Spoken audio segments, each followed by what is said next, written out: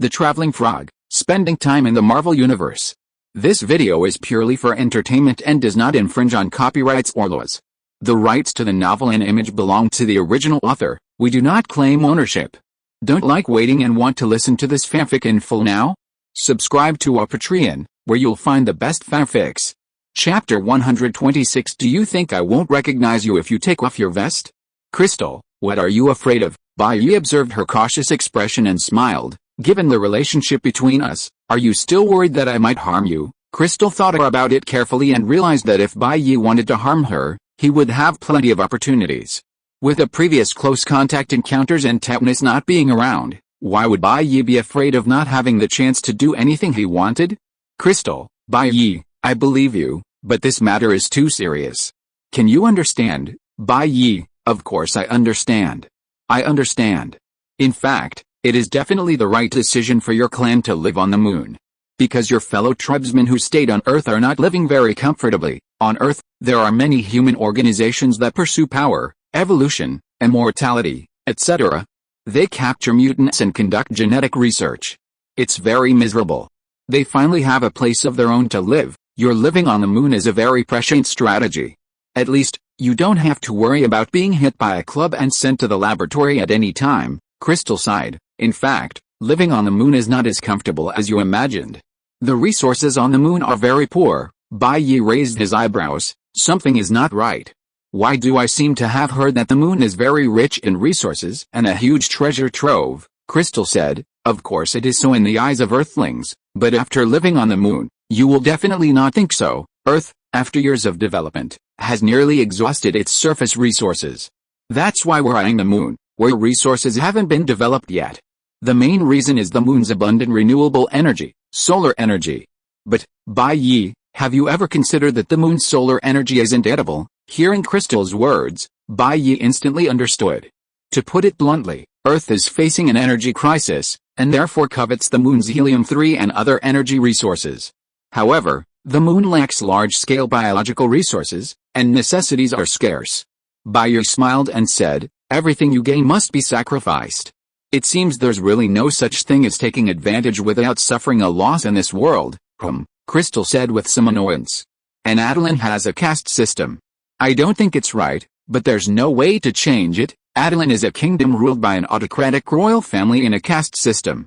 The Inhumans allow their members to freely develop their own thoughts and genetic evolution, allowing for individuality. However, they employ a rigid caste system. Generally, the social status of a member is determined by their ability after exposure to the Terrigen mists. Once designated, no Inhuman, no matter how great or powerful, can ever change their position within this hierarchical society. To put it bluntly, if Inhumans intermarry with ordinary humans, the bloodline concentration of the resulting hybrid child will be reduced. Similarly, if a high caste Inhuman intermarries with a low caste Inhuman, the bloodline concentration of the child will also be reduced. Adeline's closed society and severe inbreeding have enabled this lineage to maintain its strength, giving rise to powerful figures like Black Bolt who could dominate an entire era. Take your time with things like this. Don't rush, Bai said. If you rush, it might backfire on you. Do you know Louis V? Crystal shook her head. I don't know. Bai continued, he had similar ideas, but when the lower classes revolted and overthrew the regime, he, his wife, and even his sons and daughters were all guillotined. Crystal's mind suddenly shifted to her sister and brother-in-law. She couldn't help but ponder. What if the low caste Inhumans she wanted to save rebelled, sending herself, her sister, her brother-in-law, and her entire family to the guillotine? Would that be the scene she wanted? Crystal quickly shook her head. Her sister and brother-in-law were the most important people to her in the world. She would rather maintain the status quo in Adeline than put them in danger. Bai continued, we Chinese have an old saying, governing a large country is like cooking a small fish. The idea is that governing a large country should be as difficult and meticulous as cooking a dish. Both require mastering the heat and paying attention to the seasoning. Therefore, when reforming society, we must never allow individual will to act arbitrarily. Otherwise, even with good intentions, it could cause greater disasters. Crystal nodded, I understand. Bai and Crystal finished their meal happily. Afterwards, Bai called Kelson. Kelson, hello? Mr. White Knight, what can I do for you? White Knight, Kelson, Have you forgotten where my obelisk is, Calson? Sorry, Mr. White Knight, I've been so busy lately. You want the obelisk, right? No problem, I'll give you an address and I'll send it to you. If S.H.I.E.L.D. had previously prioritized the obelisk, then now, giving it to White Knight wasn't a big deal, because they already had something even better, the remains of the destroyer. White Knight and Jane had blasted the destroyer to pieces, and given S.H.I.E.L.D's greedy nature, even a dog wouldn't leave intact, even children's winter vacation homework would be snatched away. Of course, they wouldn't let go of the destroyer fragments. With Asgard's unique Euro metal and the runes inscribed by Odin, even a few destroyer fragments would surely be far superior to something like an obelisk, something of unknown use. Okay, White Knight provided an address. As the god of the sea, White Knight must have a number of safe havens in New York City, just in case of emergencies. Crystal, suffering from tetanus, went with Bai to one of his houses. Calson arrived in a black SUV. Mr. Bai, I haven't seen you for a few days. You've become even more handsome, Calson joked with a smile. You don't even need to tell me that. Everyone knows it, Bai said calmly. Who is this lady? Calson looked at Crystal. My girlfriend. What's your business? Bai glanced at Calson. Calson, Mr. Bai, true to his name, had so many girlfriends that even S.H.I.E.L.D. couldn't figure them out. Calson even suspected that Bai's girlfriends might have transcended the boundaries of Earth. Of course I can't control that, Calson said. But I saw that you, Mr. Bai, and this lady are a perfect match. It's no exaggeration to say they're a perfect match, so I'm a little curious. Thank you, Crystal smiled. She found this friend of Bai's quite interesting. Crystal, don't waste your time talking to this guy. He looks decent, but in reality, he's completely devoid of character and full of evil, Bai said. He's a voyeur. He loves to pry into other people's privacy to express his inner existence to the world. Calson, Crystal immediately took 2 steps back, looking at Calson with a look of wary disdain. So, this guy is a pervert.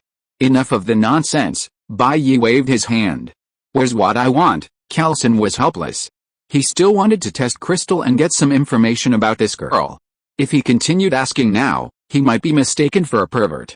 Agent Barton, at Calson's voice, a cold-faced man in a leather jacket and pants approached. It was Hawkeye from S.H.I.E.L.D. in his hands. He held a silver white box. Calson entered the code into the box Hawkeye was holding. With a click, the box opened. The obelisk lay inside. This is S.H.I.E.L.D.'s first item 084. Agent Carter and the Howling Commandos, working for the SSR, breached Hydra's last known stronghold, captured Whitehall, and obtained the first item 084, the obelisk. Item 084 stands for objects of unknown origin, some of which SHIELD cannot even identify. It can also encompass a wide range of things, including objects, energies, and even people. Calson said, Mr. White Knight, I must remind you that this item cannot be touched directly by the human body, or you will be petrified. I understand this item better than you do, of course. White Knight looked at Crystal.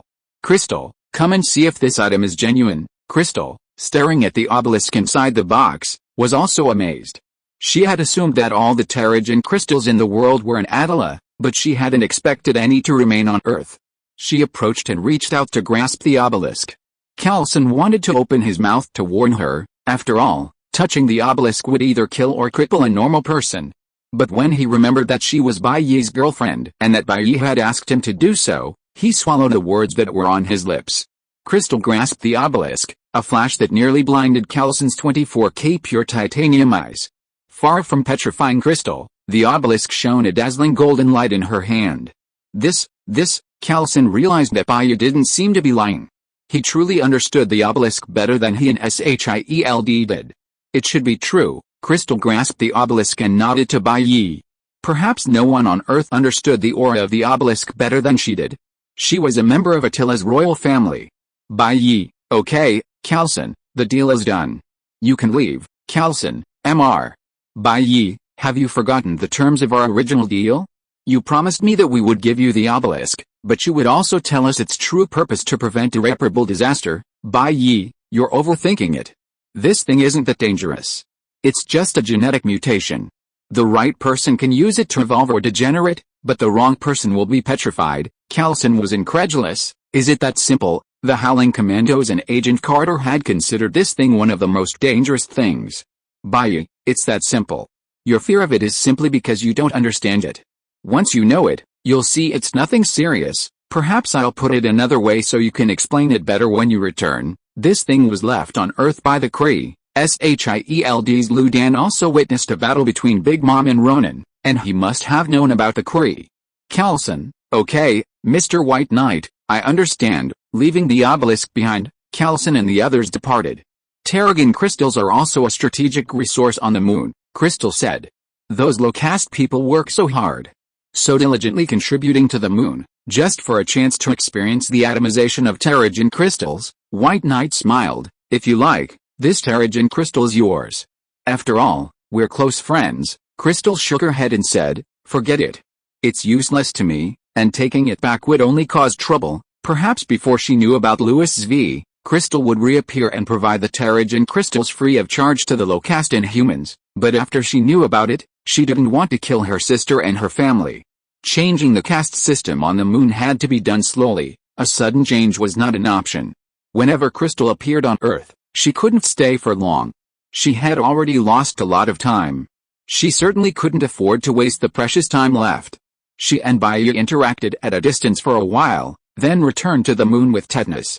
At the crime scene, Bayou smoked a cigarette.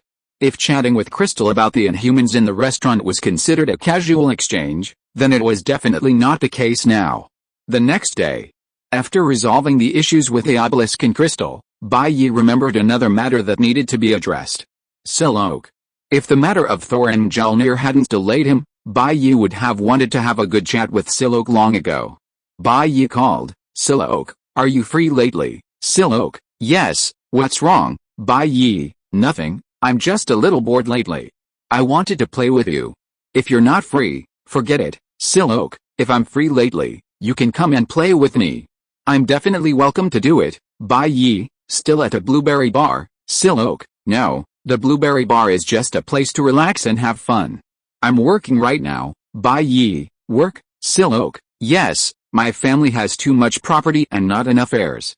I have no choice but to work hard on my own. Bayou, Silok, it just so happens that we're having a party here.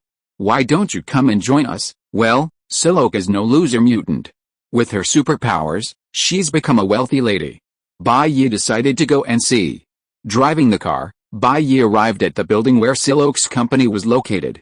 He was looking at the building when a taxi pulled up next to it and a guy with long hair got out. Bayou took a closer look. Good fellow, you thought I wouldn't recognize you if you took off your vest? Church, it's been a while since we last met. I didn't expect you to have a hair transplant. Chapter 127 Marvel's First Affection. Church. He was one of the people who went with Bayou and Barney to rescue Monica, a CIA agent. However, the Church that Bayou knew had no hair on his head, but this one did. Of course, this was not a big problem, because with the CIA's technology, even if they made a disguise mask, it would not be surprising. Not to mention a mere hair transplant surgery. But Bayou did not expect that Church was so conceited at his age and was still interested in such fancy things as hair transplants. Church got out of the taxi and looked at the skyscrapers in front of him. I don't know what he was thinking. Suddenly, a hand stretched out from behind Church and patted him on the shoulder. The next moment, Church was about to throw over his shoulder reflexively. He grabbed the opponent's wrist with his left hand, clamped his right elbow with his right arm, turned around, faced away from his foe, and exerted force with his hands and waist. Force. Church, what are you doing? Bayou smacked Church's head. Isn't that a bit of an overreaction? I just tapped your shoulder, and you threw me over the shoulder, but let's be honest, your grappling skills have deteriorated. Church turned around and looked at Bayou with a look of disbelief. You know, John McClane, is a renowned NYPD thug. Those who fall into his hands are either crippled or injured, but his over-the-shoulder throws don't even budge this skinny, frail Asian man. What's going on?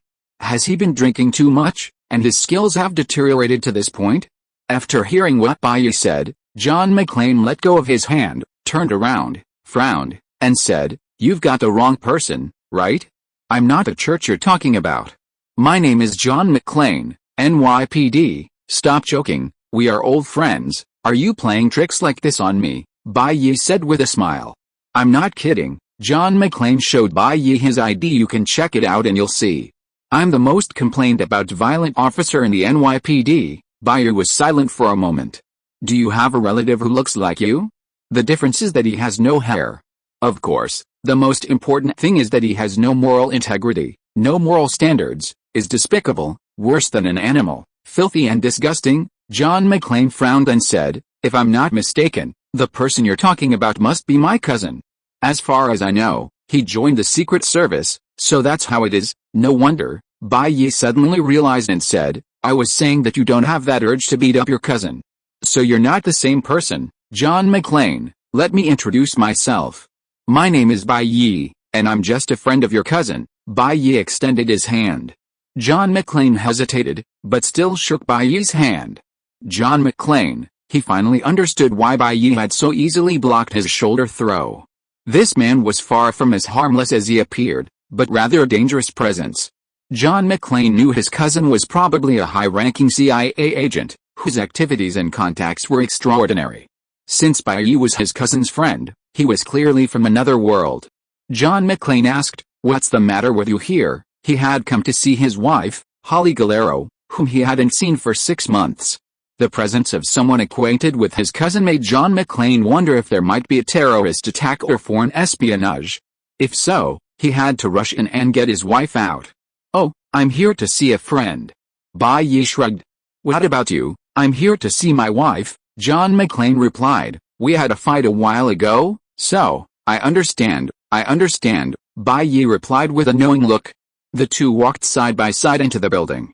Hello, gentlemen, how may I help you? John McClane, I'm looking for Holly McClane. Bai Yi, I'm looking for Betsy Braddock. Without waiting for a response from the receptionist, a blonde, secretary-dressed woman appeared before Bai Yi and asked respectfully, excuse me, Mr. Bai Yi. The blonde woman smiled sweetly and said, the chairman sent for you.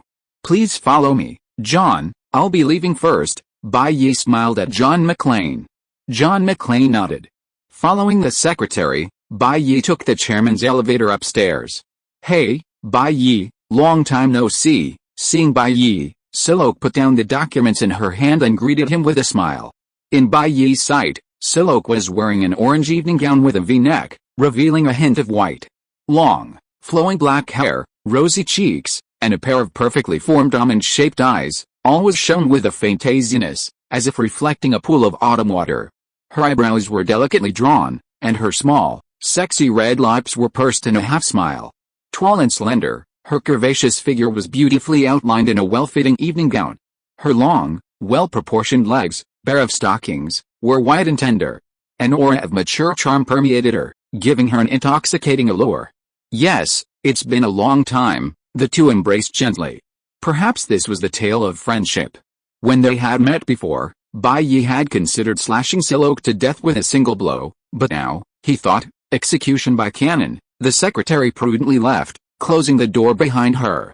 Sit anywhere. After the hug, Silok let go, motioning towards the sofa and pouring Bai Yi a glass of water. I never thought you were still running a business. Bai Yi took a sip.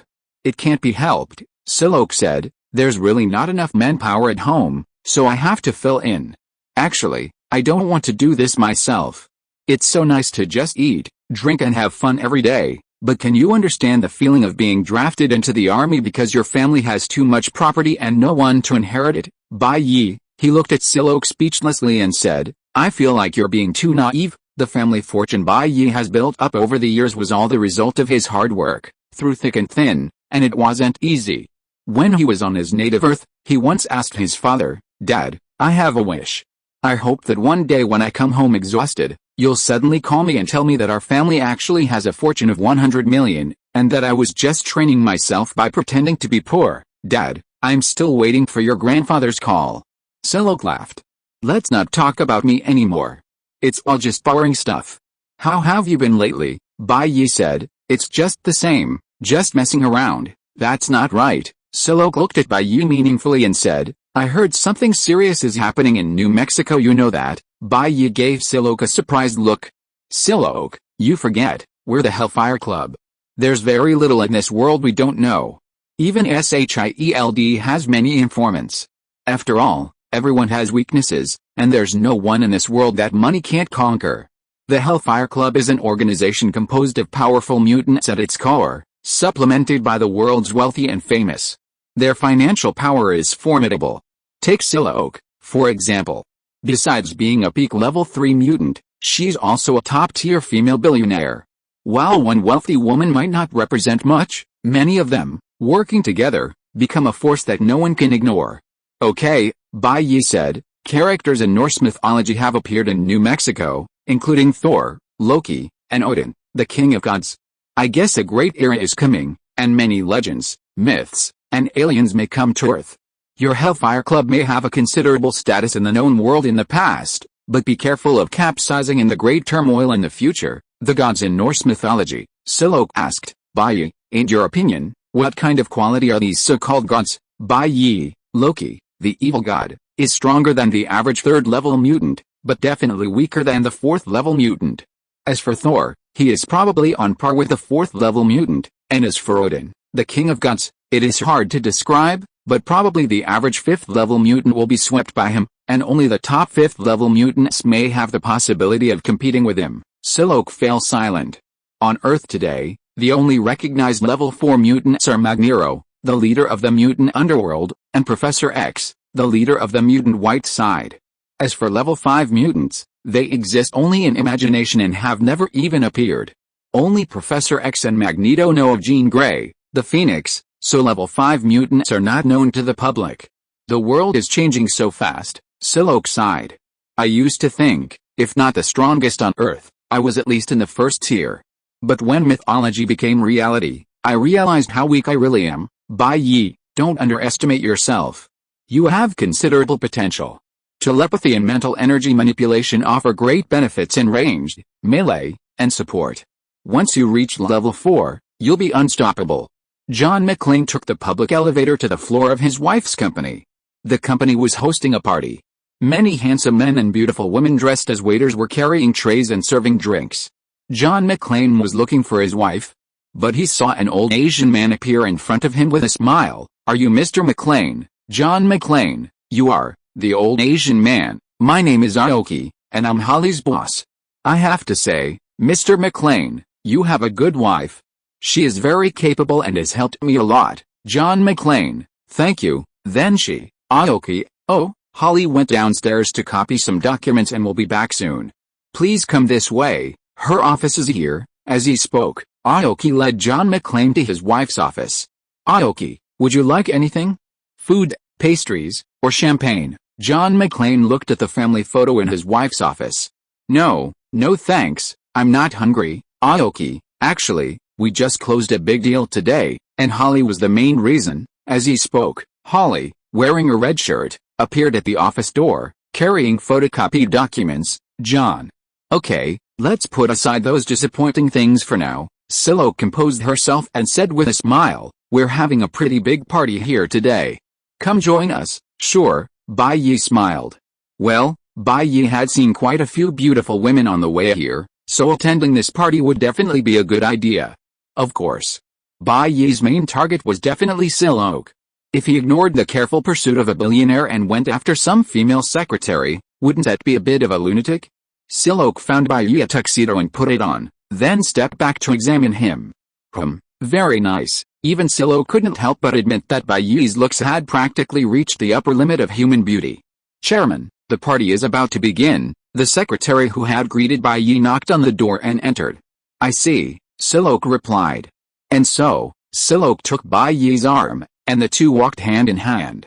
Bai Yi asked curiously, who are you hosting such a grand party for? Silhouette asked, have you heard of Asia's largest biotechnology and medical company? Bai Yi shuddered, his eyes filled with disbelief. You're not saying the company you're hosting is Yashida Industries from Japan, are you? Silhouette replied, yes, Yashida Industries from Japan. Suddenly, Silhouette felt Bai Yi's body tense. Confused, she glanced across. A graceful, innocent girl in a white evening gown, holding her father's arm, met Bai Yi's gaze. Mariko Yashida. One of Byakui's ex-girlfriends. Byakui and Mariko locked eyes. A tender affection filled their hearts. A background music song immediately echoed in Mariko's mind. How about we embrace and then break up? How about we shed tears secretly when we have time? How about I give you your freedom this time? How about we pass by and never look back? How about you say sorry this time and I'll definitely tell you it's okay? How about we go back to our first encounter and hide our love in the cracks of our encounter?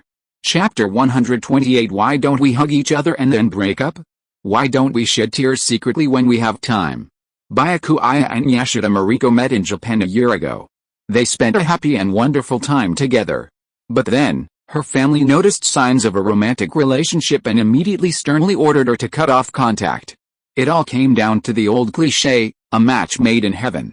Yashida Industries is one of Japan's largest chaebols and Asia's largest biotechnology and medical group, with a market capitalization approaching $100 billion, akin to the Asian version of the Osborne Group.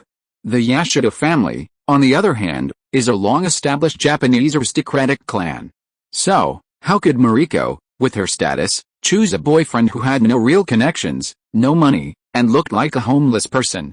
The Yashida family had already arranged Mariko's marriage, destined for one of the several aristocratic clans that would complement Yashida Industries.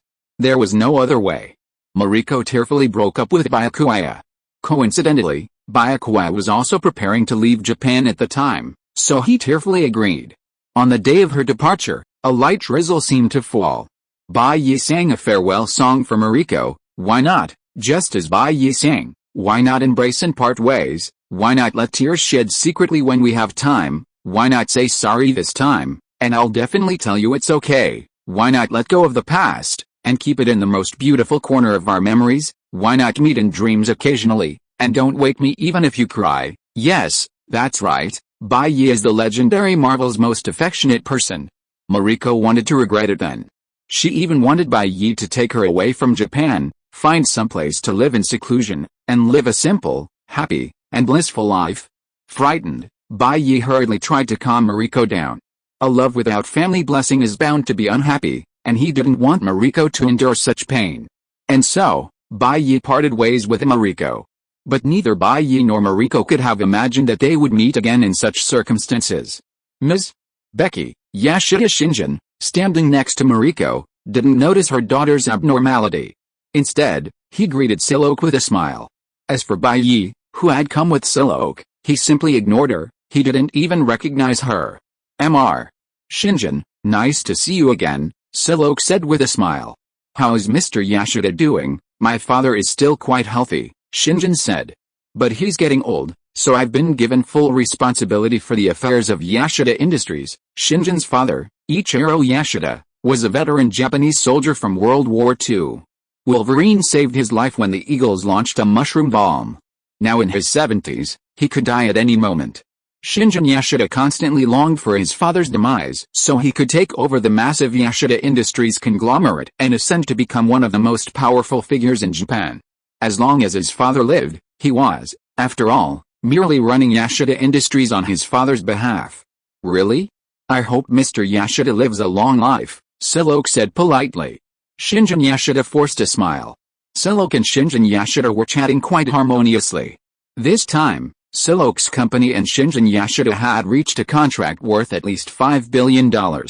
Both sides benefited, so naturally, their attitude couldn't be bad. Bai, who was listening in, probably understood that Silok's company and a subsidiary of Yashida Industries were located in the same building and had regular business dealings. This time, in a sense, they had formed a strategic alliance, so Shinjin Yashida personally traveled to New York to meet with Silok to discuss matters. Mariko, also beginning to learn about the family business, followed Shinjin Yashida and tried to learn the ropes. Shinjin Yashida and Silok were chatting happily when Mariko approached, leaned over, and whispered in Shinjin Yashida's ear, "Father, I'm feeling a little unwell. I need to go to the restroom." Shinjin Yashida frowned.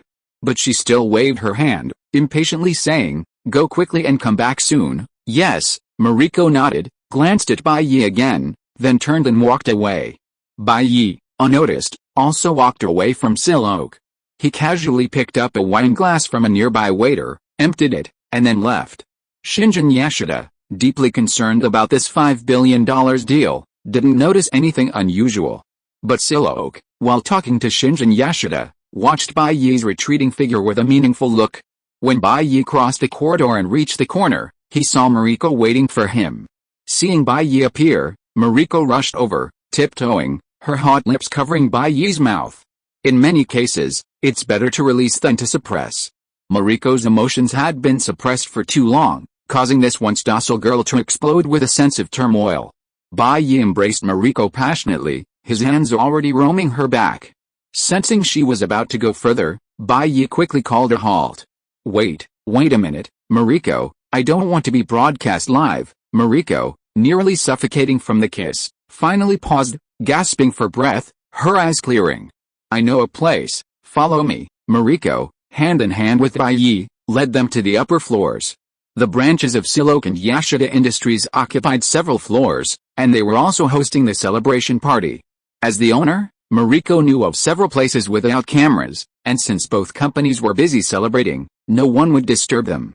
They retreated to a room, locked the door, and finally resumed their conversation. Mariko was dressed in an office lady's outfit, with a black dress that accentuated her alluring curves and highlighted her long, fair legs. She wrapped her long legs around Bai's waist, and Bai lifted her up to the desk, where they kissed passionately. Bai, I missed you. Mariko reached out and caressed Bai's face. Bai was her first love, yet he had been brutally killed by his family. Before his departure, he even left her with such a sad song. How could Mariko easily forget Bai? I missed you too, Bai whispered, gently stroking the two long, white, delicate legs in his hands. Just as Bai and Mariko were reminiscing about their past, downstairs, John McClane and his wife reunited after 6 months apart. Okay, Holly, we have to get busy with a banquet, so we won't disturb you too, Aoki said tactfully. Finally, Aoki said to John McClane, she's a business genius and very tough. Mr. McClane, you have a good wife. John McClane and his wife embraced gently, reuniting after a long separation. The two of them completely forgot their previous argument. Just as they were warming up for a moment, John McClane couldn't help but ask, what's going on with Holly Gilero? When John McClane arrived at the front desk, he said he was looking for Holly Gilero, but the person didn't exist. Finally, using the name Holly Gilero, he was granted permission to visit upstairs. When did you change your last name back? I remember we weren't divorced yet, were we? Holly held her forehead and said helplessly, this is a Japanese company. They believe married women are unreliable. I had just joined the company, John McClane, but you're already married, Holly. What does our marriage mean to you, Holly? I have an opportunity, I must seize it. John McClane, yes, no matter what the outcome, Holly. John, I don't want to argue with you again at this moment, okay?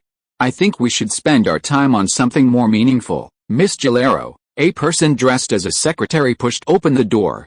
She was about to say something, but seeing the sullen expressions on John and McClane's faces, she paused and said cautiously, sorry. But Mr. Aoki is looking for you. He wants you to say a few words to everyone. Thank you, Holly nodded. She turned around and looked at John McClane, a hint of tension still lingering in the air. I have to go. I'll be back in a moment. Holly left. John McClane stood there blankly for a moment, then gently banged his head against the wall with a wry smile. Well done, John, you're so mature. It should have been a happy marriage, but a little bit of his suspicion had ruined everything. Middle-aged couples all experience the 7-year itch. Passion has long been diluted by the daily grind of life, so marital crises are easy to come by. John McClane, on the other hand, was a notoriously violent detective in the NYPD, known for his stubborn and obstinate personality. And Holly, a strong woman praised by her boss as a business genius, was a formidable opponent. When they were together, they were a constant battle, constantly arguing over trivial matters. In fact, when they were apart, they couldn't help but miss each other. After John McClane's silent regret, upstairs, Byakuai and Mariko savored the warmth of their long-awaited reunion. For a long time, Mariko couldn't help but ask, so, Ms. Becky, is she your new girlfriend? Just now, she'd seen Silok holding Bai Yi's hand, looking quite intimate. Of course not, Bai Yi shook his head. She's just a partner of mine. Our relationship is similar to yours, as you might know. Silok's identity isn't as simple as it appears. She's a core member of the Hellfire Club, so I've interacted with her quite a bit, but how could she be my girlfriend? Look at her age, she's practically an old woman. She's not from the same generation as us, Bai Yi said. Of course not. Ms. Becky is still very beautiful, isn't she? Mariko said. Honestly, hearing Bai Yi's words made her feel a lot better. What woman would want to see her first love reunited with a new girlfriend? She's just a middle-aged woman. Compared to you, Mariko, there's a world of difference. There's no comparison, Bai Yi said with a smile. Stop talking nonsense. If anyone hears, it'll be disastrous. Mariko reached out her delicate fingers and pressed them against Bai Yi's lips. But Bai Yi stuck out his tongue and gently licked Mariko's finger, causing her to feel an electric shock and give him a cold look. My father told me about Ms. Becky being a member of the Hellfire Club. They're a behemoth with a global reach and immense power. Bai Yi, you must be extremely careful when dealing with them. Mariko looked at Bai Yi worriedly. Otherwise, they could easily swallow you whole, skin and bones. Don't worry, I'm prepared, Bai Yi said. If she wants to devour me, it won't be that easy. Yeah, Mariko enjoyed a moment of peace between them. Bai Yi, maybe you should find a new girlfriend and move on from the past, Mariko suddenly said. Bai Yi raised an eyebrow and looked at Mariko. Mariko choked up slightly and said, I can't resist my family and my father. We're not meant to be together. I can't give you happiness, so I can't restrict you any longer. With your talent, you can definitely find a better woman to accompany you. I don't want anyone else, I just want you. Bai Yi bit Mariko's ear and said, don't worry, give me some more time, and I'll find a way to get your father to marry you to me. You'll only be mine. No one can separate us, Bai Yi. Mariko excitedly covered Bai Yi's mouth with her moist red lips once again. There was no way. The devastating power of Marvel's most passionate love was simply too strong. How could an ordinary girl withstand it? Just as Bai Yi and Mariko were once again embracing, a car pulled up in front of the building. A blonde man in black and a black man entered the building. The black man seemed to be talking lively about basketball. The receptionist glanced at him but ignored him. As the two approached, the black man attracted the receptionist's attention, but the blonde man pulled a gun from his bosom and shot the receptionist in the forehead. Bang! 2 points, the black man cheered, jumped into the reception desk, and took out the intercom. Over, Bai Yi and Mariko were having a heart-to-heart talk, their hearts touching their hearts, but suddenly, Bai Yi paused and pricked up his ears. What's wrong? Mariko twisted her waist and asked in confusion. Bai Yi narrowed his eyes slightly. There's a gunshot downstairs, it seems something happened. If you're listening to this novel on a channel other than Fanfic World, it means they downloaded and uploaded it without effort. We cordially invite you to visit our channel, Mundo Fanfic Novelis. There you'll find the original version of this story and you can explore many other novels of various genres. We're waiting for you to immerse yourself in a world of incredible novels. Chapter 129, a few $1,000s a month, what are you risking your life for? Something happened, Mariko asked. You mean, robbers? No way, this is Manhattan, New York, that's right, this is New York, not Japan, Bai Yi nodded. Great America, it has its own national conditions. In fact, besides the United States, many countries around the world don't ban guns, such as Kumamoto. Even Japan doesn't ban guns, yet there are almost no shootings in Japan. This is because the requirements for purchasing guns in Japan are very strict, making it extremely difficult for ordinary people to legally purchase guns. In Japan, there are only 3 legal gun stores, which is undoubtedly very few for a country with a population of over 100 million, limiting people's access to guns. Furthermore, legal gun ownership in Japan requires a rigorous training program, which is very complicated. Furthermore, the requirements for gun owners are also very high, which makes those who can own guns generally have high qualifications, reducing the crime rate. Therefore, even though Japan does not ban guns, such restrictions have a very low rate of gun crime. In contrast, the US government has no restrictions on gun ownership. Furthermore, there are many ways to purchase guns. Gun stores are ubiquitous, and many adults even accompany their children to buy guns specifically. Even if a regular store doesn't have a suitable gun, it can still be purchased on the black market. It can be said that as long as you have money, there are many ways to obtain a gun. This so-called freedom poses a significant threat to the lives and safety of ordinary people.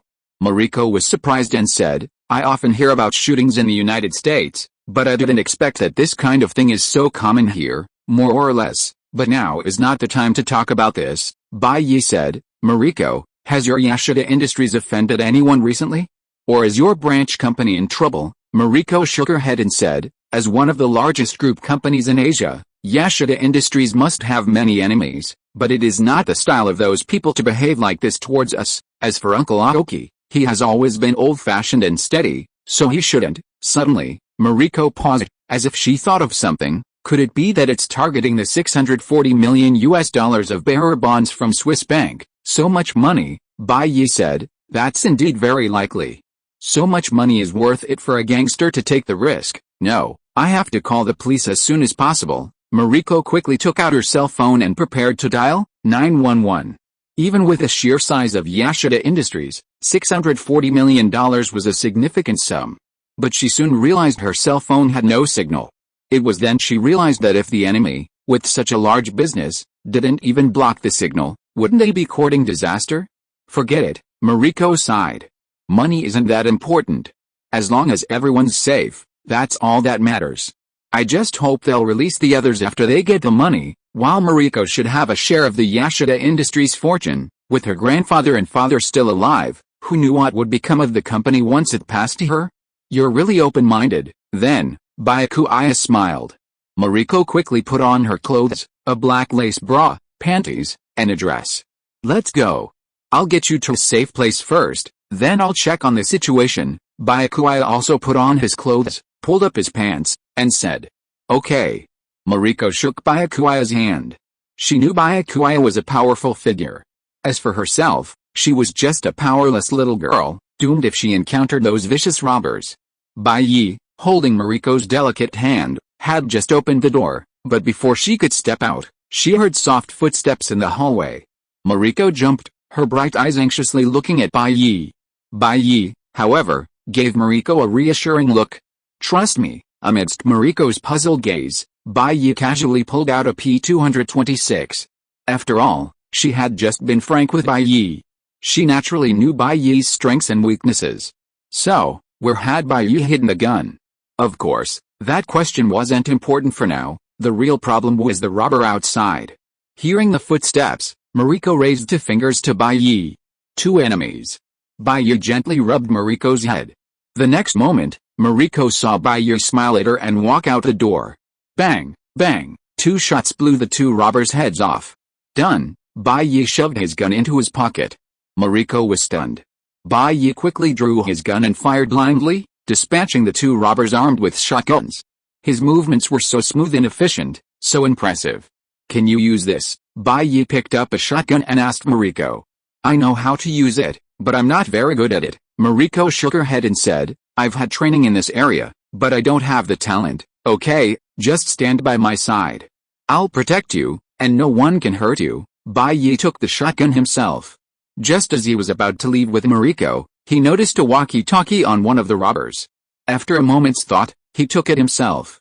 Let's see what they're up to. He was being blunt. Even if they tried to blow up the building with a nuclear bomb, he could still get Mariko away in time, so Bai Yi wasn't afraid of anything. Come on, let's fight. John McClane, still regretting his argument with his wife Holly over such a trivial matter, suddenly heard a series of gunshots. He immediately became alert, pulling his Glock 17 from under his shirt.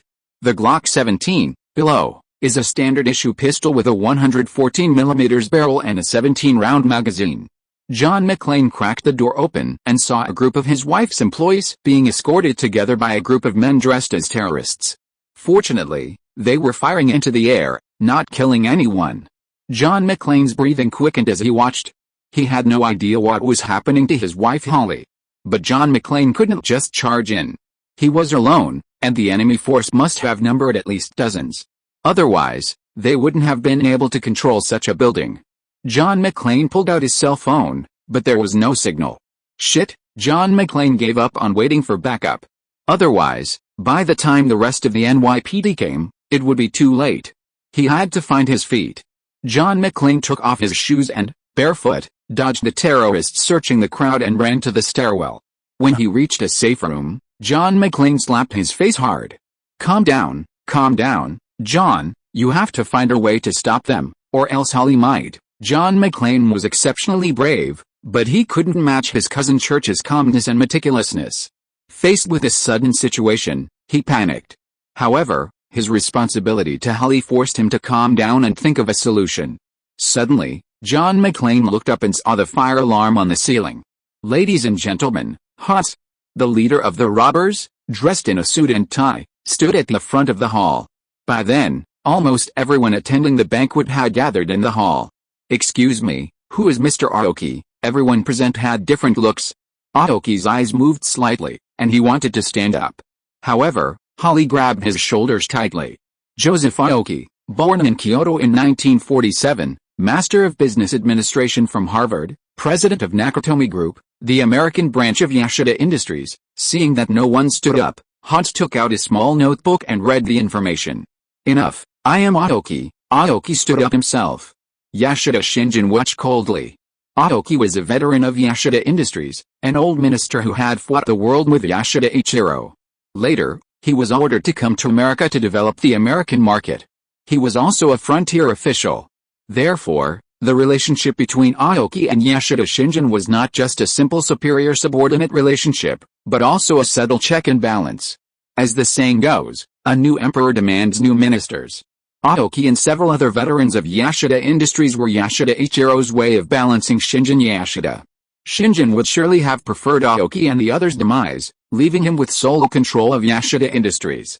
However, Shinjin Yashida felt he had miscalculated. As the saying goes, a gentleman does not stand under a dangerous wall, but this time, for the sake of his business with Silok, he had deliberately chosen not to bring many bodyguards, which put him in a rather awkward position. The robbers were armed with powerful firepower and grenades, and had even planted C4 bombs in the hall, not to mention heavy weaponry like RPGs. Even with his formidable physical skills, he would likely have been taken down in a single blow if he had resisted. His 8 elite bodyguards were no match for the heavily armed robbers. "Hello, nice to meet you." Hot smiled politely, greeting Aoki politely and then waved gently. Immediately, his subordinate, Carl, roughly escorted Aoki out of the venue. After Aoki was taken away, Hot flipped a page in his notebook. "Excuse me, who is Mr. Yashida Shinjin?" Hot and his team's original plan was simply to capture Aoki, but they hadn't anticipated that when the time came, Shinjin Yashida, the controller of Yashida Industries, would also arrive. If they didn't capitalize, they would have wasted this heaven-given opportunity. The bodyguards instinctively surrounded Shinjin Yashida. But Shinjin knew it was time to show his courage. A temporary feint at the robbers might offer a chance of survival. If he confronted them here, the worst-case scenario would be their demise. The C4 bombs planted here weren't just for show, they could probably blow the entire floor to the ground. Silok, nestled among the crowd, looked a bit helpless. Her company was her own, not part of the Hellfire Club, so security wasn't particularly strong. Furthermore, today's joint Yashida Industries banquet meant a somewhat lax security presence. She hadn't expected to suffer such an unprovoked disaster. It was clearly Yashida Industries' affair, and she was implicated. However, these robbers were incredibly ferocious and professional. She wasn't afraid of RPGs and C4 bombs. Even if they blew up this entire floor, she wouldn't be hurt. However, among those gathered were many of her company's employees. If this entire floor were blown up, her elite staff would be practically wiped out. While the company wouldn't go bankrupt immediately, it would undoubtedly be severely damaged.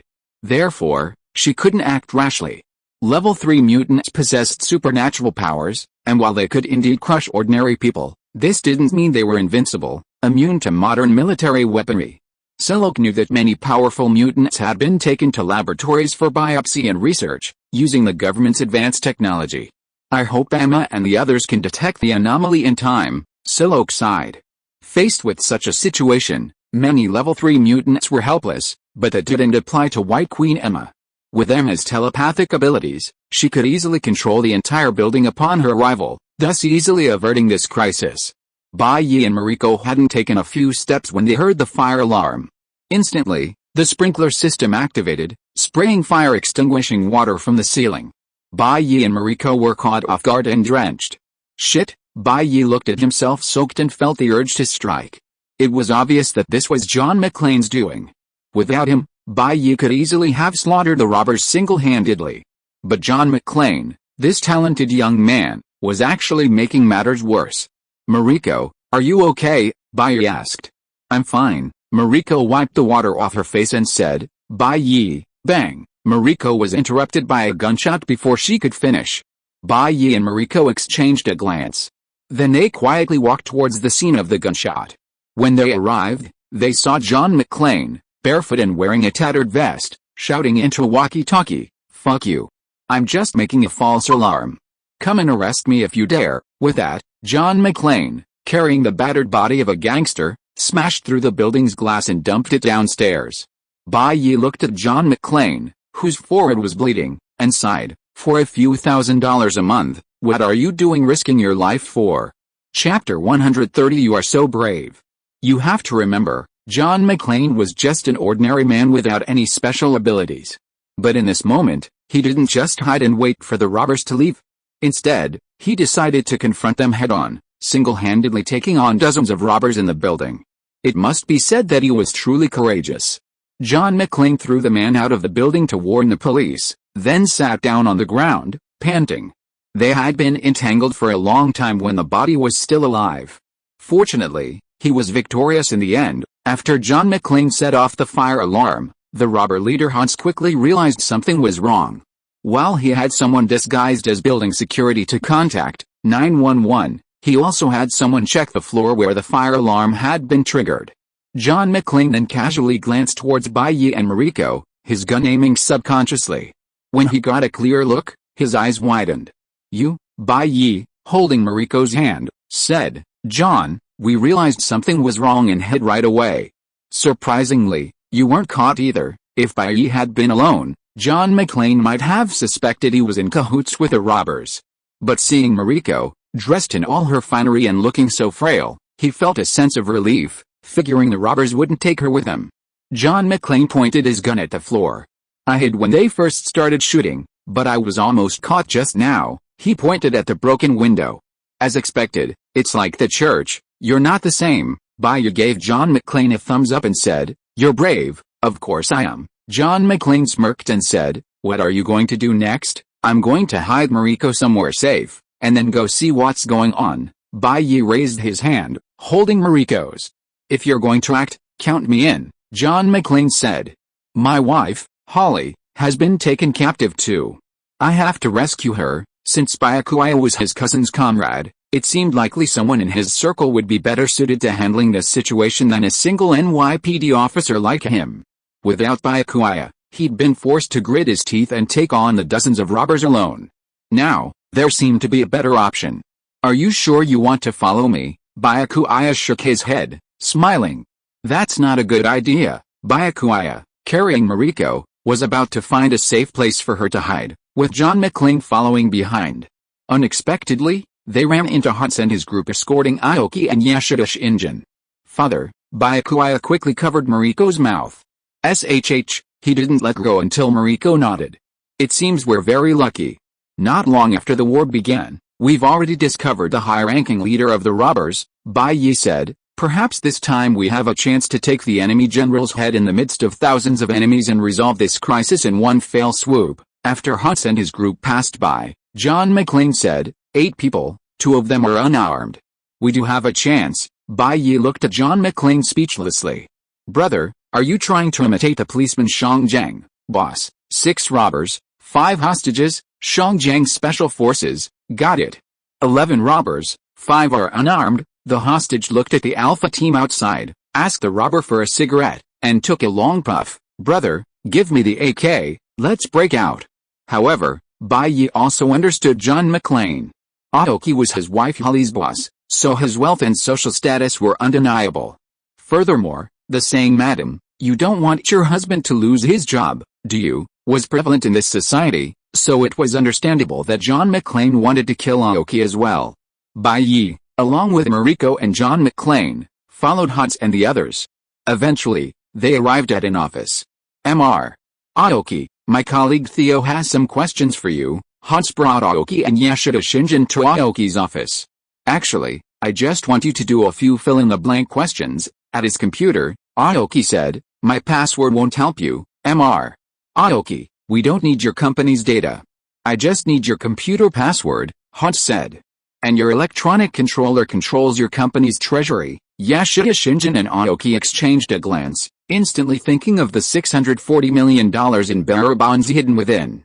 Aoki asked tentatively, "So your purpose is just for money? I thought you were terrorists." Hans laughed and said, "Mr. Aoki, don't be ridiculous.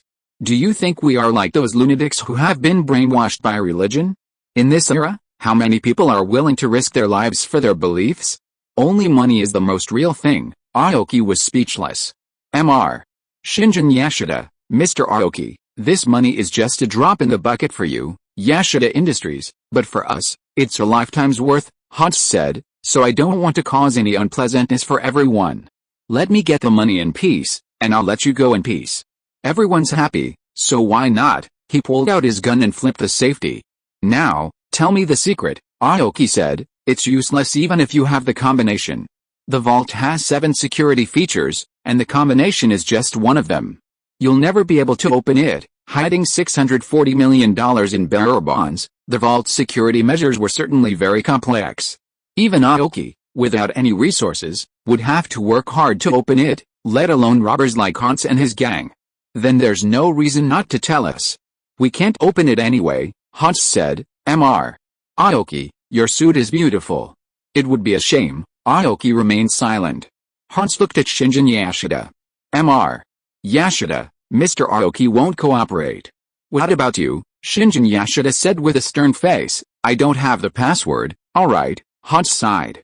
According to the information they knew, while Nakatomi Corporation was a subsidiary of Yashida Industries, Aoki's computer secrets were truly known only to him. "Okay, it seems we'll just have to waste some time. I'll give you one last chance.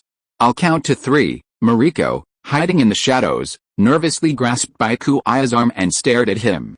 Although Shinjin Yashida wasn't particularly kind to her, he was, after all, her father. And Aoki, she had known him since childhood and had treated her well. It was hard for Mariko to watch them die. However, she didn't know Byakuya's strength, and whether forcing him to save her father and Aoki would put him in danger. "Don't worry, it'll be fine." Byakuya patted Mariko's hand. "These robbers were here to rob Yashida Industries. For now, Yashida Ichiro's money belonged to him, and it might eventually belong to Yashida Shinjin. However, Yashida Shinjin only had one daughter, Mariko. This meant that sooner or later, Yashida Industries' money would belong to Mariko. So, given their relationship, wouldn't Mariko's money be Bai's? Rounding it off, these robbers were essentially here to rob Bai. Anyone who dared to rob Bai and not pay the price had probably never been born. These people had picked the wrong target. The next moment, Bai's hands flicked open. He threw them. These were goods he'd previously purchased from Nox, which Bai hadn't used long, just enough to clear out his inventory. Bai, a veteran of battle, was quite skilled at throwing grenades. The grenades landed near the 2 robbers. Before they could react, boom, the grenade exploded, sending a hail of limbs and flesh, accompanied by the smell of gunpowder, filling the office instantly. Just as Hans and the others were stunned, Bai Yi and John McClane instantly launched themselves, both rising simultaneously. Bang, bang, they unleashed a double burst of fire. Bai Yi eliminated both of his targets, but John McClane's marksmanship was lacking, and he only shot one of his targets in the head. The other man, Hans, the leader of the robbers, reacted instantly and grabbed Yashida Shinjin, who was standing in front of him. He grabbed Shinjin's neck with one hand, pointed the gun at his temple, and roared, "Who are you?" He had been playing a game of cat and mouse, but in the blink of an eye, he was left alone. With the situation suddenly devolving into this state, their plan was likely difficult to carry out. John McClane aimed his gun at Shinjin Yashida, NYPD. Bai Yi shrugged and said, "Level 6 agent of SHIELD, Phil Carlson is me. Put down your hostage, raise your hands and surrender, and you might have a chance to live. If you resist, you'll die," John McClane shouted. "Let go of my hostage, and you'll die," Hans sneered, shielding Shinjin Yashida's body from Bai Yi and John McClane's guns. "Get out of the way, or I won't guarantee this man's life." John McClane hesitated. The police in the United States are different from those in the U.S. In the U.S., police have the obligation to protect citizens' personal safety, liberty, and legitimate property. But in the U.S., police are solely responsible for upholding the law, not protecting citizens. For example, if your life is threatened, the U.S. police can choose to rescue you or not. The decision is entirely theirs. However, if you are assaulted or killed by a criminal, the police must arrest the criminal. But the police aren't arresting criminals to avenge you, but simply because they've broken the law. Of course, supercapitalists are bound to receive preferential treatment. John McClane isn't the type to flatter a capitalist, but he still has a basic conscience and doesn't want to arrest the two robbers, one of whom is unarmed, in one fell swoop. "Mariko, are you okay?" Aoki retreated to Bai Yi's side when Hans held Yashida Shinjin hostage. Seeing Mariko unharmed, he was overjoyed. Although Aoki and Mariko's father, Yashida Shinjin, had a vague grudge, as a die-hard fan of Mariko's grandfather, Yashida Ichiro, he knew that Ichiro treated his granddaughter Mariko much better than his own son. Therefore, the older generation of Yashida Industries all had a close relationship with Mariko. "Grandpa Aoki, I'm fine," Mariko said. "I went to the bathroom for something, so I didn't get caught." "That's great," Aoki said. "Now is not the time for small talk," Bai Yi said. "President Aoki, Mr. Yashida has been held hostage. What should we do now?" Aoki's eyes flickered. The old retainers, didn't have a good relationship with Shinjin Yashida. Shinjin had long disliked them. It was likely that once Ichiro Yashida died, Shinjin would completely expel them from Yashida Industries. Of course, if that were all, Aoki wouldn't have taken it seriously. After decades of working with Ichiro Yashida, Aoki's net worth had already exceeded 100 million. Even if he were fired by Yashida Industries, he would have earned enough money to last him several lifetimes. But Aoki couldn't help but glance at Mariko. Yashida Ichiro loved Mariko to the core, and the Yashida Industries veterans also had a very good relationship with Mariko. If Shinjin Yashida died at this moment, it would most likely be Mariko who would take the helm of Yashida Industries. Mariko felt that Aoki's eyes suddenly became very strange. "Grandpa Aoki." Aoki quickly recovered, took a deep breath, and bowed formally to Bai Yi and John McClane. "Thank you for saving my life. I will remember it, but Shinjin is the helmsman of our Yashida Industries. Please ensure his safety." He sighed inwardly. Mariko is still too young. Even with the help of these veterans, she might not be able to helm an aircraft carrier as large as Yashida Industries. If Mariko were 2 years older, it would be great. This is a godsend opportunity. Chapter 131. "Madam, you don't want your husband to lose his job, do you?" At Aoki's request, John McClane finally gave in and let Hans leave the office, though he still held on to the Kroger. Otherwise, what if Hans turned the gun on him and shot him? He had no intention of dying for the capitalists. Yashida Shinjin's expression remained stern yet calm, even with a gun pressed to his temple. Having received a rigorous education from Ichiro Yashida since childhood, Shinjin was proficient in kendo and martial arts, remaining calm and composed in any situation. He followed Hans's lead, constantly searching for Hans's weakness, hoping to strike back. Honestly, Shinjin felt incredibly unlucky. If this robbery had happened in Japan, it wouldn't have escalated to the point it did. And if it weren't for the lucrative business with Silla Oak, he wouldn't have neglected security. His bodyguards lacked proper weapons, samurai swords, guns, etc. Otherwise, he wouldn't have been so easily apprehended.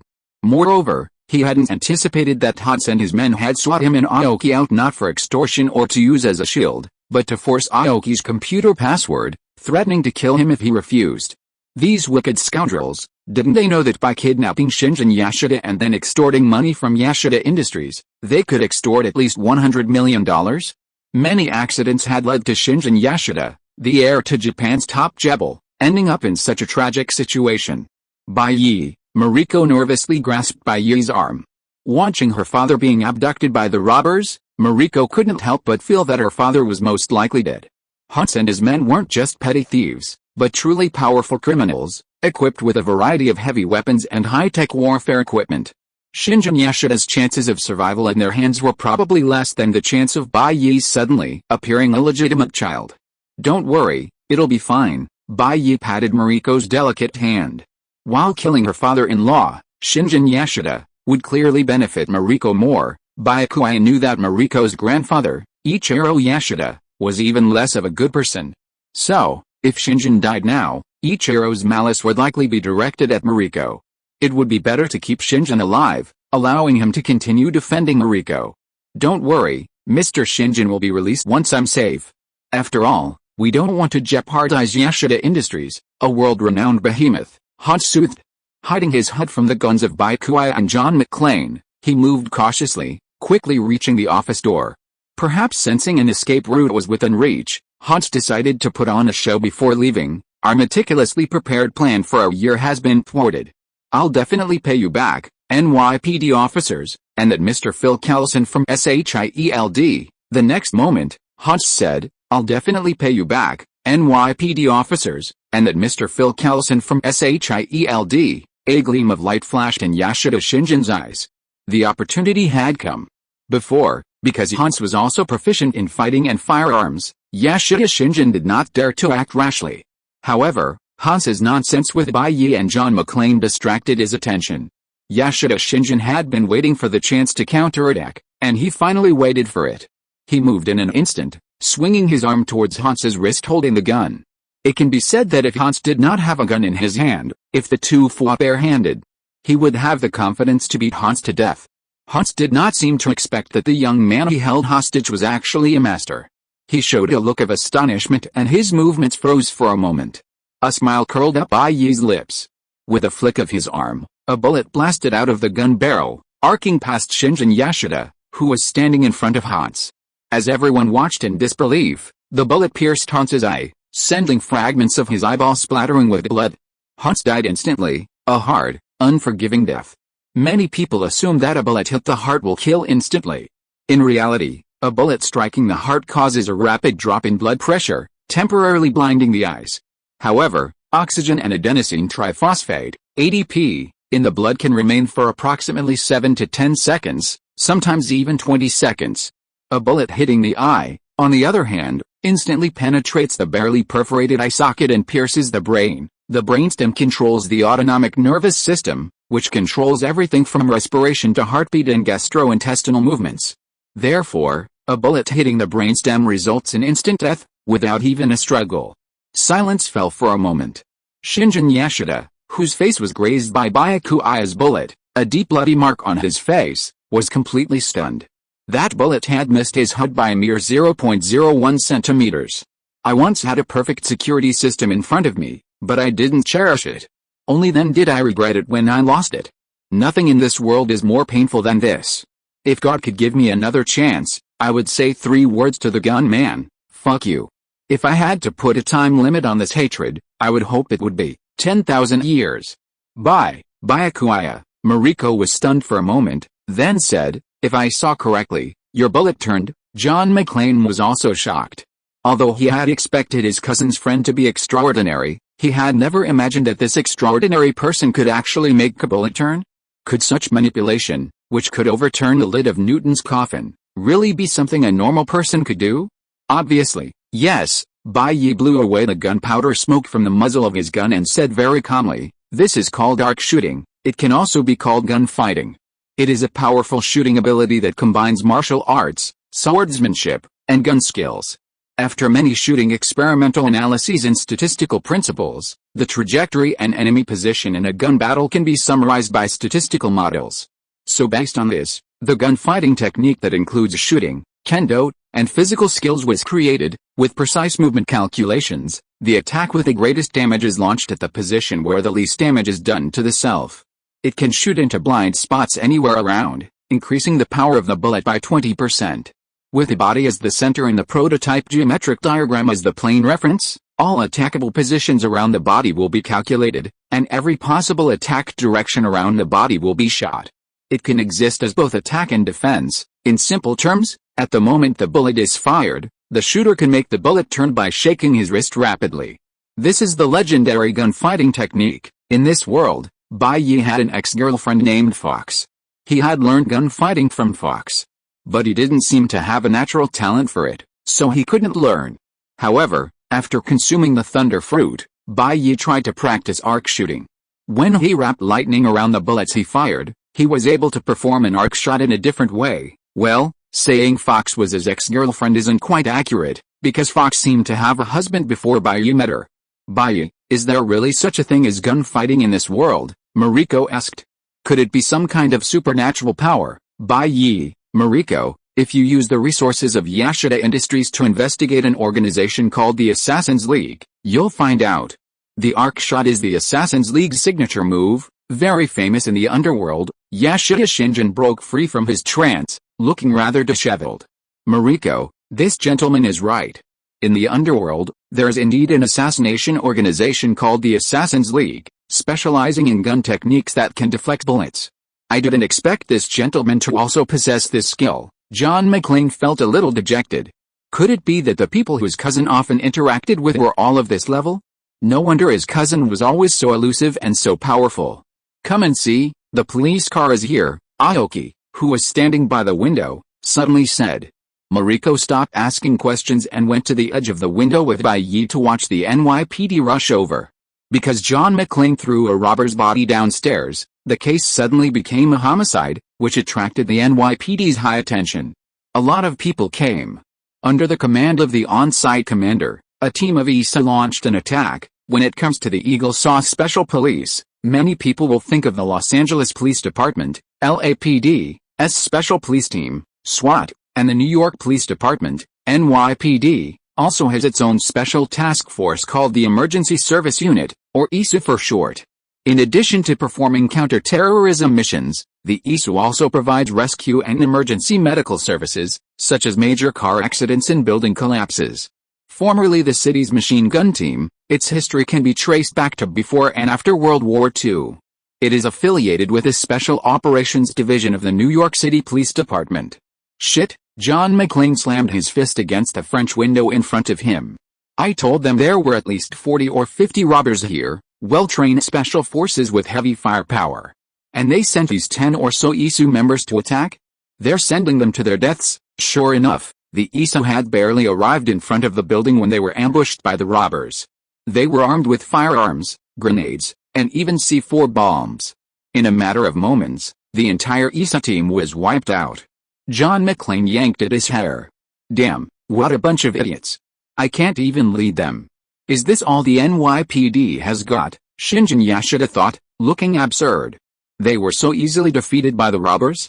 I guess I have to reconsider Yashida Industries' investment in New York City. Look, there's an armored vehicle. Mariko's eyes lit up, pointing at the NYPD team. Bai Yi said, it's useless. The robbers have a lot of RPGs, and the armored vehicle is also dangerous. Before Bai Yi could finish his words, a line of fire blazed from below the building, directly hitting the armored vehicle. Fuck, John McClane couldn't help but curse. Those on-site commanders, are their brains full of shoddy things? Idiots, a bunch of idiots. Then, several more PRG rounds were fired, hitting the armored vehicle. With that, the armored vehicle collapsed to the ground. It seems we can't count on the NYPD to rescue us. If we want to escape, we have to rely on ourselves. Yashida Shinjin picked up a shotgun from the ground and said grimly. That's right, relying on them is worse than hoping pigs will fly, John McClane said, holding the gun in his hand. We have to rely on our own strength to defeat the remaining robbers and rescue the hostages. The ISA team on the scene could only rely on their lives to attract the robbers' attention, but there was no other hope. Okay, let's go together, Bai Yi nodded in agreement. Most of the people held hostage by the robbers were innocent employees. The only two nefarious capitalists were Mariko and his father-in-law, on the one hand, and Silok on the other. Since this was a matter of concern, Bai Yi had no choice but to intervene. Mariko, go hide with Aoki. We'll be back soon, Yashida Shinjin said. Mariko was Shinjin's only child. Even if he wasn't particularly close to her, he wouldn't let her die for no reason. Shinjin Yashida believed that if they followed Bai Yi and John McClane to rescue the hostages, their chances of success were very high and should be easy. First of all, John McClane was a tough guy, 1 in a million, while Bai Yi was a truly exceptional master. With these two incredible teammates, Shinjin Yashida felt his chances of success were guaranteed. Secondly, among the hostages was his stand-in bodyguard, currently trapped simply because they were unarmed. Once they were armed, they would instantly become a formidable force. Finally, Shinjin Yashida boasted about being a master of firearms and combat, easily able to take on 10 enemies alone. After all, he was a man who could stand up to Wolverine. How could he possibly be so timid? No, Mariko shook her head. I want to stay with you. I can help fight, too. Nonsense, Shinjin Yashida frowned. Alright, at this point, let's stop arguing, Byakuya said. Mr. Shinjin, let Mariko stay with us. I'm confident she can keep me safe. Shinjin Yashida swallowed the words of rebuke that were on the tip of his tongue. Not only had Byakuya just saved his life, but he was their most important asset. He couldn't afford to ignore him. And so, Bai Yi, John McClane, Shinjin Yashida, Aoki, and Mariko, the five of them went forward together, ready to rescue the trapped hostages. After Hans and other leaders were killed unexpectedly by Bai Yi and others, the robbers' arrangements were obviously a bit panicked, but they were not sure about the situation of Hans and others. Without orders, they did not dare to suddenly detonate the C4 bombs placed in the building, otherwise they would have to stay here. After killing 2 patrol teams, Bai Yi and his team approached the hall where the hostages were trapped. Bai Yi saw Silok in the dark, and it was also the first time he saw John McClane's wife Holly. As for Holly's appearance, she is not a peerless beauty, but she is also a very attractive beauty. She is dressed in an oil outfit and is very seductive. It is indeed easy for people to think of the situation of Madam, you don't want your husband to lose his job, do you? Chapter 132 The Magic of Love spins around. There were indeed dozens of robbers, but that was just the right number for a building blockade. The robbers holding the NYPD from below were undoubtedly numerous, otherwise, how could they have withstood the onslaught of the ISO and the armored vehicles? Not counting the guard station throughout the building, there were 8 robbers in the hall where the hostages were being held. John McClane said, if we don't quickly eliminate these 8 robbers, and they continue to fire indiscriminately, the hostages in the middle of the hall will likely suffer heavy casualties. Shinjin Yashida said impatiently, a few deaths is far better than all of us dying together. John McClane was a police officer, so he valued the lives of ordinary people more highly, but Shinjin Yashida was a cold-blooded capitalist. To him, a few lives meant nothing. He continued, didn't you see the C4 bombs in the room? We just killed their leader, and they don't know about it yet. But if we delay any longer, they'll detonate them, and this whole floor will be blown to the ground. Not a single hostage will survive, and even will be in danger. John McClane observed the situation in the hall. The robbers were clearly agitated by the loss of contact with their leader, Hans, and the others, but they hadn't yet erupted. But if they knew Hans and the others were dead, it wouldn't be surprising if they did something utterly mad. John McClane was now faced with a trolley problem. A madman has tied 5 innocent people to a trolley track. A runaway trolley is heading towards them, and in a moment, it's about to crush them. Fortunately, you can pull a lever to divert a trolley to another track. However, the problem is that the madman has also tied someone to that other track. Considering the situation, should you pull the lever? He felt that whatever he did would be wrong. Actually, things aren't as complicated as you think. Bai Yi suddenly smiled. What do you mean? John McClane looked at Bai Yi as if he had found a savior. Do you have any better ideas? You two are arguing because you think we can't take down 8 robbers in an instant, but that's not the case. Bai Yi smiled and said, I can take out 5 of them in an instant, and you two can take care of the other 3. That shouldn't be a problem, right? John McClane was shocked and asked, how could you possibly take down 5 of them in an instant? You know, they're not just ordinary thugs, they're elite mercenaries. Yashida Shinjin also looked at Bai Yi in surprise and doubt. He felt that Bai Yi might be talking nonsense. Unless he was a person with extraordinary abilities, it was impossible for anyone to take down 5 of them in an instant. That's too small. Your vision is too narrow. Bai Yi shook his head and said, but it's not your fault, because you've never seen arc shooting before. Look carefully and see if there are 5 of them standing on the same curved track. John McClane and Yashida Shinjin looked over. Indeed, there were 5 robbers, coincidentally standing on a circular track. But how does that relate to you? John McClane suddenly stopped talking, a look of sudden enlightenment on his face. Could it be that your arc shooting can make the bullets travel in a circle, so that with just one shot, you can take out 5 people standing on the same curved track? That's right. Bai Yi nodded calmly and said, I call this the magic circle of love. In fact, this move was originally invented by Firefox. In the final battle between Wesley and the Assassin's League, Firefox used this magic circle of love move to instantly wipe out the Assassin's League's 10 top assassins. Otherwise, Wesley wouldn't have survived the combined might of 10 of the League's top assassins, let alone destroyed them. And now, with his special bond with Firefox, what belonged to Firefox was his, wasn't it? The magic of love swirls. John McClane and Yashida Shinjin exchanged bewilderment. They both chose to trust Bai Yi. Without Bai Yi, John McClane felt he would have perished under the siege of Hans and his men, and Yasuda Shinjin was nearly killed by Hans, a grudge who didn't know how to extort and murder. Then I'll take care of the remaining two, John McClane said, clutching his Glock 17. Since Bai Yi had already taken care of the main one, he felt obligated to take on two of the remaining three. He looked at Yasuda Shinjin. I'll leave the remaining one to you. Is that okay? No. Yasuda Shinjin loosened his tie.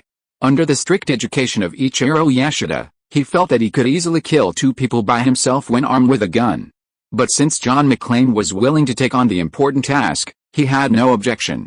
After all, if something went wrong, he would not be held responsible.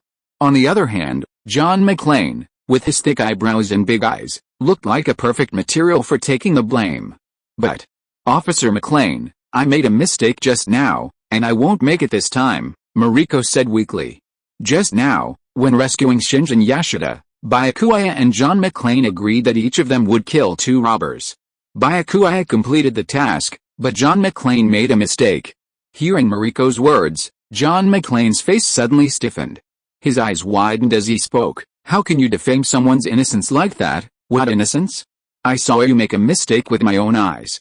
You only managed to kill one man, and you nearly got my father hanged and beaten. John McClane's face flushed red, veins popping out of his forehead as he argued, a mistake can't be considered a mistake.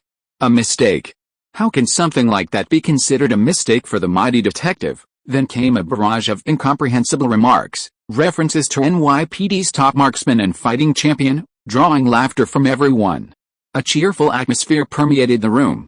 All right, John, that was just an accident, it's not a reflection of his true abilities, Bai Yi said. I believe his marksmanship is impeccable. John McClane gave Bai Yi a grateful look. He nearly lost his composure. All right, I'll count to 1, 2, 3, and we'll act, Bai Yi said. Remember, there can't be a single mistake, okay? John McClane and Yasuda Shinjin both nodded. 1, 2, 3, after Bai Yi finished counting, the three men swiftly leaped out. While running, Bai Yi suddenly swung his hand. The bullet shot out of the gun, tracing an arc through the air. It curved and pierced the temple of one robber, exiting through the other. It wasn't over yet. After dispatching one robber, the bullet, retaining its momentum, arced its trajectory and pierced the temple of another. In this way, the bullet, on a single trajectory, pierced the temples of 5 robbers, splattering blood. Having perfectly accomplished his mission, Bai Yi blew on the smoking muzzle of his gun and hummed softly, the magic of love swirls. I miss you so much that my heart blossoms day and night, but I fear love is only fleeting, gone in the blink of an eye. I must take my own risks, Silok watched in amazement. If Bai Yi had displayed his extraordinary speed and the power of his rocket headbutt to dispatch the robbers in an instant, Silok wouldn't have been surprised. But what Bai Yi displayed was a mastery of marksmanship elevated to an art form. How did he do it? Could it be that, in addition to his extraordinary abilities, he also learned the arcing shooting of the Assassin's League? As Bai Yi was taking action, John McClane and Yasuda Shinjin simultaneously launched an attack, targeting the 3 men who were not on the arcing trajectory. Bang, bang, John McClane unleashed a double burst, headshooting the 2 robbers. Yasuda Shinjin also completed his task well. From then on, the robbers guarding the hostages on this floor were wiped out. After a moment's silence, screams echoed from the hall. NYPD, everyone, please be quiet. John McClane fired a shot into the air, pulling out his ID. There are quite a few robbers in the building, and we haven't completely neutralized them yet. Please file out in an orderly manner under guidance, or we can't guarantee your safety. Although the robbers here had been eliminated, a large number of C4 bombs were still planted on this floor, ready to detonate at any moment. The danger was still imminent, so they had to evacuate the people in the lobby as quickly as possible. Everyone, don't panic. At this moment, Shinjin Yasuda, Aoki, and Silok stepped forward, directing their staff to file out. John, Holly Galero threw herself into John McClane's arms. She had always acted remarkably strong in the face of the enemy. But as a woman who had never seen the world of war, how could she not be afraid? John McClane's arrival completely abandoned her pretense of strength, and she nearly burst into tears. It's all right, John McClane gently patted his wife Holly on the back. Honestly, John McClane felt a little grateful to the robbers. If it weren't for them, how would he have seen such a soft side to his wife, Holly? In both her daily life and work, Holly was an absolute hardliner, the kind nicknamed Iron Lady. The hostages left in an orderly manner. John McClane and Shinjin Yashida's bodyguards, now armed, led the way. Byakuya and Silok brought up the rear. Becky, how did you get caught by these little thieves? Bai Yi laughed and said, show me the same momentum you used to chop me down the other day. A few robbers, isn't it just a few slashes from you? Silok rolled her eyes and said, you saw it yourself. There are dozens of them, and they have installed C4 bombs in the lobby.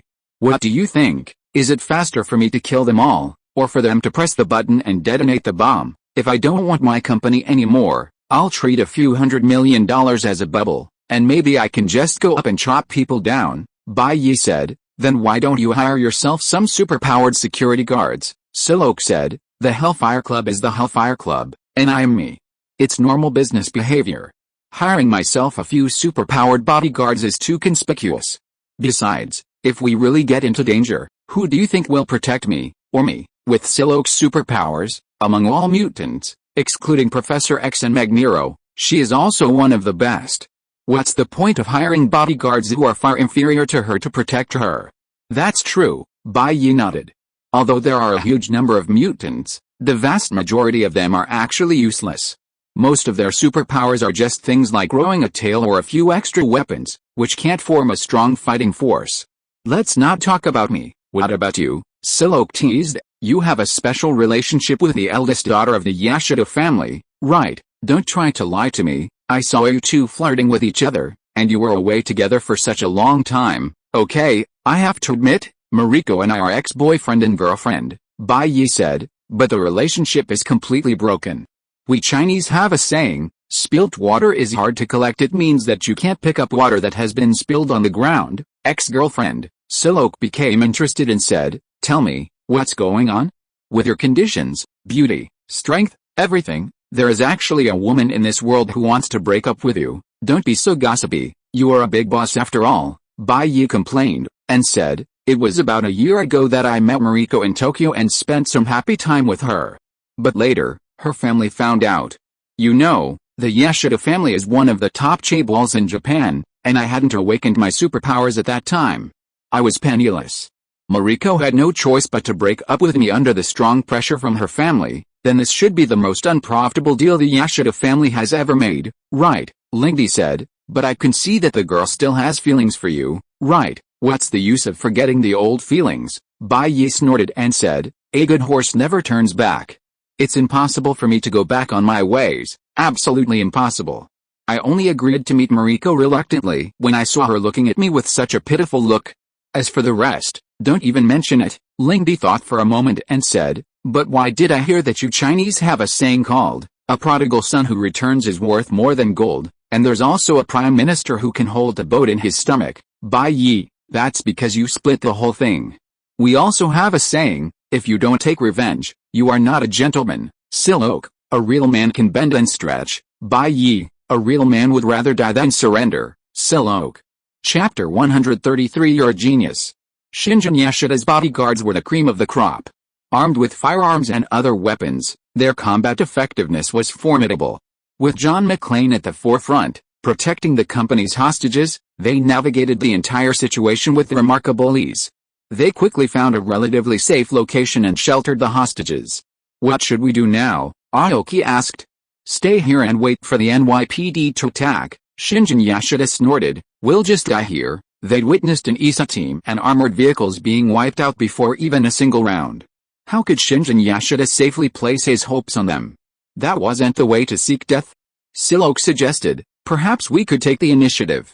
We could combine forces inside the building with the NYPD outside, attacking from both inside and outside to eliminate the remaining robbers. She wasn't one for easygoing behavior. If these robbers dared to cause trouble for her company, they would face the consequences. If it weren't for the burden of her company employees being held hostage, she would have no problem killing all the robbers single-handedly. John McClane glanced back at the huddled hostages and said, what about them? Yashida Shinjin, let's leave some people to protect them. My bodyguards are all top fighters. Once they're armed, their combat effectiveness will definitely surpass those of the robbers. Let them protect these employees, and there won't be any problems. Let's do it. Bai Yi smiled and said, Otherwise, it's boring to stay here and wait for rescue. And what if some lunatic shows up with a C4 bomb and kills himself? That would be embarrassing. A consensus was reached. Bai Yi, Silok, Yashida Shinjin, and John McClane would form a team to eliminate the robbers. Mariko, Aoki, and the hostages would wait out the situation under the protection of their bodyguards. Bai Yi wasn't worried about Mariko's safety. The Yashida family's bodyguards would definitely prioritize Mariko's protection. Mariko also had the walkie-talkie Hans and the others had left behind. If she encountered danger, she could just let him know and Bai Yi would be back at any moment. Bai Yi and the others had each selected their own weapons. After all, having taken out so many robbers, they were well equipped.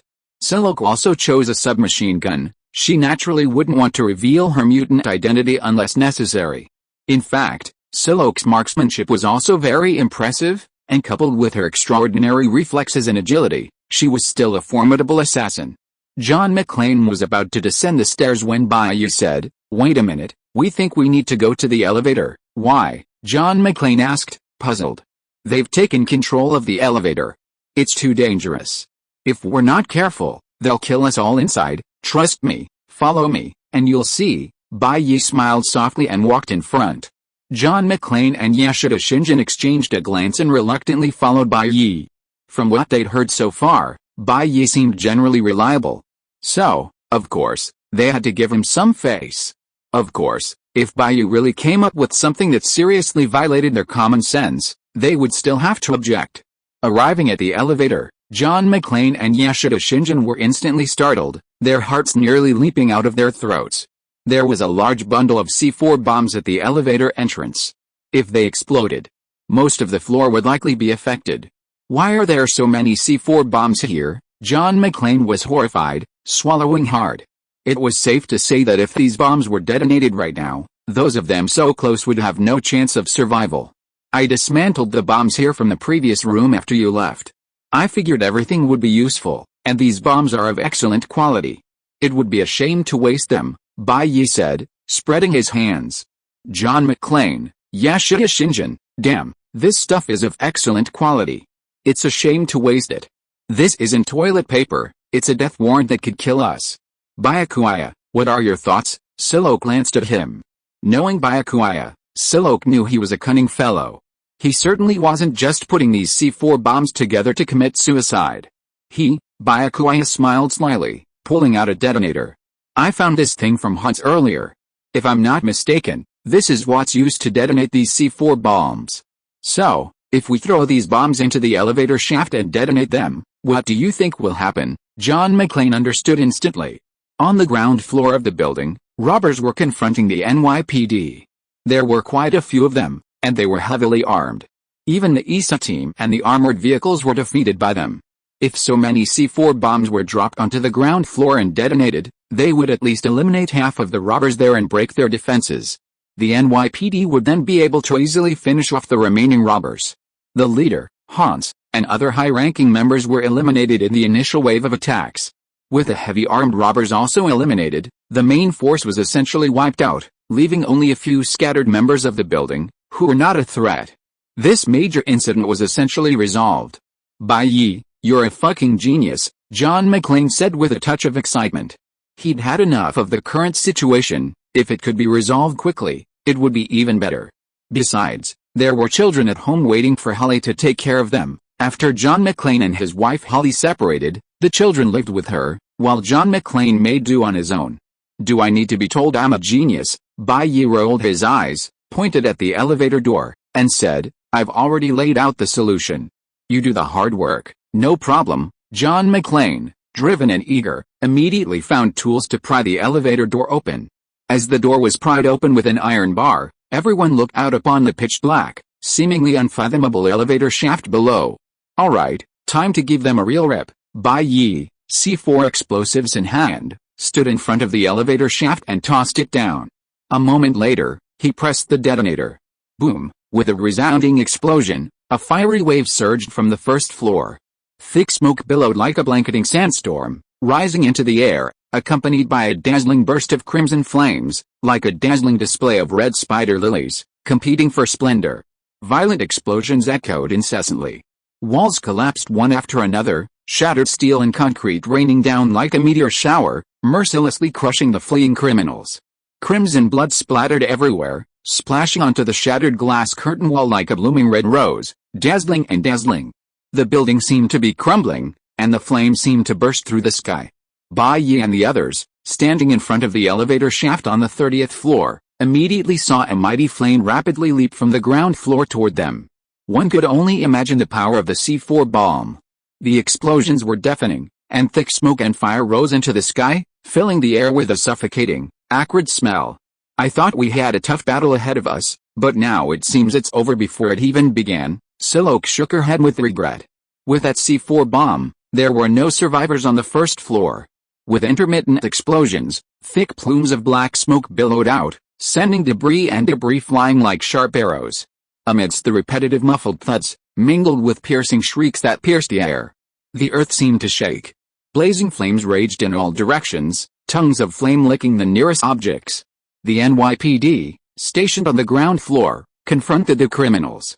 Amidst the thick black smoke from the explosions, a strange odor pierced their nostrils. The thick smoke choked them, causing them to tear and cough uncontrollably. The pervasive flames nearly singed their hair and eyebrows, while the scorching air surged forward like a tidal wave. Bai Yi, see, I told you their C4 bombs were good quality, wouldn't it be a shame to waste them? These are actually pretty good quality. I wonder if they made them themselves. If they were, then being an arms dealer, if not a robber, would definitely be a promising career. John McClane and Yashida Shinjin exchanged a glance, feeling speechless for the first time in their lives. Originally, they had completely different perspectives, but thanks to Bai Yi, they'd finally come to an understanding countless times. These gangsters' encounter with this man seemed like a debt of retribution for past lives. John McClane, we were supposed to clean up the rest of the robbers, but now, are we still going? No, Silok said. There aren't many robbers left, so let's leave it to the NYPD. Honestly, killing those few small fry wouldn't even cover our appearance fee. Shinjin Yashida silently sheathed his firearm. He was determined to face danger head-on, but he didn't want to engage in unnecessary combat. He was the heir to one of Japan's top chaebols, not a mercenary earning his keep. Alright, let's go back and protect Mariko and the others, Bai Yi said. I didn't expect these C4 bombs to be so powerful, so, the group turned and headed back. Mariko saw Bai Yi and the others return and hurried over to ask, why are you back? Is it because of that huge explosion just now? The explosion had been so deafening that Mariko and the others could hear it, even feeling the building shake to some extent. We were responsible for the explosion just now. Don't be afraid, Bai Yi declared loudly. We returned to the previous room and collected the C4 bombs the robbers had planted. We then tossed them down the elevator shaft to the first floor and detonated them, so most of the robbers are dead. Now we just have to wait for the NYPD to clean up the mess. You're all safe now, the frail employees immediately began to chatter. Really, we're safe, great. I almost thought I was dead. After a burst of cheers, everyone present bowed to Bai Yi, John McClane, and the others. Thank you, if it weren't for Bai Yi and John McClane, they would have been dead, if not dead. Thanks to Bai Yi and his men's help, none of the hostages had died. For this, they naturally owed Bai Yi and his men a thank you. You're welcome. Bai Yi smiled and waved his hand. I've always been generous and willing to help others. After some politeness, Bai Yi and Silok walked to a corner. Thank you so much for this. Otherwise, my company would have suffered considerable losses, Silok said. We're all friends, so it's awkward to talk about these things, Bai Yi said, lighting a cigarette. Hey, Silok suddenly said, are you interested in joining our Hellfire Club? I can be your introducer. Forget it, I've always been a bohemian and freedom-loving person. I don't like those things with rules and regulations, Bai Yi said, so let's just be friends. Forget about joining an organization, Silok said, our Hellfire Club is very free. It's not like the strict organization of those security companies. To be precise, the Hellfire Club is basically a resource exchange platform. Today you help me, and tomorrow I help you. When facing difficulties, we can overcome them together instead of carrying them alone. If you join the Hellfire Club, no one will force you to do anything. You can still live the same life as before, haha, Bai Yi laughed. Maybe the current Hellfire Club is indeed as you said, but power is the supreme way to lead people to corruption. When someone's power expands to a certain extent, wouldn't he want to take the Hellfire Club as his own power? Perhaps that's possible, but, Psylocke goaded her, are you not confident in the speed at which your strength will increase? Are you worried that you'll fall behind others? I haven't been fooled by tricks like provocation since I was 3 years old, Bai Yi said. I have no desire to rule others, nor do I want to be ruled by others, so I appreciate your kindness. Psylocke felt sorry, but there was nothing she could do. If a cow doesn't want to drink water, why force it? As she spoke, the NYPD rushed over. Shinjin Yashida's bodyguards, John McClane, and others immediately lowered their weapons to avoid misunderstandings. The NYPD took control of the situation. Then they led the hostages and John McClane downstairs. After everyone was safe, they arrived. A well-dressed guy walked out from the crowd with an angry look on his face. I'm Deputy Chief Dwayne Robinson. Just now, when our NYPD was organizing an attack, which idiot threw the bomb? Do you know that such a big building was almost blown up? The person who threw the bomb must be held responsible. Dwayne Robinson was the commander-in-chief on the scene. However, he was responsible for the destruction of the ISA team and the armored vehicle. He was obviously looking for someone to take the blame.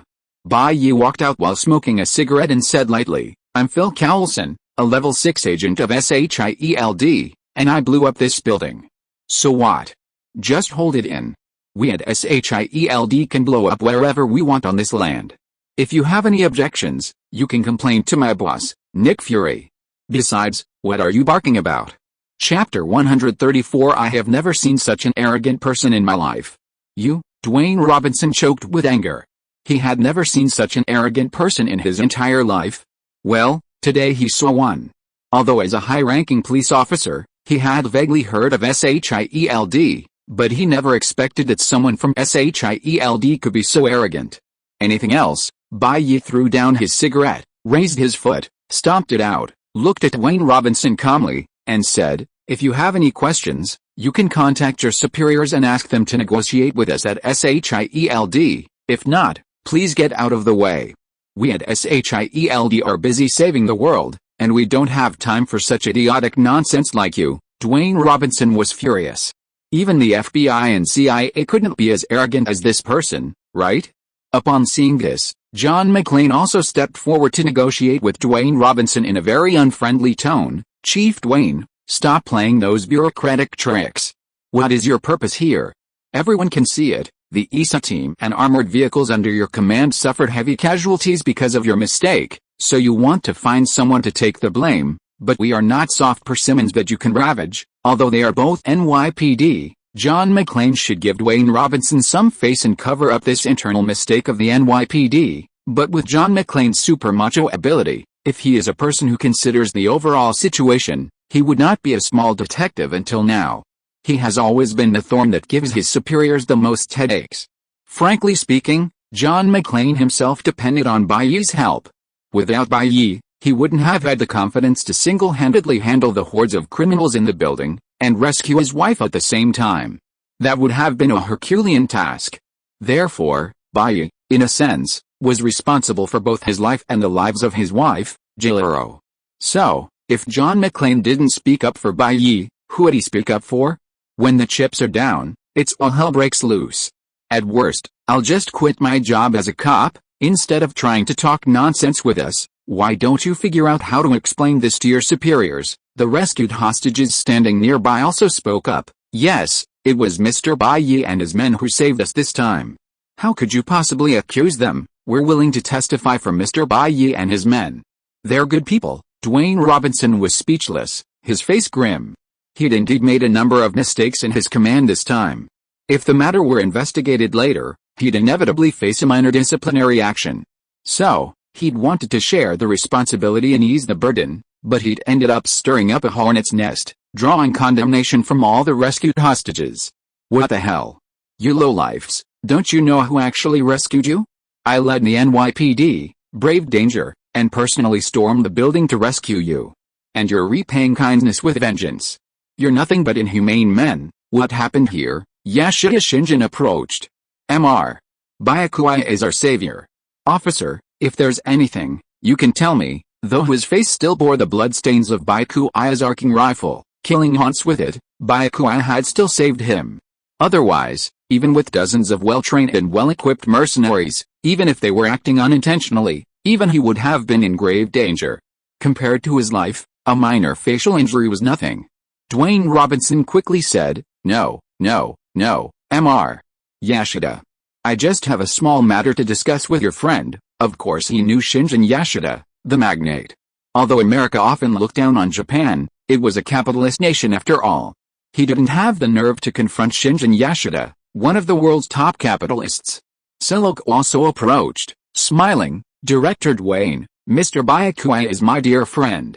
I wonder if he has offended you in any way." No, Dwayne Robinson said. "I was just making a routine inquiry with Mr. Byakuya." Silok was a renowned magnate in their jurisdiction. Even the director had to be careful to curry favor with him. How could a mere deputy director dare to offend him? "You're so arrogant at first, but so respectful later, you little bastard," John McClane spat, looking at Dwayne Robinson with a hint of disdain. Forget it, Bye, acting as a peacemaker, said to John McClane, "A dog bit you, are you going to bite it back? It didn't bite anyone anyway, so there's no need to be so fussy." John McClane grumbled, turned, and left. Clearly, he didn't want to see this Dwayne Robinson again. Watching Bai Yi and John McClane leave, chatting and laughing, Dwayne Robinson clenched his fists. Others have backers, but he doesn't, so no matter how much they scold him, he can only endure it. But you guys, just wait and see. One day, when I turn the tables, I'll show you what I can do. Especially Phil Callison from SHIELD. I can't do anything to you, but from now on, if I encounter anyone from SHIELD in my jurisdiction, I'll see if I can't kill you. As the saying goes, a powerful dragon can't defeat a local snake. If SHIELD is a dragon that crosses the river, then Dwayne Robinson is undoubtedly a local snake. In Manhattan, the most prosperous area in America, SHIELD will probably have to deal with Dwayne Robinson in many places. After venting his anger, Dwayne Robinson's mouth turned bitter. He had to face reality. This time, because of his on-site command, the police department suffered a lot of losses. If he didn't handle it carefully, demotion would be a small matter, and it was not impossible that his political future would be affected. John McClane, hugging his wife, Holly, said goodbye to Bai Yi. Mr. Bai Yi, thank you so much for this trip. But I have kids at home, so I won't stay any longer. I'll treat you to a drink some other day, okay? Bai Yi smiled and nodded. We're family, so I'm fine. My cousin and I are still very good friends. If you see him again, tell him I miss him terribly. John McClane wondered if the words "I miss him terribly" could be reversed to "I miss him to death." I see. John McClane nodded. Goodbye, Mr. Bai Yi. Holly Gilero also said a final goodbye to Bai Yi, and the two walked away hand in hand. Night. Outside the window, the rain was pouring down. Outside New York City, the wind howled, and the surging waves crashed against the shore, sending up waves of spray. The vast ocean, like a woman with a treacherous and capricious personality, is sometimes calm and silent. Other times, the waves surge like a roaring lion, crashing towards the shore. Inside the hotel, however, everything was calm. Mariko lay before Bai's bed, pressing her innocent and pretty face against Bai's heart, feeling the life force surging from its beating pulse. She savored this moment of tranquility. She quietly inhaled Bai's scent, feeling an irreplaceable sense of security. Bai's hand gently slid down Mariko's smooth back. Mariko's skin was as smooth as satin, incredibly soft to the touch, almost irresistible. The refreshing fragrance emanating from Mariko intoxicated Bai even more. Bai, if nothing unexpected happens, I'll have to return to Japan with my father tomorrow. Mariko's voice came faintly, carrying an inexplicable meaning. Really? Bai paused, sighed, and said, we've only just met after a year, and now we're parting again. Alice, I thought you'd be in New York for at least a week or two. Mariko, sensing Bai's deep affection, spoke with a touch of sadness. I just don't know when we'll see each other again after this separation. Bai, how about I tell my father and stay in New York, intern under Grandpa Aoki, and not return to Japan? If you can stay, I'll definitely welcome you with open arms. Bai was panicking, but he remained calm. But I don't think your father or grandfather would agree. After all, your family has been a single-line family for 3 generations, and you're the undisputed heir to Yashida Industries. So, of course, Everything will prioritize your succession to Yashida Industries, and they'll definitely want you to work at Yashida Industries headquarters. That's right, Mariko said helplessly. Bai Yi breathed a sigh of relief. He already had so many friends in New York that it was like walking a tightrope. Adding Mariko to the mix would be even more troublesome. So the Mariko who returned to Japan was the real Mariko. Bai Yi, how about you come to Japan and work there? Mariko suddenly raised her head, staring at Bai Yi with her large, watery eyes, and said. Bai Yi hugged Mariko's slender waist and said with a wry smile, forget it. I'm afraid your grandfather and your father will have me hacked to death. How could that be? Mariko said. Grandpa, let's not talk about it for now. You just saved my father's life. Why would he have you hacked to death? Mariko, the fact that you can ask that proves you're not a qualified capitalist, Bai Yi said. A qualified capitalist's mind is only focused on maximizing profits. It's true that I saved your father, but that can only get him to do some small things for me. But asking him to marry his daughter to me is obviously impossible. If I force him, then a favor will turn into hatred. A favor will turn into hatred. Well, that's a Chinese anecdote. Bai Yi told Mariko a story about a great favor turning into great hatred. During the reign of Emperor Suzong of Tang, there was a governor of Lingnan named Li Mian. He had once served as the Wei of Kaifeng. While in office, he released an imprisoned assassin. Years later, Li Mian was traveling in Hebei and happened to meet the prisoner. When the former prisoner saw his former savior, he immediately invited Li Mian home and treated him lavishly. He then privately discussed with his wife, how can I repay the man who saved my life? His wife asked, how about 1,000 pieces of cloth? The prisoner replied, no, 1,000 pieces of cloth wouldn't be enough to repay him for saving my life. His wife then asked, how about 2,000? The prisoner still shook his head, saying it wasn't enough. His wife then said, if that's the case, we'd better kill him. Fortunately, a servant tipped off Li Mian, saving his life. Mariko roughly understood Bai Yi's intentions. Isn't that serious? Bai Yi curled his lips. What kind of person is your father, Yashida Shinjin? Anyone with a discerning eye can see that. He's beyond measure. For a man like Yashida Shinjin, Bai Yi's life-saving grace would easily earn him millions, tens of millions of dollars. As for anything else, forget it. Mariko felt a little embarrassed.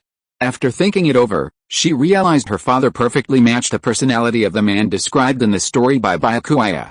Don't worry, Byakuya gently stroked Mariko's pretty face, saying, when love lasts forever, why should we be together day and night? When my career here is on track, I'll definitely visit you in Japan. Yes, Mariko replied softly.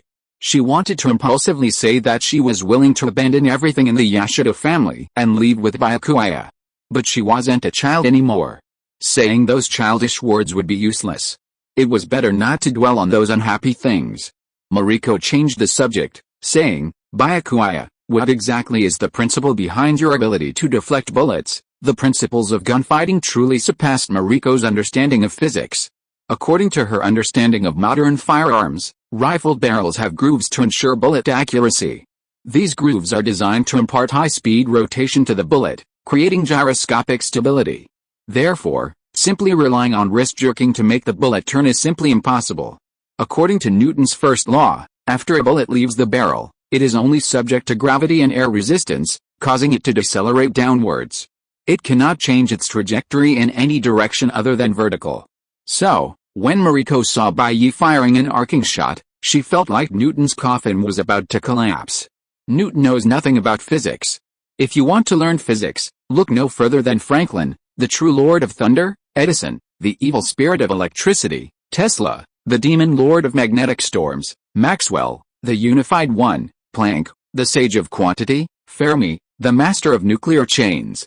These are the real experts. Bai Yi rambled on about nonsense to Mariko.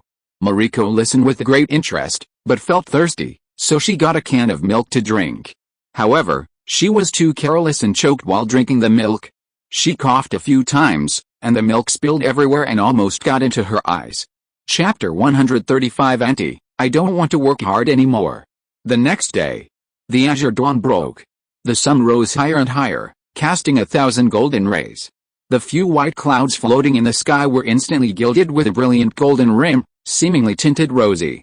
Mariko wiped her mouth, wiping away the smudge of milk from her moistened lips. She said, Bye, it's almost time. I have to leave. Well, after waking up in the morning, Mariko hurried to eat a small breakfast before saying goodbye to Bye. I know, Bye's face was also somewhat melancholy. Shall I see you off? No thanks, Mariko shook her head and smiled. I'll wait until you come to Japan one day and meet me openly. Don't worry, I will definitely work hard to achieve this goal. Bye nodded. Okay, Mariko picked up her bag and left the hotel with a very casual look.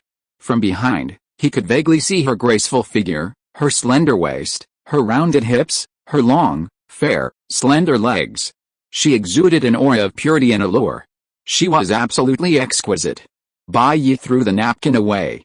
Well, it was time to leave, and since he was prone to tears, he'd prepared tissues in advance to avoid soaking his pants.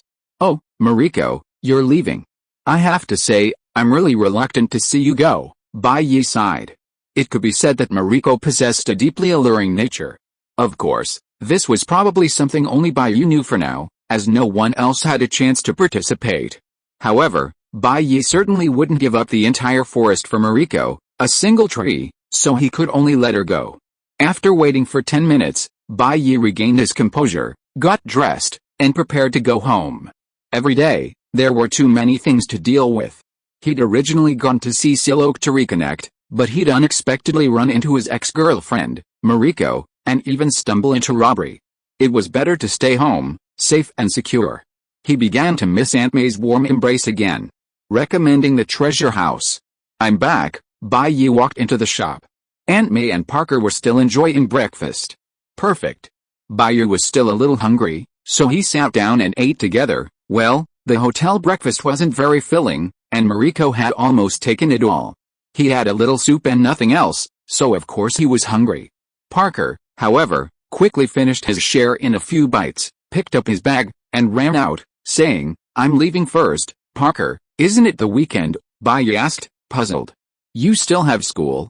Parker froze, turned around, a slightly embarrassed expression on his face, and quickly explained, No, it's Ned. He wants to talk to me. Ned was Parker's classmate and one of his best friends. Then go quickly, don't keep anyone waiting anxiously, Aunt May said sympathetically. Okay, Parker breathed a sigh of relief and ran out of the Amway treasure house. At the same time, Aunt May gave Bye another look. Bye sighed. Well, it was his job. He grabbed a few slices of toast and munched on them as he followed Parker. These days, Parker seemed to have a little secret, different from his previous relationship with Ken, so Aunt May asked Bye to help keep an eye on him. New York City, Queens. Outside a bank, a robber raised his AK and fired a barrage of shots at the NYPD standing guard. Da-da-da-da, bullet casings rained down like a torrential rain. The NYPD officers, leaning against their police car, engaged the robbers in a shootout, their windshield shattered by AK bullets. Damn, these robbers are too powerful. Request backup. I repeat, request backup. Bye followed behind Parker and watched him arrive. Given Bye's previous experience as a killer, it was impossible for him to be discovered by a rookie like Parker. Bye glanced at the robbers below and whispered, Is this guy trying to be a hero? Yeah, that seems to fit Parker's style. Standing on a rooftop, watching the gunfight below, a flicker of excitement flickered in his eyes. He pulled a homemade spider suit from his bag. He quickly donned the baggy suit.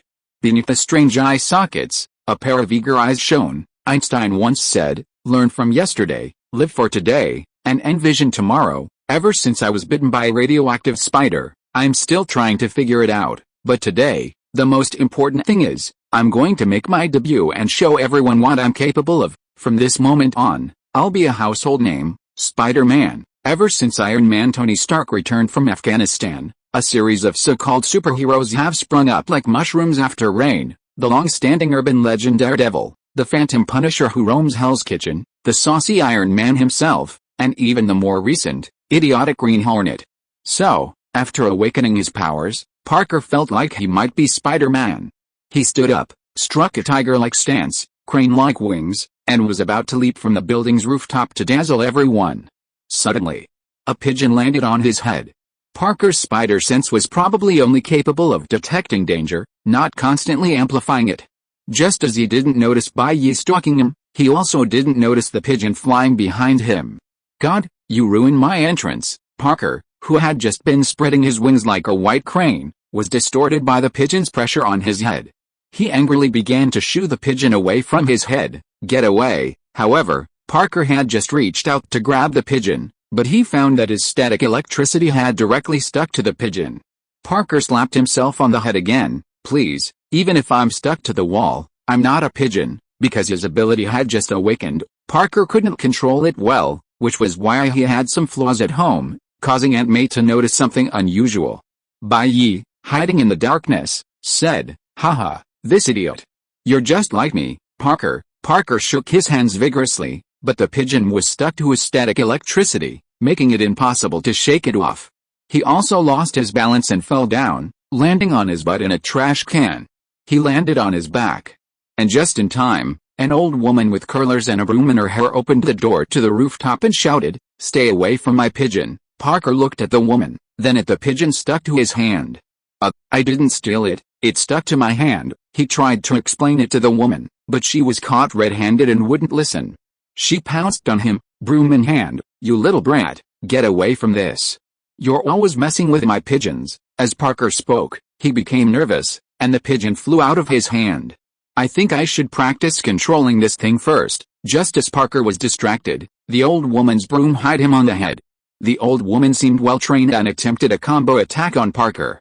However, Parker had undergone a metamorphosis, his strength, speed, and reflexes far surpassing those of an average person. He easily dodged the old woman's powerful attack. Facing the old woman's attack, Parker fumbled and landed on the pigeon coop with a light leap. Watching the gunfight continue below, Parker decided he couldn't continue teasing the old woman.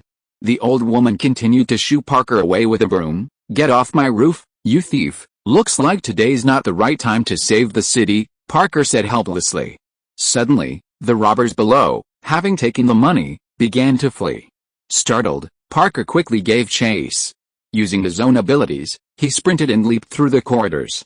He stretched out his hand, and a white web clung to a distant building, allowing him to swing from one building to the next. Web launcher. Parker crafted his own launcher, combined with a specially developed spider silk fluid. The silk was extremely flexible and melted automatically an hour after it was sprayed. The webs launched can be transformed into compressed balls, ropes, and webs. As technology advances, web launchers will also be equipped with various functions, such as electric shock and pulse. Whoa! Parker was excited when the silk at his wrist snapped. "Oh no! Overheating. I forgot to consider that." Fortunately, he was on top of the robber's getaway car and landed on top of it. The robber was driving at top speed, so he was lucky to be able to use static electricity to stick to the car. Otherwise, he would have easily been thrown off by the robber's Hearst drift. Shit! Parker, lying on the roof of the car, instantly saw that the car had reached an intersection. There were people in the middle of the road, but judging by the robber's appearance, it was clear that he had no intention of slowing down to avoid pedestrians. If my calculations are correct, at this speed, I have 15 seconds to save these pedestrians, including the elderly woman on the corner, the mother and child crossing the street, and the skateboarders. Parker's mind raced. In an instant, his eyes lit up. "I've got an idea." He punched the driver's seat, his fist piercing the metal roof, sending Parker's hand crashing into the steering wheel. Parker grabbed the steering wheel and steered the car off the road, swerving onto a sports field and crashing through a wire fence. "Everyone, be careful. A car's coming." Because Parker was driving without a license, the car rolled onto the steps and flipped, sending it flying high into the air. Without a second thought, Parker got out of the car and, standing just as it was about to land, raised his hands and caught it as it flipped in the air. "It's done. You thugs, hand over everything you stole." Parker lifted the car and shook it. The crowd on the street cheered as they watched Parker's actions. "Just as I expected, this guy has mastered his powers," Bai Yi said, chuckling as he watched Parker grinning. He shook his head again, slightly. But he's still too immature. Following Parker all the way, watching Parker's debut show, he was completely idiotic. "Never mind, he's just a newbie. It's true, no need to be harsh." Bai Yi watched as Parker unloaded the car, bound the robber with strands of spider silk, and then walked away, following the spider silk. Having discovered Parker's secret, Bai Yi didn't rush back to the Amway treasure house. "It feels like I haven't seen Xiaoyan in ages. I really miss her paella." How about we go to her house for lunch? Bai Yi was always a man of action. If he had an idea, he'd do it. He drove to Xiatian's house. It was the weekend, and Xiatian should be at home instead of at work. He arrived at Xiatian's door and knocked gently. A moment later, Xiatian opened the door and appeared in Bai Yi's sight. Perhaps because she was staying at home, Xiatian was dressed simply. A beige sweater accentuated her elegant demeanor, and her slender waist was perfectly slender. Blue jeans hugged her slender legs, making her look even more sensual. She wore pink slippers. Every movement exuded a mature charm that captivated the heart. Her beautiful oval face was rosy and fair, her cherry lips adorned with a rosy, alluring pink. Her captivating eyes were watery and captivating, captivating and captivating. Bai Yi, before Xiatian could say anything, Bai Yi grabbed her head and kissed her, leaving her no chance to resist. How could he not kiss such a beautiful woman first? Xiatian felt as if he were suffocating from the kiss. It took a long time before they separated. What are you doing, little bastard? Xiatian's pretty face flushed, and she pointed her fist at Bai Yi's chest fiercely. Of course I missed you so much, Bai Yi smiled faintly. A fresh orchid musk scent wafted from Xiatian, delicate and sweet, refreshing and filling Bai Yi's heart with a sense of peace and joy. Virtue, Xiatian rolled his eyes at Bai Yi and turned to walk back home. As Xiatian turned around, Bai Yi could see that her blue jeans were stretched tightly by her hips, revealing her graceful figure. Her long legs were slender and straight with beautiful curves. Her skin was white and smooth. I'm telling you, don't make me angry, or I'll bankrupt your company that's already on the right track, Xiatian said. Bai Yi took her in his arms with his right hand, holding her slender waist tightly. So soft. It seemed like she had no bones at all. He said with a playful smile, it doesn't matter if we go bankrupt, I'll rely on you to support me in the future. It's just right, Aunt Xiatian, I don't want to work hard anymore. If you're listening to this novel on a channel other than Fanfic World, it means they downloaded and uploaded it without effort. We cordially invite you to visit our channel, Mundo Fanfic Novelis. There you'll find the original version of this story and you can explore many other novels of various genres.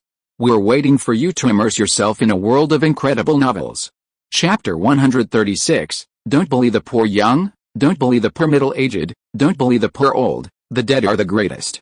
Well, even without Bai Yi, Xiatian was certainly a wealthy woman. Not fabulously wealthy, but raising a puppy wouldn't be a problem. I won't support you, Xiatian snorted.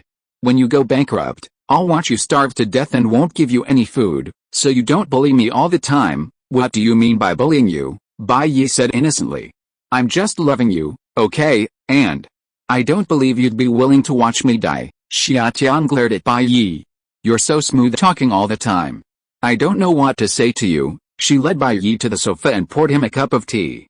Xiatian's skin was fair and translucent, and her clean face was incredibly beautiful.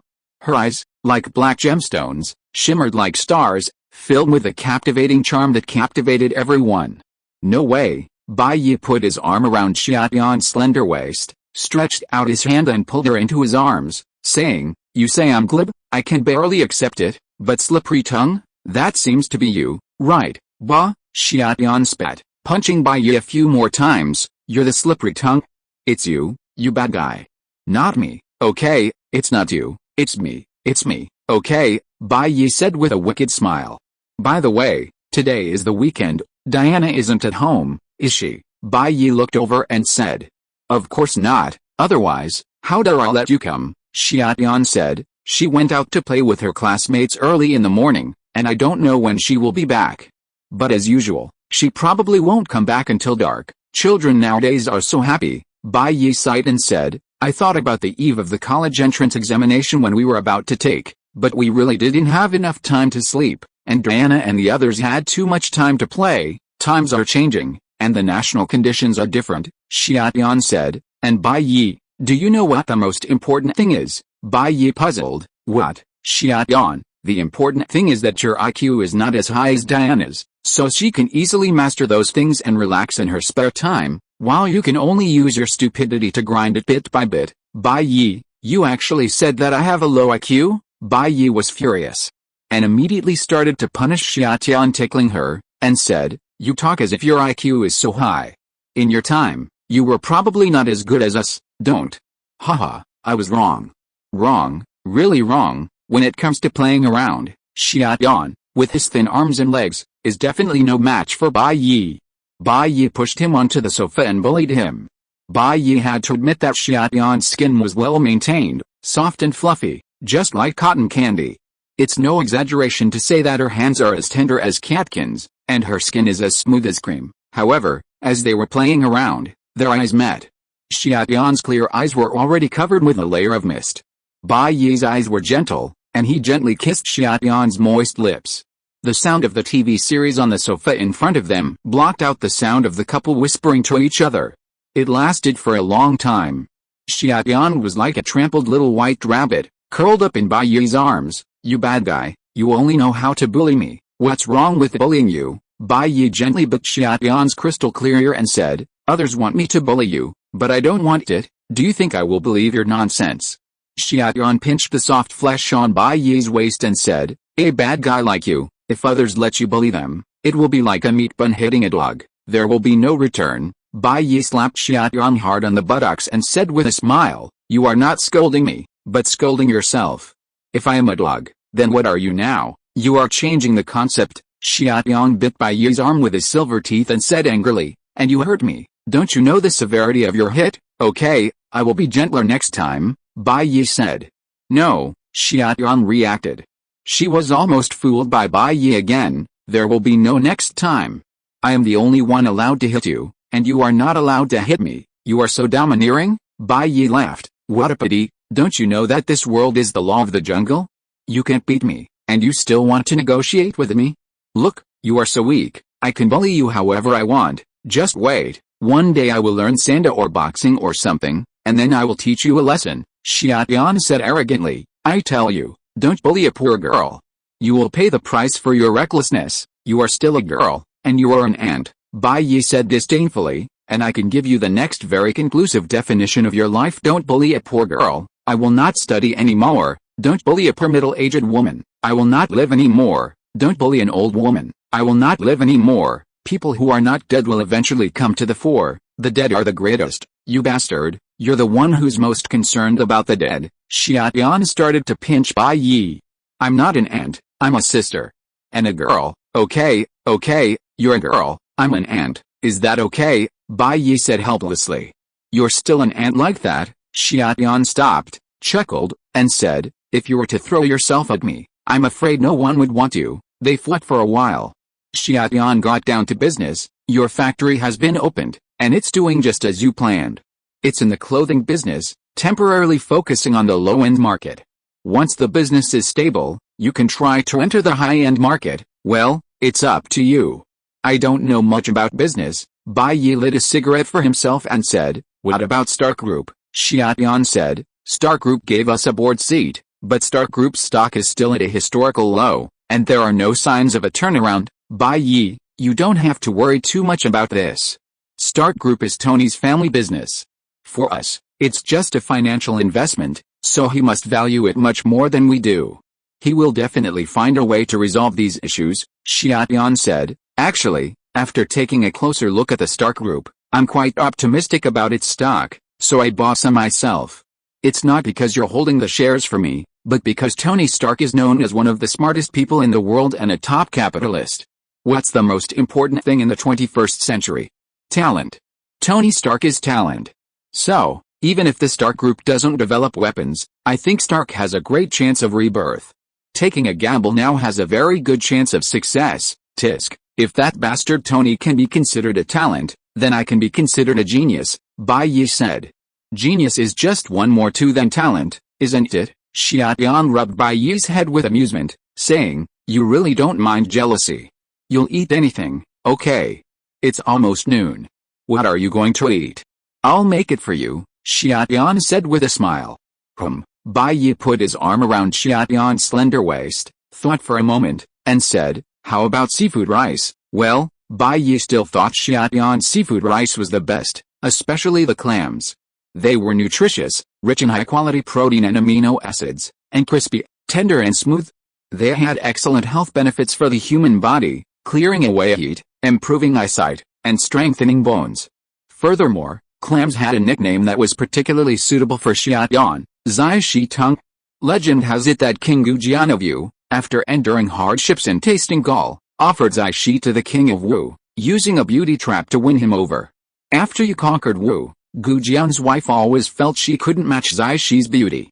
Jealousy and resentment grew over this, and one day, she finally took action. She had someone trick Zai Shi out, tied rocks to her body, and drowned her in the sea. Since then, a sea clam resembling a human tongue has grown on coastal mudflats, and people have called it Zai Shi tongue. Xia Tian glared at Bai Yi and said, "If you really want it, I'll make it for you. But I can't guarantee it'll be delicious. Anyway, I've never cooked seafood much before, perhaps it was a matter of personal taste." Xia Tian and her daughter, Diana, weren't big fans of seafood. They'd tried it, but they didn't find it particularly delicious. Naturally, Xia Tian rarely cooked seafood. "As long as you cook it, I'll love it," Bai Yi said with a hint of meaning. Xia Tian was defeated. She truly couldn't compete with Bai Yi, whose mouth was full of fishy smells. Mainly, she wasn't as thick-skinned as Bai Yi. With this kind of thing, the thinner one gets the worse for it. Since Bai Yi insisted on having seafood rice, Xia Tian would make it. First, prepare the ingredients. Salt the clams in light salt water for about 2 hours to spit out the sand, then rinse them. Bring water to boil in a pot, add ginger slices and cooking wine, and blanch the clams until they open fully to remove impurities. Remove and drain lightly.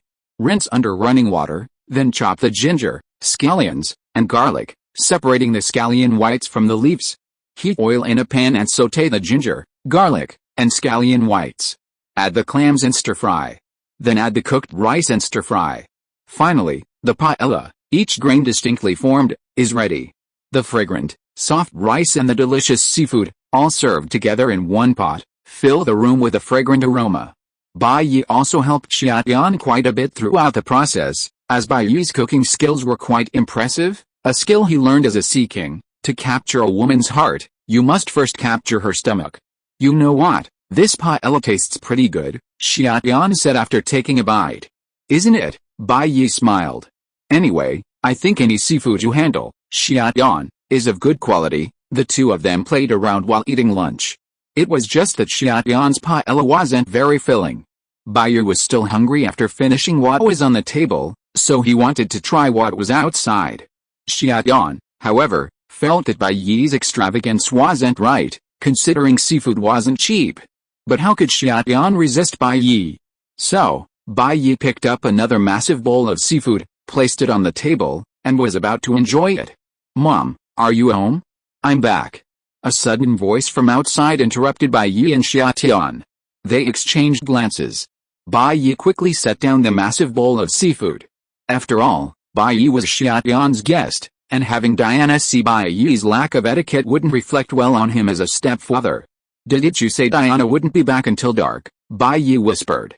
"How can I be sure?" Xia Tian hurriedly smoothed the wrinkles on her skirt and said, "Diana's out having fun, not on a mission." Fortunately, Xia Tian had already changed into a black dress while she was making the seafood rice. Otherwise, the mess she and Bai Yi had made would have been much harder to deal with. Who knows what would have happened if Diana had seen them. Bai Yi sighed helplessly and helped Xia Tian tidy up the house as quickly as possible. "Mom, are you home?" Diana asked again, feeling a little strange from standing outside. "I'm home," Xia Tian quickly replied, saying, "Wait a minute, I'll be right there." When everything was almost done, Xia Tian finally opened the door for Diana. "Why are you back so early today? Michaela had a little problem today, so we went our separate ways." Diana walked into the house and was speaking when she suddenly paused, her eyes widening. Uncle Bai Yi, Diana and Michaela had met Bai Yi together at school. They'd accidentally spilled a drink on him, which had caught the eye of his perfect figure and sparked a little fantasy. Diana had also wondered if something interesting could happen with Uncle Bai Yi. After all, Bai Yi was incredibly handsome, had a fantastic figure, and seemed to have a wonderful personality. He was the Prince Charming every girl had ever dreamed of. However, as a Chinese, Diana is relatively introverted and not as proactive as Michaela. "Why are you at my house?" Bai Yi touched the tip of his nose and said, "Well, your mother and I are good friends, so I came here today." Xia Tian looked at Bai Yi, then at Diana, with his eyebrows raised. "Bai Yi, do you know Diana?" This made Xia Tian see some danger. "Bai Yi, This bastard. He doesn't just want to eat seafood rice, he also wants to eat seafood rice bowl, right? I kind of know her, Bai Yi said awkwardly. Some time ago, I went to Diana's school once, and then I met her by accident. But at that time I didn't know that it was Diana's school. Yes, Diana also said, Uncle Bai Yi, he went to our school to do a social survey. You also have a nephew. Xiaoyan squinted his eyes and looked at Bai Yi. Oh, Bai Yi, Diana, Xiaoyan, that? I suddenly remembered that there seems to be something going on in my family. Chapter 137 I don't want to be Zhang Wansen, I want to be Tong Jinsheng. I will leave first, Bai Yi said, slightly embarrassed. Diana, Uncle Bai Yi, are you in such a hurry? Diana finally saw Bai Yi again after their last meeting at school, but after only a few words, he was leaving again, leaving her feeling a bit reluctant. Indeed, I'm a bit anxious. Can I come visit you next time? Bai Yi said. If it's really that urgent, then you can leave first, Xiaoyan observed coldly, saying, be careful when you go out. There's a lot of traffic in the neighborhood. Don't get hit. With Diana right in front of him, Xiaoyan couldn't force Bai Yi to explain himself. He had to let him go first, otherwise, Xiaoyan would force Bai Yi to confess. Diana looked at her mother in confusion. She felt that her mother's words were strange today, different from her usual gentle and warm personality. I understand, Bai Yi hurried out of Xiaoyan's house, closing the door behind him and breathing a sigh of relief. At the same time, facing the confusing gazes from Xiaoyan and her daughter, he was really stressed out. Fortunately, he was smart and made a quick decision to escape. Hey, Diana, why did you come back so suddenly? Bai Yi shook his head, sighed, and said, I just put the big bowl of seafood rice on the table. I had only taken 2 bites when you drove me out in disgrace. Diana was at home, and it was definitely impossible for her to get a refill in a short time. Bai Yi put his hands in his pockets and went to the parking lot. Putting his hands in his trouser pockets, Bai Yi took out a pair of purple panties. Xiaoyan had stuffed them into his trouser pockets when he was in a hurry. After all, there was not much space to put things in the skirt he wore. Bai Yi hesitated, looked around, and then sniffed like a thief. Chanel No. 5 perfume. Well, since the two of them accidentally knocked over the paella while eating, the soup still had a slight seafood smell. Ahem, Bai Yi cleared his throat, then placed the item in his interspatial ring. I'll return it to Xiaoyan sometime later. After Bai Yi left, Diana looked at Xiaoyan curiously. Mom, how did you get to know Uncle Bai Yi? You clearly aren't even of the same generation. What do you mean? Are you saying I'm old? Xiaoyan's eyes widened. No, Diana said with a quick smile. I'm just saying Uncle Bai Yi is too old. Xiaoyan rolled his eyes at Diana and said, we met in Huaxia Magic City a year ago. Why do I have to report every new friend I make to you? Of course not. It's just that when I saw Uncle Bai Yi, he seemed a little afraid of you, Diana said. Xiaoyan's heart skipped a beat. It had to be said that Diana's observation skills were quite astute. However, even the most cunning fox can't defeat a good hunter. Xiaoyan said casually, of course he's afraid of me, because he owes me money. Oh, money, yes, Xiaoyan continued. You don't know how pitiful he was when he knelt before me, tears streaming down his face, begging me for help. You know, I've always been soft-hearted. I ended up lending him some money to tide him over. He paid most of it back today, but it's still not all. Xiaoyan was desperately trying to discredit Bai Yi. It wasn't that he had any problem with Bai Yi, but mainly because the look in Diana's eyes seemed off. It was better to limit her contact with Bai Yi, otherwise, as a mother, she would be in an awkward position. That bastard Bai Yi was also just the right age between them. Mother and daughter, able to attack or defend, bitch. Impossible, Diana expressed deep out. With Uncle Bai Yi's demeanor, would he kneel before someone and beg them with tears in his eyes? You can't paint a tiger's skin, but you can paint its bones. You can only know a person's face, not their heart, Xiaoyan said. The heart is hidden from the belly. How can you know what they are really like? Bai Yi has a nice appearance, but he's not as good as you appear. You should avoid socializing with people like him. They're not evil, but they're cunning and you can't possibly handle them. I know, Diana replied perfunctorily. Xiaoyan knew from Diana's expression that her daughter hadn't taken her words to heart. They went in one ear and out the other. She sighed. For the time being, she was helpless. Boys and girls of this age are truly difficult to educate. If you talk too much, they might just have a teenage rebellion, and that would be the end of them. Mom, did you eat seafood? No wonder the house smells so bad. Diana also noticed the mess on the table. Xiaoyan remained calm and said, well, Bai Yi brought it when he came to pay back the money. I saw you didn't like it, so I just used it to entertain him. Is that so? Then I'll go back to my room and study. Diana nodded, turned, and headed for the stairs. But after just a few steps, Diana turned again and asked tentatively, Mom, tell me the truth, is there anything going on between you and Uncle Bai Yi? Xiaoyan's heart skipped a beat. She instantly began brainstorming. If she could make her relationship with Bai Yi clear at this moment, it would eliminate any danger to Diana and Bai Yi, which might be a good thing. However, what she and Bai Yi had done today seemed a bit excessive. If she spoke out like that, Diana would inevitably notice something. Then, as a mother, would she still have any shame? After weighing the pros and cons, Xiaoyan finally made a decision. Of course it's nothing. It's just a relationship between a creditor and a debtor. Xiaoyan's deliberations were brief. After all, as an entrepreneur, he still had some decisiveness. That's all right then. Diana got her answer, humming a cheerful tune as she went upstairs. Xiaoyan stood there, waiting until Diana closed the door before she let out a sigh of relief. Then, Xiaoyan set to work tidying up the house. Because of Bai Yi's antics, many traces of the house had only been temporarily covered up, never having been cleared up. Luckily, Diana didn't suspect anything, otherwise, a closer look would have surely revealed clues, like the pile of dirty clothes in the bathroom. It was all thanks to Bai Yi's insistence on eating seafood today, otherwise, such a short time would have been nearly impossible to clear up. Xiaoyan, taking advantage of Diana's return, tidied the house and sprayed it with air freshener, leaving everything looking brand new. Only then did she finally feel completely relieved.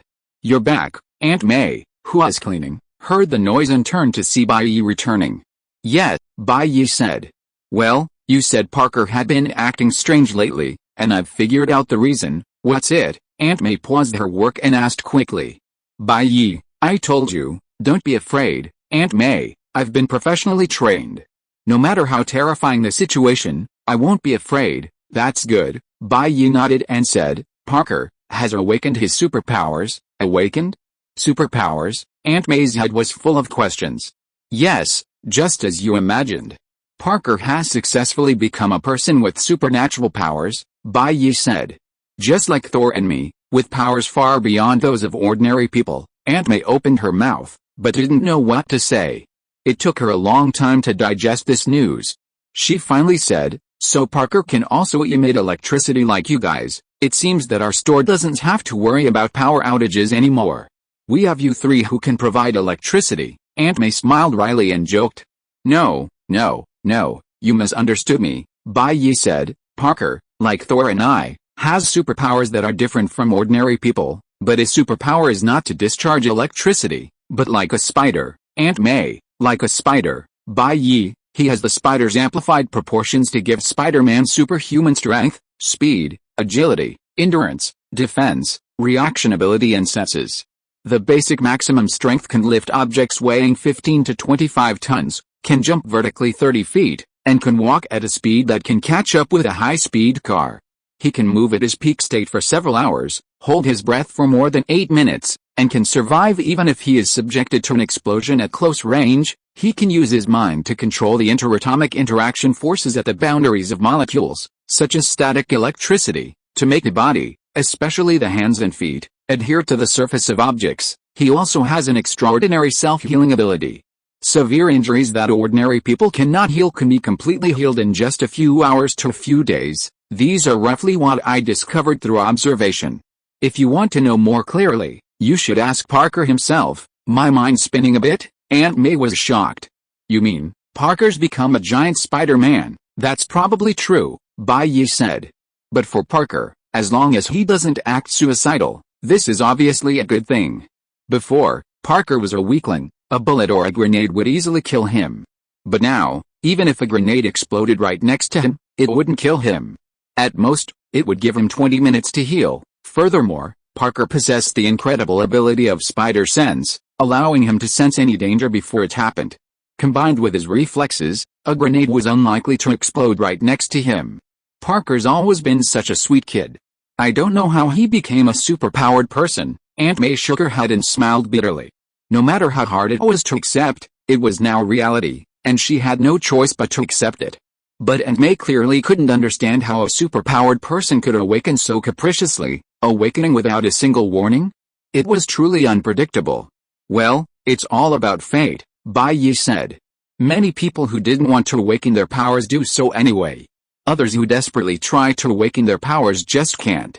After all their hard work, they end up with nothing. There was a long silence.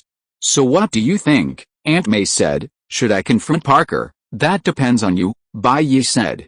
I'm a child myself. I don't even have experience raising myself, so how can I possibly tell you how to raise a child? Aunt May thought about it and felt the same way. Given Bai Yi's reckless nature, following his lead would only make things worse. Then, Aunt May pondered for a long time, sighed, and said, let Parker be on his own until anything goes wrong. For Western parents like Aunt May, Eastern thinking would certainly be a little strange. Even couples have their own privacy, let alone Aunt May and Parker, who aren't even related by blood. Westerners prefer liberalism. They don't like being constrained by such things. They also don't like being disturbed. They believe they have the ability to manage their own affairs.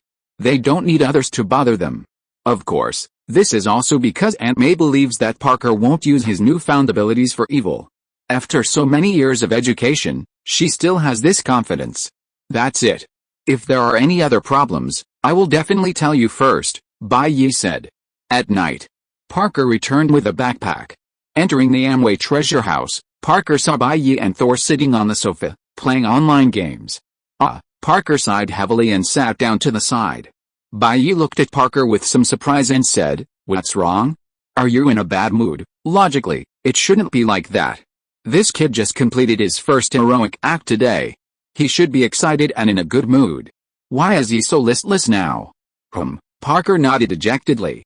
Bai Yi, what's wrong, Parker? I had a fight with Ken. Bai Yi, why, Parker? She said I didn't know what I was busy with lately and asked if I was cheating on him. During this time, Parker was busy testing his spider powers and developing a spider launcher, which squeezed out a lot of time for eating and sleeping, not to mention taking care of his girlfriend. And newly in love, a couple must want to spend every minute with their boyfriend or girlfriend. So, Parker's behavior made Ken very dissatisfied and even a little angry. Are you hiding something from me? Are you having another guy out there? Parker said of course not, but he couldn't explain why, so he and Ken had a fight, and naturally, they were both in a bad mood. Honestly, being a hero is exciting, but losing your girlfriend in the process is not so wonderful. Bai Yi finished the game he was playing, put down the PSP, and patted Parker on the shoulder. I told you a long time ago, a girl like Ken is not suitable for you. Let's just quarrel, and ignore her from now on. You can't take the initiative to apologize and be a lickspittle. A man can't be like Zhang Wanson, he should be like Tuang Jincheng. Chapter 138. Who would write a diary if they were serious? Parker was speechless and said, Uncle Bai Yi, you won't be willing to give up unless you ruin my relationship, right? Ken and I just had a small conflict, which is not as serious as you said, Bai Yi said. Kid, you just can't be taught. Ken is really not suitable for you. Parker pretended not to hear. Bai Yi, okay, even if you insist on not listening, you must never be a bootlicker. Bootlickers, in the end, will have nothing. Let me teach you. You have a quarrel with her. Unless Ken takes the initiative to ask you out, you can go on a date. Otherwise you must maintain a relatively cold and high position, and in the process of redeeming her, you must ensure your attitude, understand? Because if you bootlick too much, it will make women think you are not manly and worthless, understand? Parker was skeptical. Is it true, Bai Yi? It must be true. Can Uncle still lie to you? Of course, I'm not saying that you should stop communicating with the other party. That's not okay. You can't cut off the channels of communication with the other party. What I mean is that you have to show such a state. I am willing to communicate with you, but it does not mean that I need you very much. Why do you have to do that? In fact, it has to do with women's thinking. At this time, if you keep apologizing and keep telling her how much you can't live without her, then it's over. The woman will think you are really a weak chicken and not worthy of dependence, and then she will not choose to reconcile with you. After you send her a message, if she doesn't reply, Don't reply her either. Just wait for her to reply. If she still doesn't reply after 2 or 3 days, you can send a new message that has nothing to do with the previous one and see if she replies. Don't dwell on why she ignored you, and don't pester her. If you pester her, you will be at a disadvantage and the woman will look down on you even more. Parker felt that what Bai Yi said was very profound, but also quite reasonable. He is worthy of being the experienced Uncle Bai Yi. Bai Yi, and women will give you a lot of shit tests after a quarrel. For example, if she says, "Why did you call me? Don't call me next time. Don't pay attention to me." If this woman really doesn't want to pay attention to you, why doesn't she just hang up your phone or block you, right? Why does she still answer the phone? Obviously, she is doing a shit test on you. What should you do at this time? Just avoid this shit test and don't respond. Did she ask you not to call? Then just hang up. Do you understand? It's like every time I argue with my girlfriend, she says, "You're a jerk, you're a scumbag." What do I do at this time? I ignore her completely because I know in my heart that I'm not a scumbag. If I were, she wouldn't be with me in the first place, right? Then she gets bored and stops talking after a while.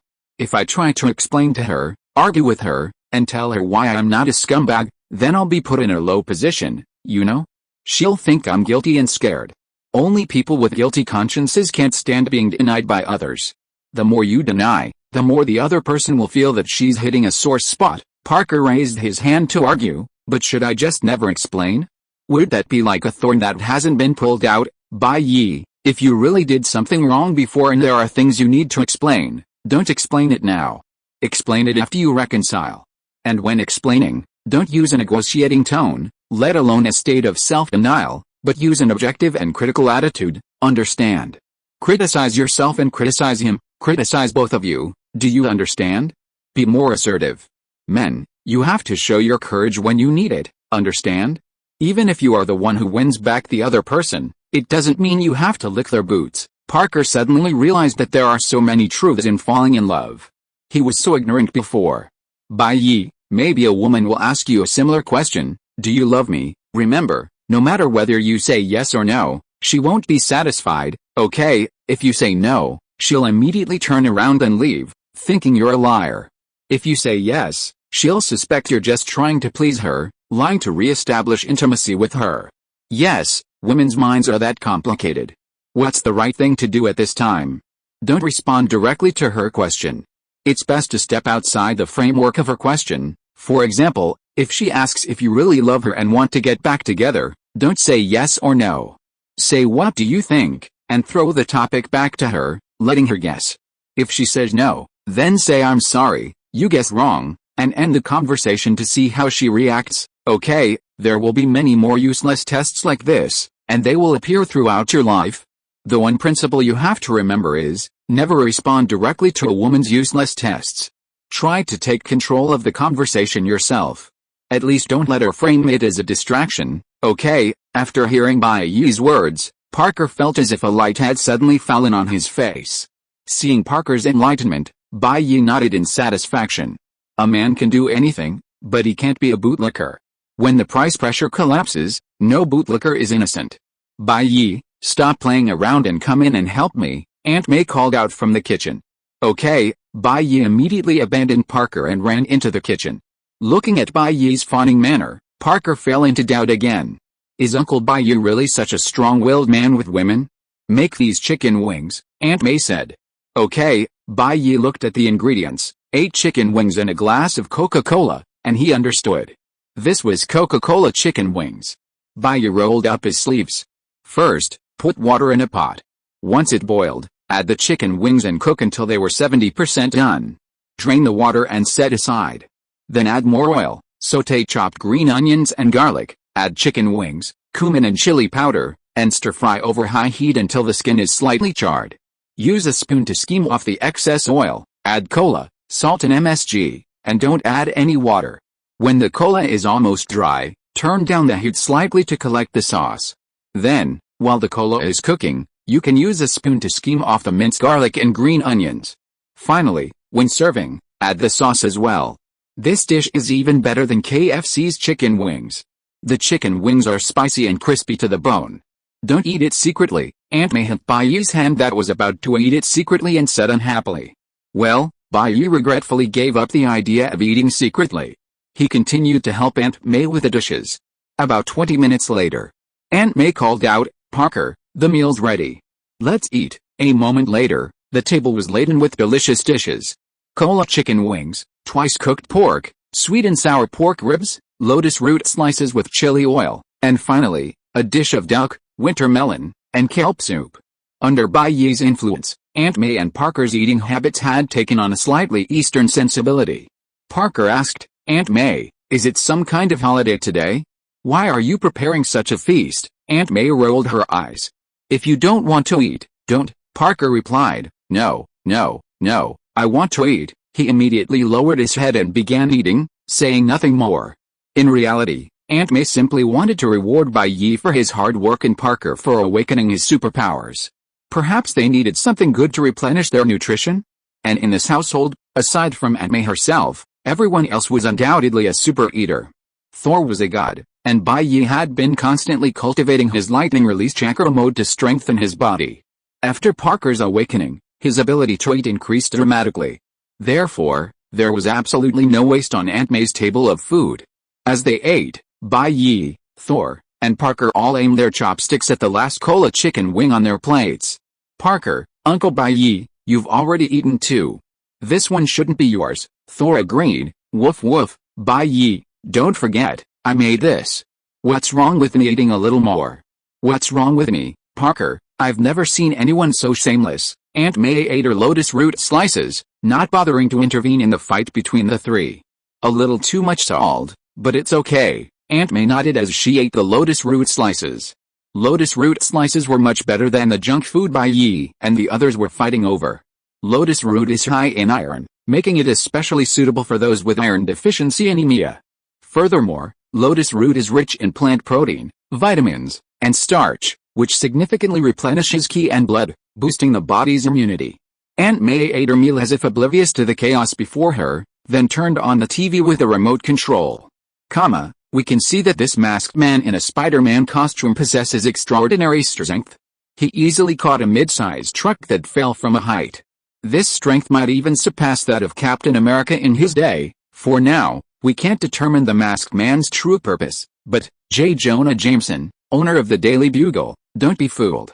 This masked Spider-Man is definitely not a hero. He's just an outlaw, a masked bandit, a scourge. These masked people are all sanctimonious, but they must have some ulterior motive behind their actions, perhaps secretly plotting to destroy the world. Parker, although Parker was a little angry at Jonah Jameson, the Daily Bugle owner, for discrediting him, at this moment, he was even more terrified. He didn't expect that his debut act of chivalry would be broadcast on television. Would Aunt May find out? That would be him? Parker glanced at Aunt May furtively, only to see her expressionless, her mood unclear. Gulp, Parker swallowed. Perhaps it was his own psychology that made him feel the atmosphere at this moment was particularly oppressive. Bai Yi, however, happily ate the chicken wings he had snatched, saying, "I wonder if the news media have nothing better to do. What's so good about a pervert walking around the street in a tights, Parker, don't you think?" "Who would wear tights, Parker?" "Yeah, Bai Yi, are you wearing tights, Parker?" "I don't wear them, but would you, Bai Yi? Who would walk around the street in tights, Parker?" "Anyone wearing tights on the street is a pervert, despicable." Parker chatted with Bai Yi for a few moments, then quickly ate some rice. After downing the entire bowl, he said, "I have homework to do, so I'm going back to my room." Without waiting for Aunt May to react, he picked up his bag and went upstairs. After Parker left, Aunt May complained, "That bastard Parker. He's only just awakened a little power, and he doesn't even know his own name. He has no skills, yet he tries to imitate others and do good deeds. What will we do if something happens to him?" Bai Yi said, "Children are bound to be naughty. When he grows up, he'll understand things. Parker's behavior isn't a big deal.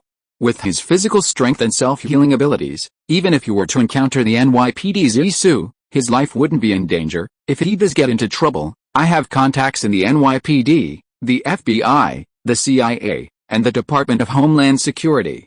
As long as it's not a principled mistake, they can probably help him deal with it. If you're really worried, Why not just clarify the situation with him now and set some rules with him? Aunt May hesitated and said, forget it. I'll wait for him to explain himself. Okay, Bai Yi nodded. Thor was eating seriously.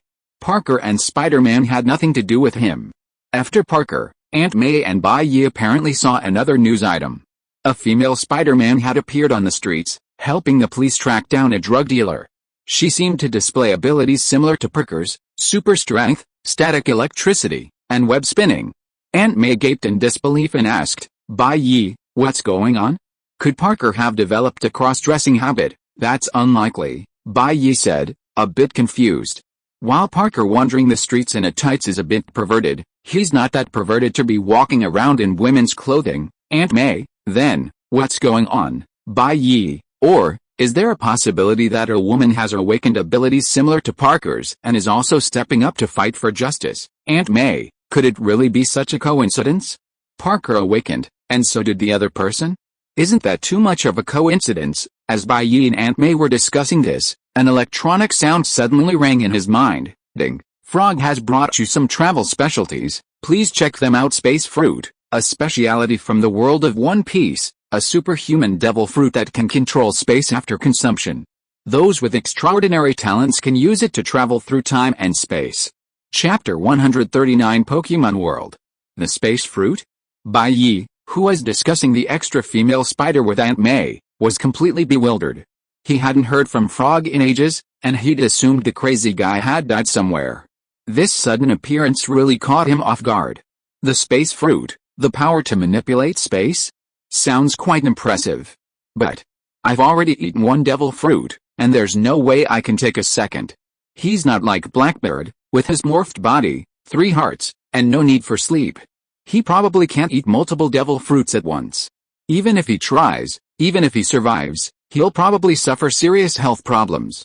But the space fruit has already been given to him, so what should he do next?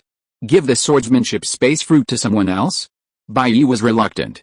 The space fruit was undoubtedly a top-notch devil fruit, every bit as good as his thunder fruit. He wasn't the type to be so generous.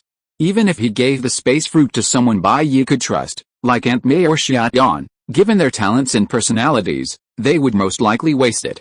So, what should I do with this devil fruit? Bai Yi suddenly lost himself in thought. Aunt May waved her hand in front of Bai Yi's face. Bai Yi? Bai Yi, huh? What? Bai Yi snapped out of his thoughts. I was talking to you about this cross-dressing Parker, Aunt May said disapprovingly. Oh, something just suddenly occurred to me, and I lost my mind, Bai Yi explained. Regarding this cross-dressing spider, I still think people can't, at least not be this perverted. So it's probably not Parker and cross-dressing. As he spoke, Bai Yi formed a rough idea about the cross-dressing spider, Spider-Woman Gwen. Bai Yi wasn't sure if the Marvel universe he inhabited was a divine timeline, but it probably wasn't. So the appearance of some anomalies was nothing to be surprised about. In an alternate universe, Gwen Stacy, bitten by a radioactive spider, became the superhero Spider-Woman. Shortly after Gwen began fighting crime, one of her classmates, Peter Parker, sought revenge against his high school bullies by injecting himself with a homemade serum, transforming into his own version of the lizard. Although Gwen ultimately succeeded in subduing Peter, he died in Gwen's arms at the end of the fight due to the chemicals he used. Blamed for Peter's death, Gwen, under the guidance of J. Jonah Jameson, became the New York City Police Department's top target. Later, Gwen's father, New York City Police Commissioner George, captured Gwen during a concert. At that moment, Gwen removed her mask. Upon learning of Gwen's identity, George was horrified but, like a father, forgave her. Upon learning of Spider-Woman's identity, gang leader Matt Murdock, Daredevil, attempted to use it to threaten George, but was rebuffed. So, how did this Spider-Woman Gwen come about? Bai Yi pondered. Was she bitten by the same spider as Parker, or is she from a parallel universe, or is her existence artificially created? Perhaps I should go back to Parker's school sometime, Bai Yi pondered. Bai Yi must have met Gwen once before in Parker's class.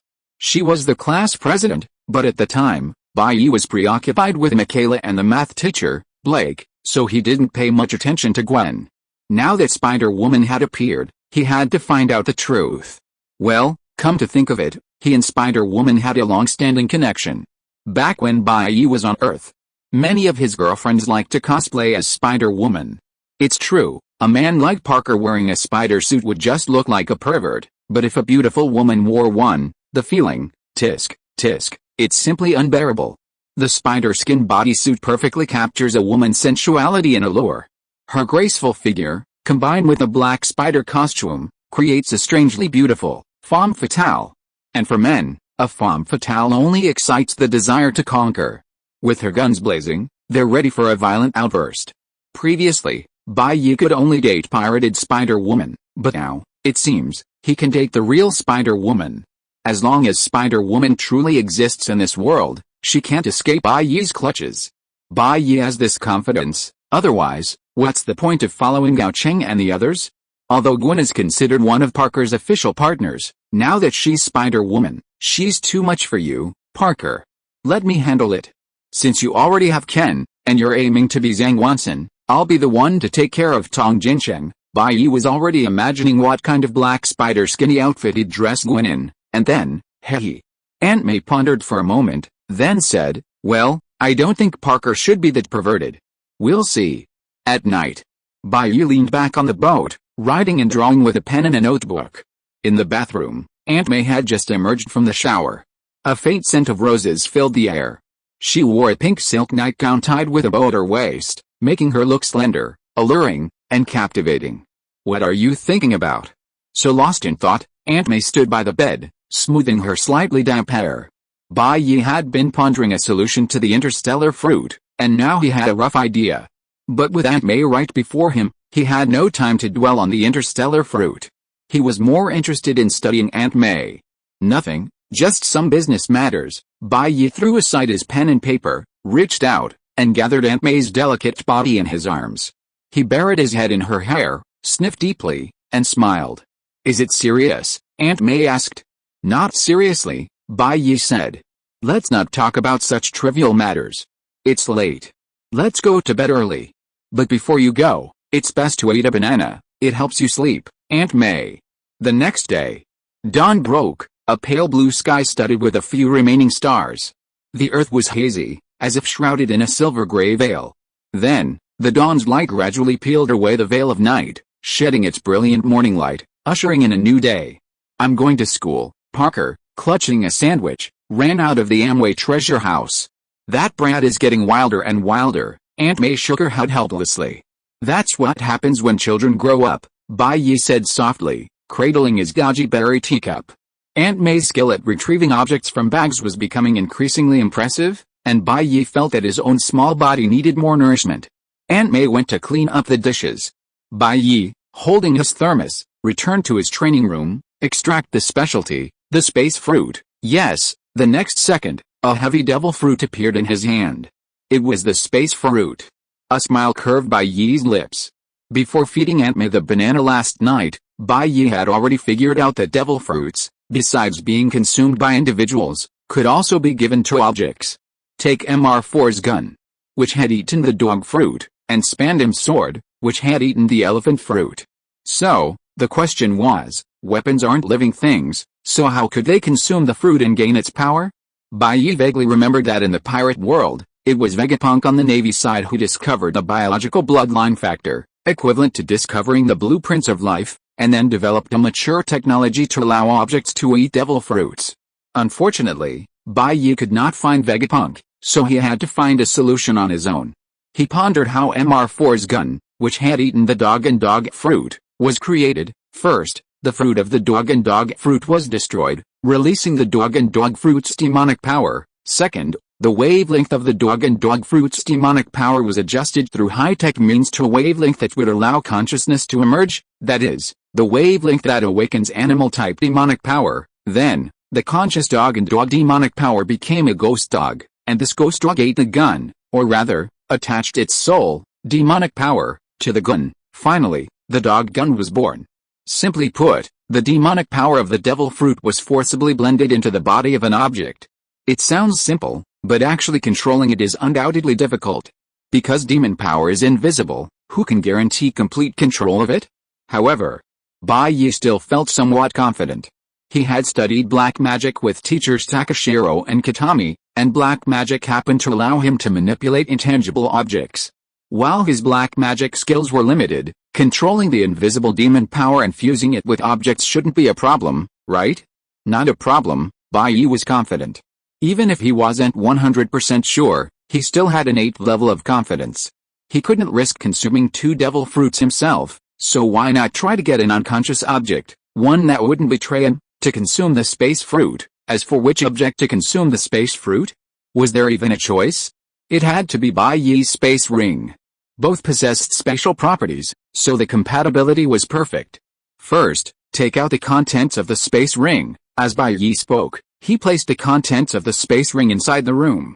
You see, Bai Yi's space ring, besides munitions, also stored many magical items sent by the froglets, such as the dimensional matrix Shangri-La.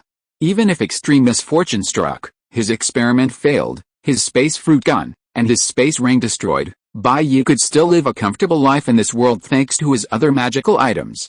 The magical items didn't take up much space, but the munitions Bai Yi had previously stored took up quite a bit. If Aunt May had seen this, she might have thought Bai Yi was planning to attack the US military base. With the items in place, Bai Yi then began to use his half-baked black magic to try to get his space ring to absorb the space fruit. How do I start? Bai Yi held the space ring in one hand and the space fruit in the other, lost in thought. The beginning is always difficult.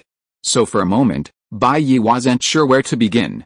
Never mind, let's just be simple and brute force. So, Bai Yi used his half-baked black magic to confine the special fruit, preventing the spirit within from escaping. Since the special fruit wasn't large, Bai Yi didn't have to exert much effort. Next, Bai Yi held the special fruit steady with one hand, and with the other, pinched the special ring, forcing it into the special fruit. It was that simple, that brute force. Regardless of success or failure, the devil power within the special fruit wouldn't escape.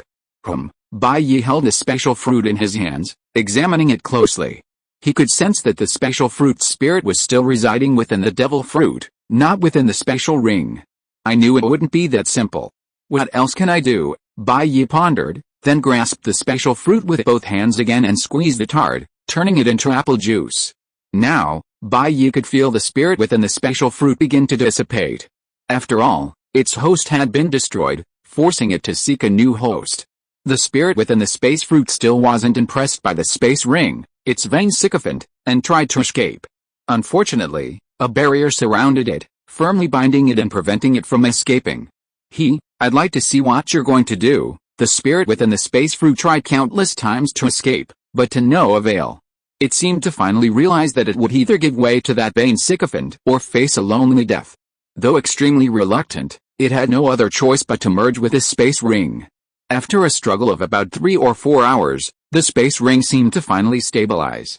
Is it working? Bai Yi tried to put the space ring back on his left middle finger. Soon, Bai Yi discovered that the space within the space ring had greatly expanded, and it seemed to have acquired a special ability. Strange, Bai Yi placed all the items he had set aside back into the space ring and continued to study it. After Bai Yi poured a large amount of spiritual energy into the special ring, a black hole vortex suddenly appeared before him. Gurgle, Bai Yi swallowed, as if realizing what it was. His heart was pounding. For some unknown reason, Bai Yi reached out and entered the black hole vortex. Instantly, a powerful pulling force came from the other side. Elsewhere, as Bai Yi created the black hole vortex, Thor, who was playing games in the Amway treasure house, suddenly stopped and his expression became serious. He put down his game console, raised his hammer, and walked towards Bai Yi's training room. Chapter 140 Go, Pikachu. No, Steel Gerudo. Bai Yi passed through the black hole vortex and instantly arrived in a dense forest. Has this already arrived in a new world? A dense forest, lush green foliage, overflowing with life, filled the air with boundless vitality. The chirping of insects and birds echoed around, creating a peaceful atmosphere. The fresh air was refreshing and soothing.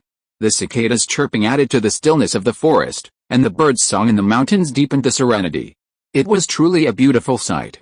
But, what the hell is this world? Bai Yi glanced around. It was endless, and there was no one to ask. Woof woof. Just as Bai Yi was feeling troubled, a familiar voice echoed from behind him. Bai Yi turned around, surprised. Thor, why are you here too? Thor had noticed something was amiss the moment Bai Yi opened the black hole vortex and rushed to Bai Yi, hammer in hand. After Bai Yi's figure fell into the black hole, Thor paused for a moment before following. After Thor emerged from the black hole vortex, the vortex dissipated. Woof woof, you're asking me what this place is, right? Bai Yi spread his hands and said, sadly, I don't know either. Wait, Bai Yi paused, staring in amazement at the insect that appeared from nowhere and leisurely crawled past him and Thor. Isn't that a green caterpillar, Thor? It's just a big green bug. Is it worth getting so excited about? The caterpillar, it looks like a worm, its most distinctive feature being the Y-shaped red antennae on its head. It has 2 pairs of abdominal legs. Its back is green, its abdomen is white. There are yellow rings on its sides. Like all insects, the caterpillar can produce silk. It is weak and gentle. To grow quickly, it consumes a lot of leaves. Caterpillars are very common in forests. They are mainly found in the Kanto and Johto regions. Seeing Thor's confusion, Bai Yi explained, you don't know, caterpillar isn't just a caterpillar. It's the juvenile form of the legendary beast Rayquaza. When it evolves, it will become Rayquaza, the god of the sky. Bai Yi said, it's a pity we don't have Pokeballs. Otherwise, we could have captured a caterpillar for fun. Thor, he didn't quite understand. What was the value of capturing such a weak creature? As for Bai Yi's claim that the large cyan bug before him could evolve into the god of the sky, Thor didn't believe a word. The reason was simple, if it were truly as Bai Yi claimed, this bug wouldn't have been so precious, and they wouldn't have seen it so easily. Woof woof, Thor looked at Bai Yi with a serious expression. You want to ask me what kind of world this is, right? Bai Yi said, now I know. It's not some dangerous world. It's a world filled with high-powered pets, full of magical and fun pets. Thor's face fell. This wasn't fun at all. Who'd ever heard of a dog being petted? Woof, Bai Yi, what, you want to go back? Why are you in such a hurry? Can't we just play here for a bit? Well, after spending so much time with Thor, Bai Yi's dog talk was almost maxed out. And in this Pokemon world, there are so many beautiful women. Sharona, the 3 sisters from the Cerulean Gym, even Ash's mother, Hanako, are all rare beauties.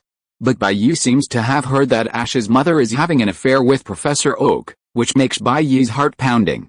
Woof, Bai Yi, okay, I'll figure out how we can get back. Next, Bai Yi tried to control the power of the space fruit within his space ring and return to the Marvel world. As Bai Yi was researching, run. It's scary. Bai Yi looked up. Bees, about the size of wash basins, formed a dense swarm, filling the sky like a black mass, pressing down on them. It's a bee drill, Bai Yi laughed. Who's so unlucky as to have provoked so many bee drills? As the bee drills approached, Bai Yi and Thor could get a clearer look at their appearance, a round head with 2 antennae, scarlet eyes, and a pointed beak. Its body was divided into 3 segments, with 4 slender legs attached to its abdomen. Its hands had large, thick, white needles like swords. Its tail was yellow and black, tipped with a poisonous stinger. Its back had 2 pairs of wings, intricately patterned with patterns. Beetles are known for their aggressive nature, easily angered, and possess a strong sense of territory. They attack anyone who intrudes upon their territory. They typically live in swarms. Pursued by the swarm of beedrills, a little boy, perhaps 10 years old, finally emerged. The little boy clutched his head, desperately trying to escape. Then, he spotted Bai Yi and the others and waved his hands, shouting, run. The beedrills are coming. In the Pokemon world, beedrills are considered one of the most aggressive Pokemon, capable of stinging people to death. Run. It'll be too late if we don't, the little boy cried anxiously. Bai Yi and Thor remained unmoved. Thor, I leave it to you. Woof, Thor pouted. You could easily solve this problem with a wave of your hand, yet you're pushing it onto me. Still, Thor stood up, raising his hammer. Suddenly, dark clouds gathered, and arcs of lightning streamed down from the sky like chains, like the prelude to a violent storm. The next moment, Thor swung his hammer down. Endless thunder, like a lightning net, engulfed the overwhelming beedrills. Zizz, zizz, zizz, paralyzed by Thor's blow, a large number of beedrills fell to the ground. The few remaining beedrills, fearful of the weak and unwilling to fight Thor, scattered and fled. The little boy, who had just been yelling at Bai Yi and the others to flee, stared blankly at the fleeing beedrills. Big brother, your Pokemon are so powerful. He looked at Thor in shock. You know, so many Beedrills gathered together would be a force to be reckoned with in the forest. Even Pokemon like Scyther wouldn't dare to provoke them, yet Bai Yi's Pokemon pierced them with a single blow. He couldn't help but look at Bai Yi and then at Thor with envy. With such powerful Pokemon, this big brother must be incredibly powerful, right?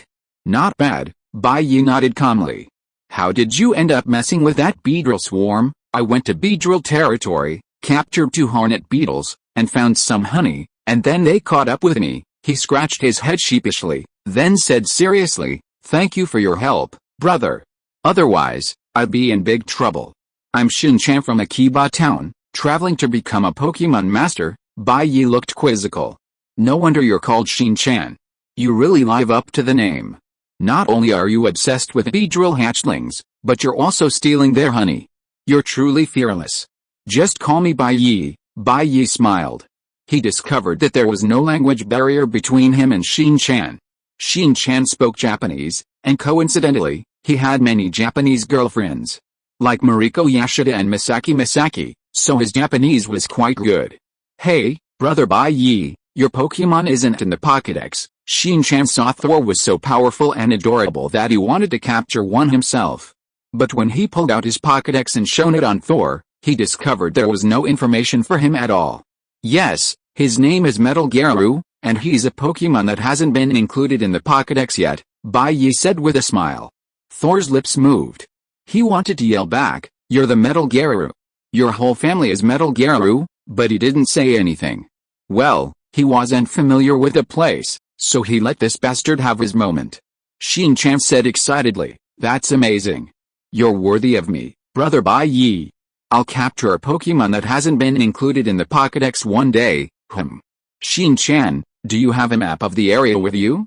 I forgot to bring it when I came in, and this forest is so vast, I'm lost, Bai Yi tried to say. Viridian Forest is a paradise for bug-type Pokemon. It's indeed quite vast, and getting lost is common. Luckily, you found me, big brother. Shin-chan pulled a map from his backpack. I just happen to have a spare, brother Bai. Here you go. So this is Viridian Forest. Bai suddenly realized. No wonder he'd encountered a swarm of Beedrills there, and a rash newbie trainer like Shin-chan.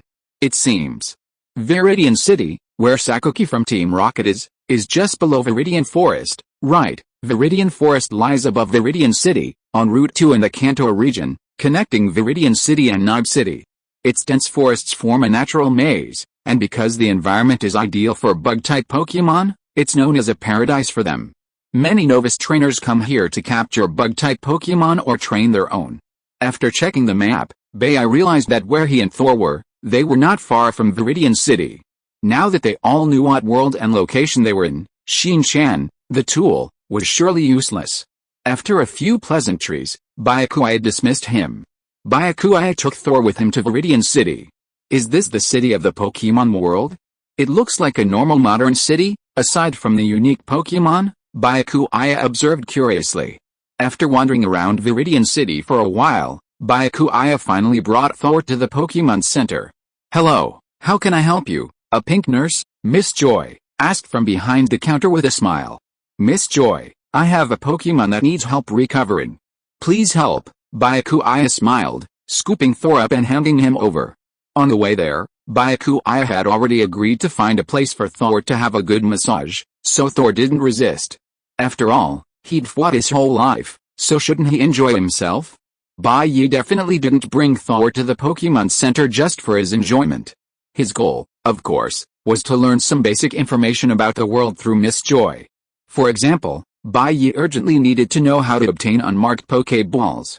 In the Pokemon world, mainstream Pokeballs are sold by the Pokemon League and bear the Pokemon League mark. These Pokeballs must be linked to an identity before they can be used.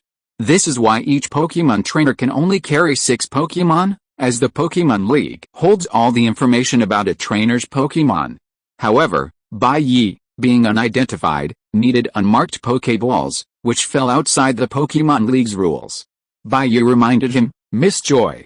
My Pokemon doesn't like to enter Pokeballs. No problem, leave everything to me, Miss Joy said with a bright smile.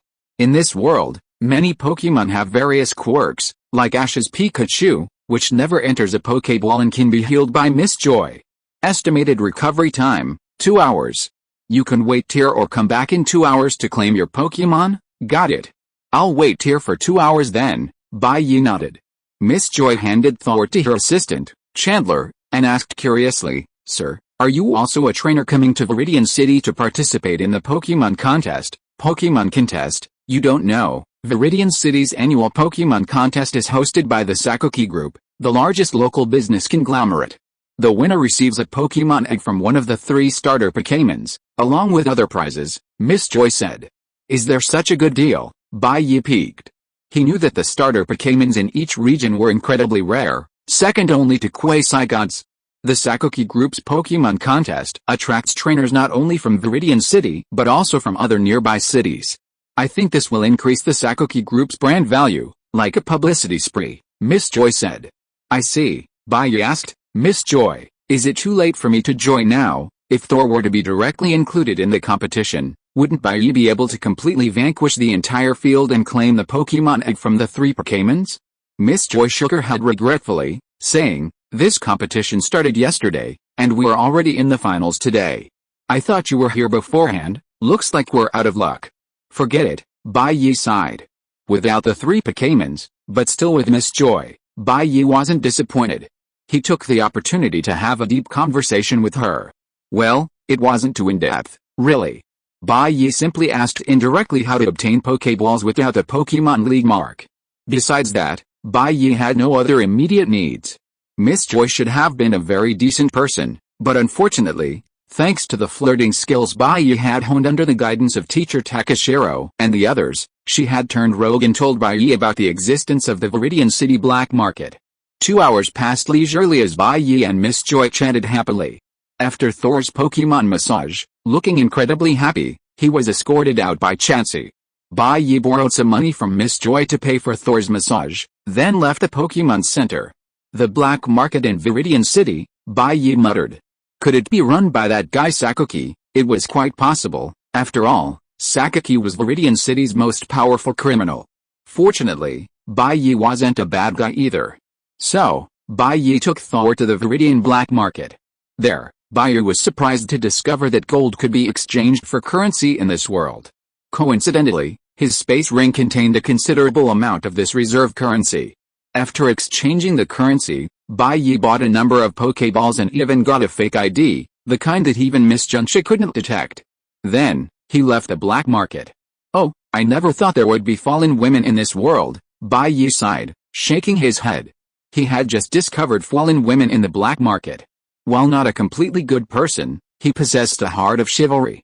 If he hadn't been new to this world and uninformed about many things, he would have helped a few fallen women. No one can survive in this world on their own. People need to help each other. And this lousy black market doesn't even have the 3 great Pokemons. Seriously, Bai-Yi even inquired about the availability of the 3 great Pokemons. The owner told them they were too rare, and the black market wasn't currently selling them. After leaving the black market, Bai-Yi went to watch a Pokemon tournament. He wanted to see just how powerful the Pokemon in this world were, so he could have a sense of what to expect and avoid being crushed to dust by provoking an unforgivable entity. The Pokemon didn't seem threatening, but their abilities were quite interesting. Leaving the arena, Bai-Yi felt a little hungry and decided to find a place to satisfy his hunger. As the saying goes, when you're well fed, you'll crave more. Bai-Yi prepared to go help Miss Joy. A chance meeting. An arrogant little brat walked over, followed by a Charmeleon. The brat had been just strolling around, but when he saw Thor, his brows furrowed slightly. After a moment's thought, he walked over, pointed at Thor, and asked Bai-Yi, "Is this your Pokemon?" Bai-Yi said, "Yes. Is there a problem? There are 493 Pokemon in the Pokédex, and I'm very familiar with every one of them, but I've never seen one like yours," the brat said. "How about selling it to me? You can name a price. It's indeed an electric-type Pokemon not included in the Pokédex, Metal Gear." Bai-Yi smiled and shook his head, saying, "But sorry, it's my brother, not for sale." The brat frowned. From childhood to adulthood, if he wanted something, he would never let it go, and he would do anything to get it. He thought for a moment and said, "How about we have a Pokemon battle? The winner gets to pick one of the other Pokemon for themselves." Bai-Yi glanced at Charmeleon, the evolution of Charmander, which eventually transformed into Charizard. But what does that have to do with me? Thor is my brother, so why would I gamble with him? So, Bai Yi said righteously, alright, of course, Bai Yi didn't mean to sell Thor out. With Thor's strength, he could probably defeat even the most common divine beasts of this world, let alone a teenage boy. Therefore, this was a must-win battle. Thor couldn't possibly be outmatched by Hange. Alright then, seeing that Bai Yi had agreed, the boy was delighted. Let's have a one-vote-one match to decide the winner, is that okay? The boy's name was Kenta. He had just won the Pokemon contest held by the Sakuki group and was in high spirits. So, he believed from the bottom of his heart that an amateur trainer like Bai Yi, who was older than him, could never compare to him, who came from a prestigious family. It would be a waste to follow him if his Pokemon weren't included in the Pokédex. Okay, Bai Yi stood straight, pointed sideways, and shouted, it's decided to be you. Go ahead, Pikachu. Ahem, no, Metal Gear, Thor. Chapter 141. Madam, you don't want Kenta to be bullied at school, do you? Thor was silent for a moment. Then, hammer in hand, he stepped out. I, Thor, may not be human, but you, Byakuya, are a true dog. In the Pokemon world, battle training grounds are everywhere. They soon found one not far away, and the battle between Byakuya and the young Kenta was about to begin. Standing on opposite sides of the training ground, Byakuya had already called out his Pokemon, Metal Gearist Thor. Kenta pointed sideways and shouted, it's your turn, Charmeleon. Go. Charmeleon, standing behind him, took the field. Byakuya took a look and had to admit, Charmeleon looked quite impressive. He'd easily defeat the opponent. If they couldn't find any good ones in their Pokemon collection, this Charmeleon was still quite good. Match begin, an amateur referee waved the flag, and Kenta began commanding, Charmeleon, blast fire. Byakuya feigned professionalism, Metal Gearus, get out of the way. Thor, you're kidding me. Do I really need to get out of the way of an attack this level? So Thor didn't dodge. Instead, he raised Mjolnir and unleashed a bolt of lightning, colliding with Charmeleon's flames. Thor's lightning bolt clearly outmatched Charmeleon's, shattering the flames. Kenta quickly shouted, Charmeleon, get out of the way. Charmeleon had been Kenta's trump card. Kenta's previous championship victory was due to Charmeleon's unwavering defiance. Charmeleon's reflexes were exceptional, and it readily followed Kenta's commands, dodging Thor's lightning bolt. I didn't expect this new Pokemon to be so powerful, almost reaching the level of an electric-type quasi-god. However, an ordinary trainer simply can't effectively command a high-level Pokemon, Kenta said proudly, folding his arms. This mysterious electric-type Pokemon can only unleash its true power in my hands. Bai Yi felt humiliated. Damn, this Thor is no good. He actually won't listen to my commands. Oh, Thor isn't my Pokemon. That's fine. Charmeleon, use your high speed and get behind it. Charmeleon sprinted to Thor's back. Well done, Charmeleon. Aim for its back and use your flaming fist. Charmeleon's fist ignited with flames. With a single blow, the flaming fist slammed into Thor's back. This Charmeleon had clearly been well-bred, with toned muscles, a powerful gaze, and a larger body than a typical Charmeleon. It must have been lavishly bred. However, even those with in-game money couldn't match those with cheats. Charmeleon leaped away after its attack, leaving Thor's body unscathed, not even a mark left. Damn. Such strong defense. Could it be that this is an electric-type Pokemon that's more defensive? Kenta gritted his teeth. And it's way too arrogant, standing still and letting us attack. Is it looking down on us? He shouted, Charmeleon, their opponent is being careless. Let's show them some strength. Use smoke screen. Charmeleon spewed out vast clouds of black mist, nearly obscuring the entire arena, obscuring everyone's view of what was happening inside. Kenta continued, Charmeleon, jump up, aim for its head, and use Fire Vortex. This move must have been one Kenta had practiced. With his practiced proficiency, Charmeleon located Thor's head and leaped up to unleash a Fire Vortex. Thor's head was engulfed in flames, burning intensely. Unfortunately, despite Kenta and Charmeleon's fierce attacks, their damage output was only 0.5. Thor easily formed a lightning defense net in front of him, blocking Charmeleon's flames. We haven't even done any damage to it, Kenta looked incredulous. After a long pause, he finally regained his composure. Charmeleon, it looks like we've encountered our strongest enemy yet. We have no choice but to unleash our ultimate weapon. Charmeleon, use Dragon's Fury. Dragon's Fury is the ultimate move of Dragon-type Pokemon. Originally, Charmeleon couldn't learn it at his level, but Kenta had spent a fortune purchasing a skill disc for Charmeleon, allowing it to use this powerful move beyond its level.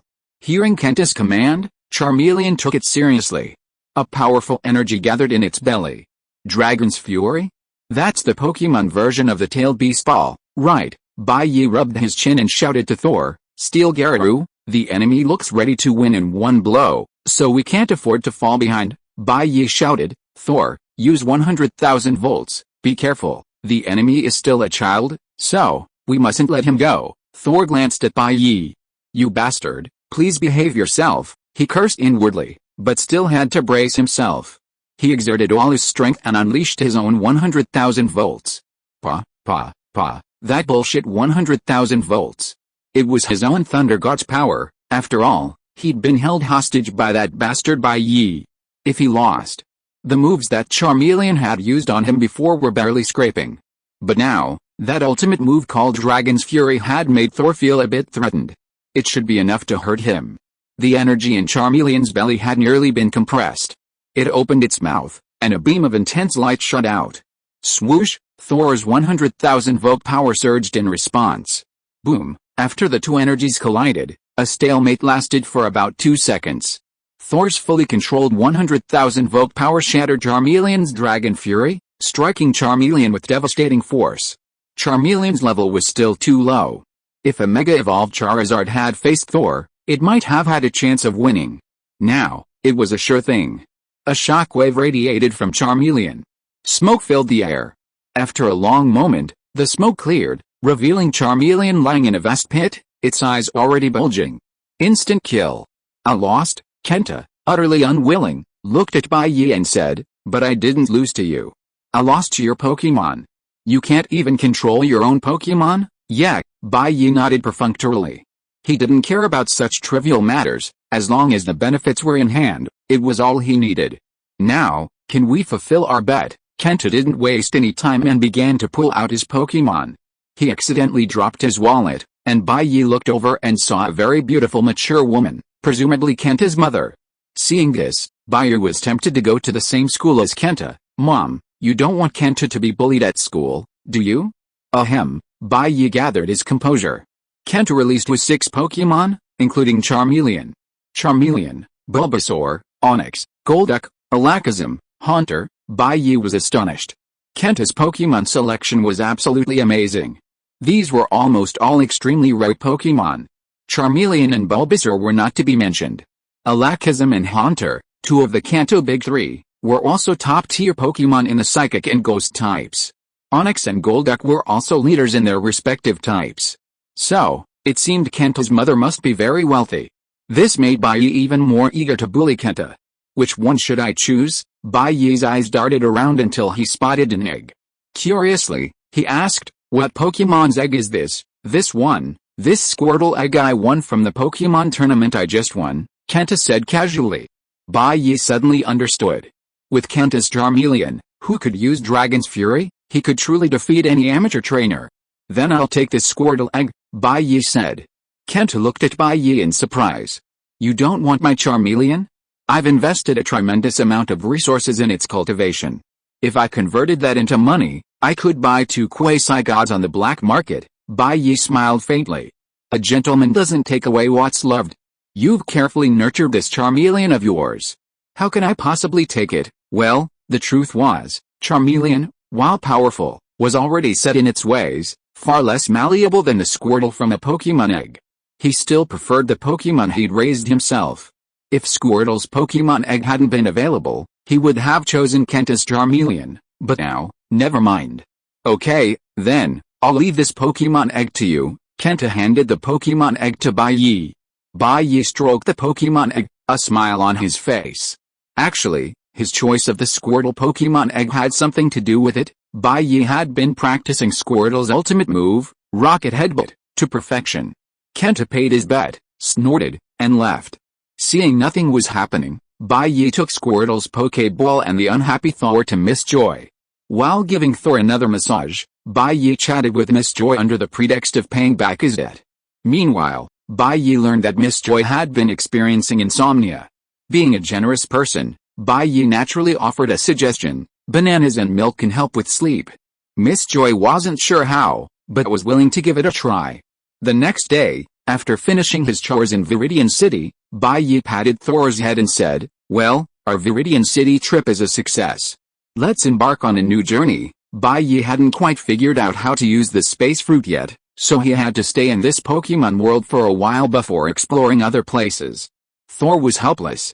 But the massage at the Pokemon Center was indeed quite enjoyable, so staying there wouldn't be a problem. "Let me see the map to the wild area," and so, Bai Yi drove the RV toward the wild area. Halfway there, after what must have been more than a day's journey, Bai Yi and Thor suddenly stopped and simultaneously glanced at the incubator holding the Pokemon egg in the backseat. They noticed a slight tremor. Could it be that Squirtle is about to hatch? Bai Yi, intrigued, quickly handed the steering wheel to Thor and approached the device, watching the white egg with a blue background bobbing in the nutrient solution. Crack! With a crisp sound, a spiderweb-like crack appeared on the trembling Pokemon egg. More cracks followed, and the eggshell was on the verge of breaking. Squirtle! A Squirtle emerged from the Pokemon egg. The first person it saw was Bai Yi. Its large eyes immediately showed a look of familiarity. Oh my god! Bai Yi reached out and touched Squirtle's head. He remembered how he'd used his rocket headbutt to perfection back then. This Squirtle was his true love. Squirtle seemed to sense Bai Yi's kindness and hugged Bai Yi, rubbing its little head against him vigorously. It's said that young animals consider the first creature they see upon birth to be their parents. While Pokemon naturally wouldn't mistake humans for their parents, they also consider the first person they see upon birth to be their closest person. "Okay, little one, from now on, you're my Squirtle." Bai Yi smiled and proceeded to give the newly born Squirtle a bath. Squirtle rubbed its shrunken belly. Bai Yi immediately understood what it meant. "I've prepared it for you." Wait a minute, he went to retrieve the large can of milk he had bought in Viridian City specifically for Squirtle. For newborn Pokemon, it was one of the best foods. As for even better ones, they were family secrets within the Pokemon League, the kind never to be passed on to outsiders. Well, after he helped Miss Joy sleep, Miss Joy gave him many rewards, such as teaching him how to care for newborn Pokemon. Plus, Miss Joy also gave him a lot of seafood. Squirtle, sipping milk from the bottle, smiled until his eyes narrowed. "Is it really delicious?" Curious, Bai Yi also picked up a large can of milk and drank a few. Delicious. There was no trace of the fishy smell of real milk, but it was sweet and delicious, with a long-lasting aftertaste. He licked the white liquid from the corner of his mouth and reached for another bottle. Squirtle quickly put down the bottle he was drinking and hugged the other bottle Bai Yi was reaching for. He shook his head and looked at Bai Yi pitifully. "Isn't this the milk you bought me, master? Why are you drinking it all yourself? If you finish it, I'll have none left." "Hey, Squirtle, don't be so stingy. Aren't there still plenty here? I'll just have one more to try." "Just one, and the rest is all yours." "How about that?" Bai Yi said with a smile. "Don't be so stingy. Learn to share, Squirtle." Squirtle looked down and thought. There were indeed more than a dozen bottles of milk on the table. So, happy, he held the bottle in his arms and raised it to Bai Yi with a silly smile. "That's right." Bai Yi patted Squirtle on the head. But then Squirtle learned what it meant to be treacherous and what it meant to be a man's mouth. Bai Yi burped. On the table lay a pile of empty milk bottles. Squirtle, holding himself, sipped slowly, still hadn't finished half of his bottle. He looked at the mess of cups and plates on the table, was silent for a moment, then burst into tears streaming down his face, heartbroken. "I, Squirtle, may not be human, but you, my master, are such a coward. You even want to steal your own Pokemon's food. I'm just a newborn baby." Alright, stop crying. I'll buy you more milk when we get to the next city, okay?" Bai Yi persuaded. Squirtle pouted and looked at Bai Yi. "You swear?" Chapter 142 He gave too much? Bai Yi arrived at the wilderness area with Thor and Squirtle. As for why they'd come here, a Dratini, stranded in the wilderness, is far too dangerous, so let me protect it. Bai Yi was confident. He was determined to capture Dratini. At this point, capturing some powerful Pokemon was a priority. As for women, They were secondary. After all, he'd probably slept with more stunning women than some people would ever see in their entire lives. There was no need to be so obsessed. As the car drove down the road, Bai Yi suddenly noticed a socially insane person in front of him, walking with a disregard for his friends and singing an unpleasant song. We're here, we've arrived at the wild area, where there are so many Pokemon, yeah. Wild area. Bai Yi's brows knitted together, unable to bear it any longer.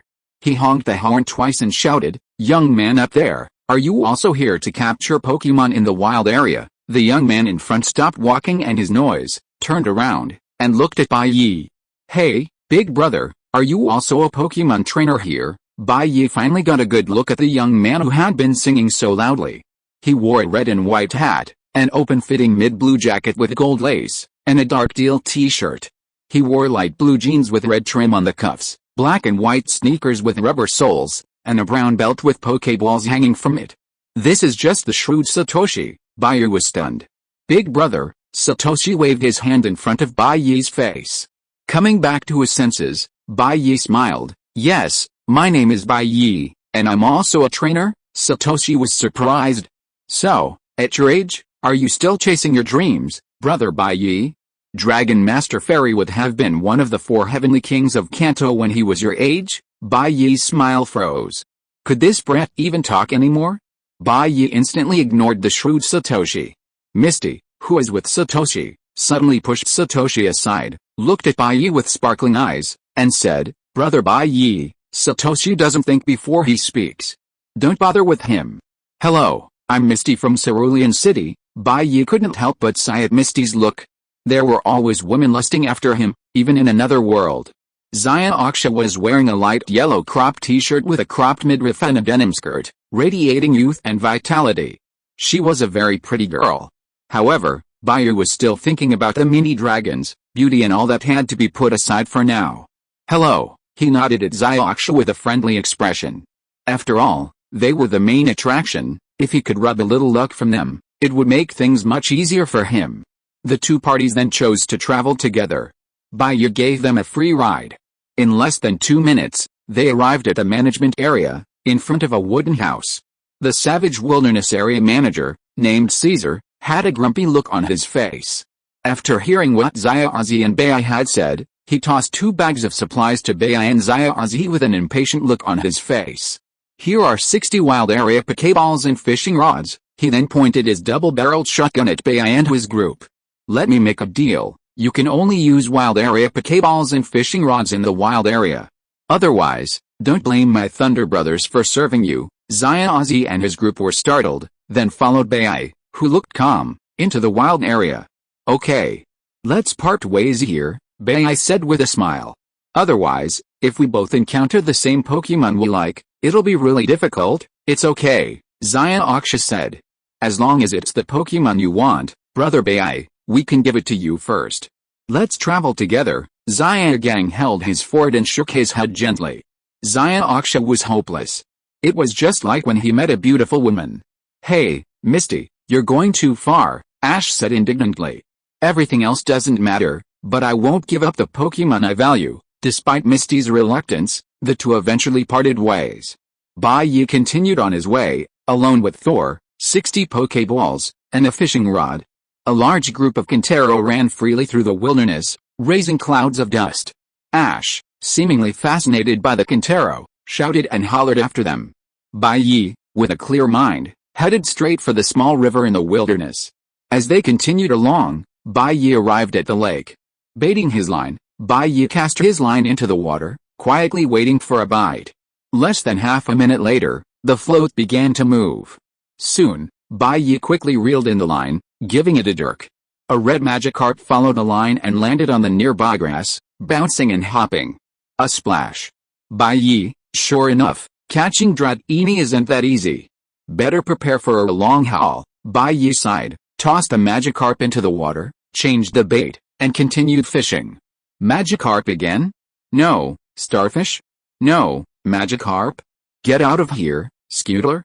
No. Magikarp, you damn Magikarp again. Bai Yi's forehead was covered with sweat.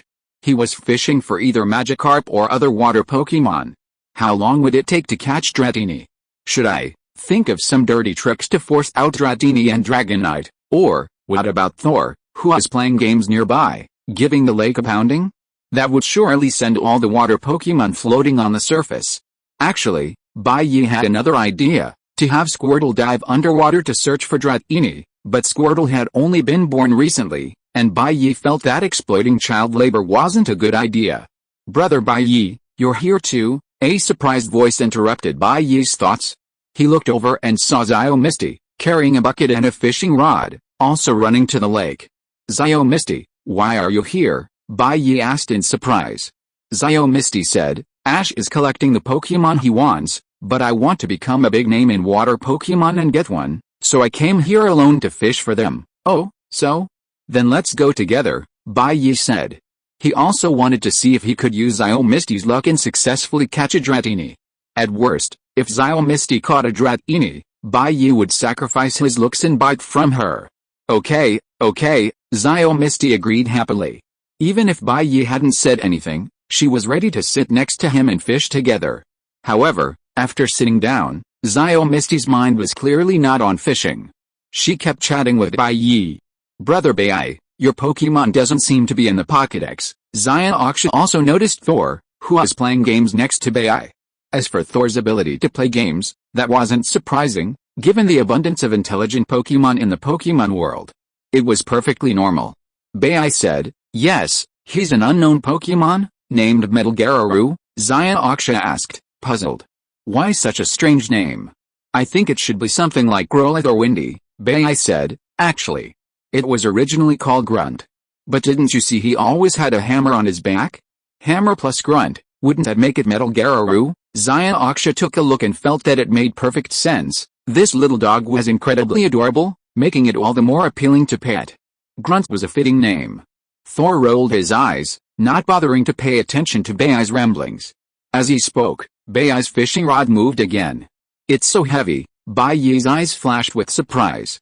What big fish did you catch this time? Puff, puff. Countless splashes erupted on the lake's surface. Through the water, Bai Yi spotted the blue skin of the underwater Pokemon, its roughly snake-like body. A sudden surge of joy filled his heart. Could it be that they've caught a Dragonite? If they've already caught a Dragonite, how could Dratini be far behind? The underwater Pokemon struggled fiercely. However, Bai Yi's strength was no less. He gripped the rod tightly, yanked it up, and a blue figure emerged from the water. Gyarados, Zio Misty, who was fishing with Bai Yi, was immediately startled and stood up, backing away. Gyarados, an evolved Magikarp, has an extremely violent temper after evolution, even attacking humans and other Pokemon for no reason, even if they haven't provoked it. Once it erupts, it will not calm down until all its ferocious blood is consumed. Brother Bai, run. That's Gyarados. Zio face paled as she pulled Bai away. A childhood trauma, she accidentally ran into Gyarados' mouth, scarred her, and she was particularly afraid of it. Gyarados was also very considerate, condensing a destructive ray from its mouth. It had been peacefully underwater, but unexpectedly, a casual bite of food got it caught in its mouth and pulled up. What's going on? I'm Gyarados. Provoking others is good enough for me, but someone dares to try to hook me? If I don't show you some power, I'll spell the word Gyarados backwards. Bai patted Zio's hand and said, don't be afraid, I'm here. It's just Gyarados, nothing special. Upon hearing this, Gyarados became even more furious. If I don't show my power, do you think I'm Hello Kitty? The destructive ray from its mouth became even more powerful. Brother Bai Yi, stop playing around. This could really get someone dead, Zio Misty cried anxiously, but with her strength, she couldn't even move Bai Yi a step. Bai Yi remained calm as he faced the extremely compressed energy wave from Gyarados' mouth. Then, he reached out and pulled out an energy cube. Energy cubes, for Pokemon, are high-energy food.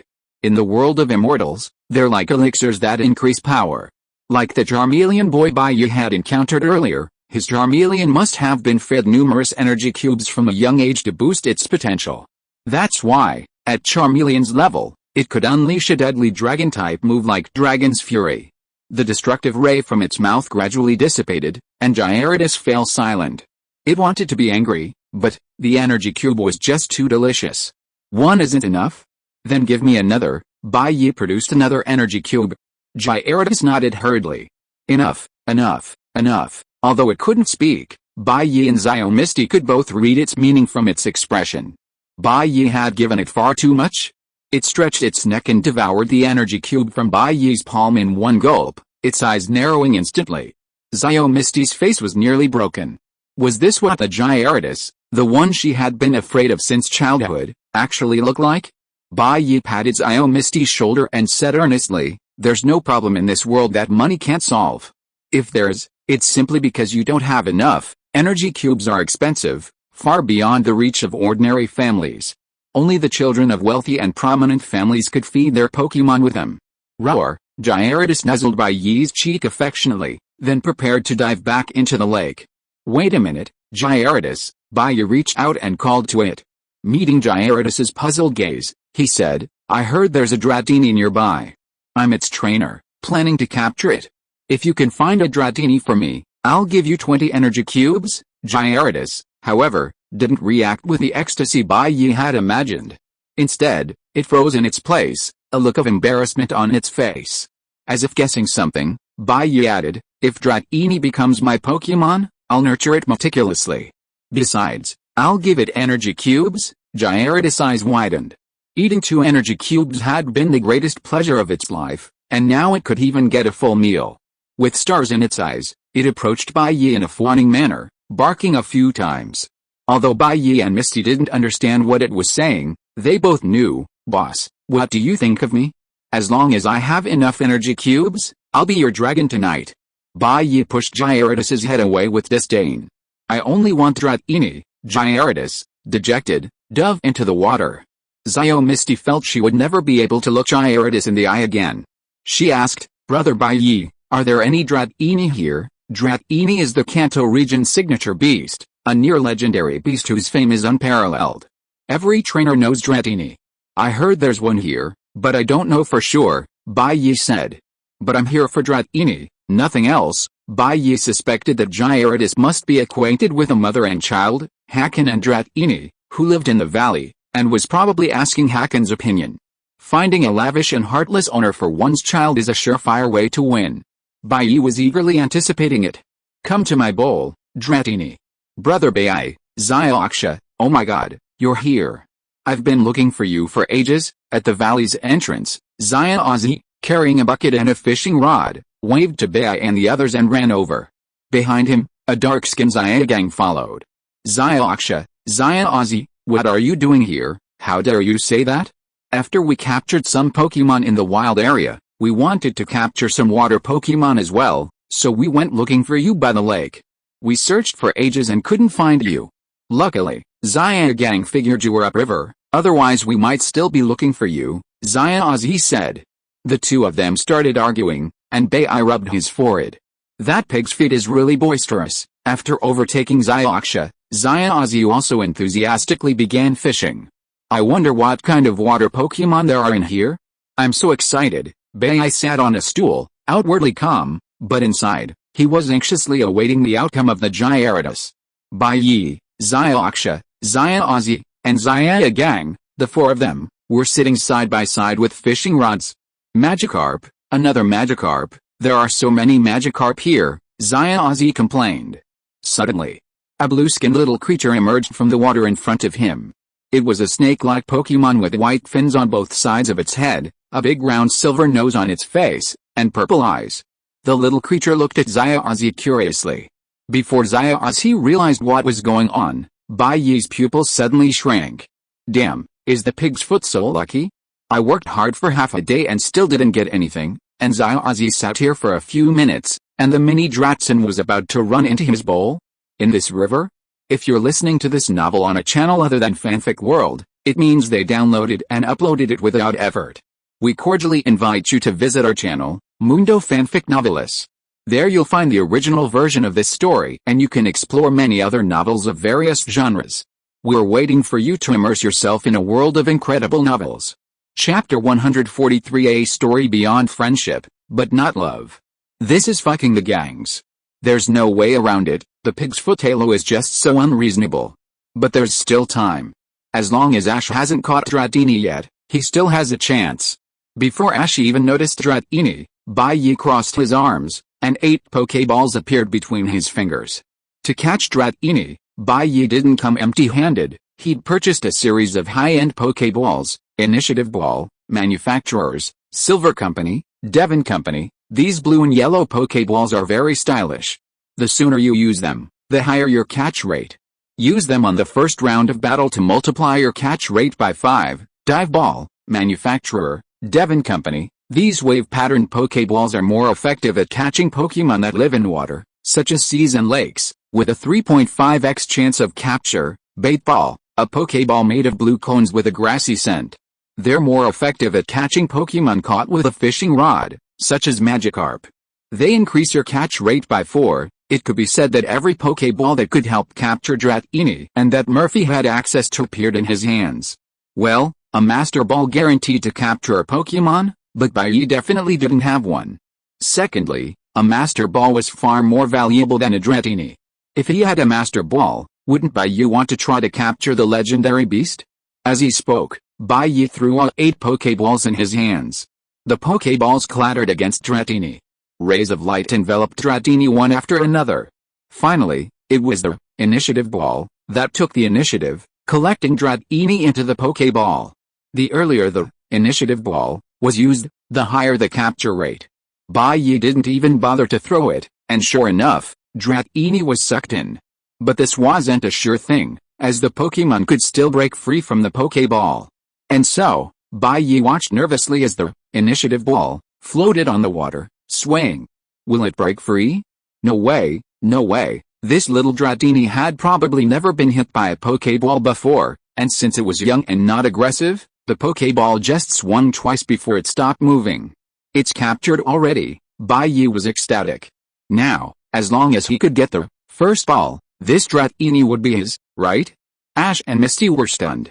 It was the first time they'd seen someone throw so many Pokeballs at a time while capturing a Pokemon, and they were all high-level ones.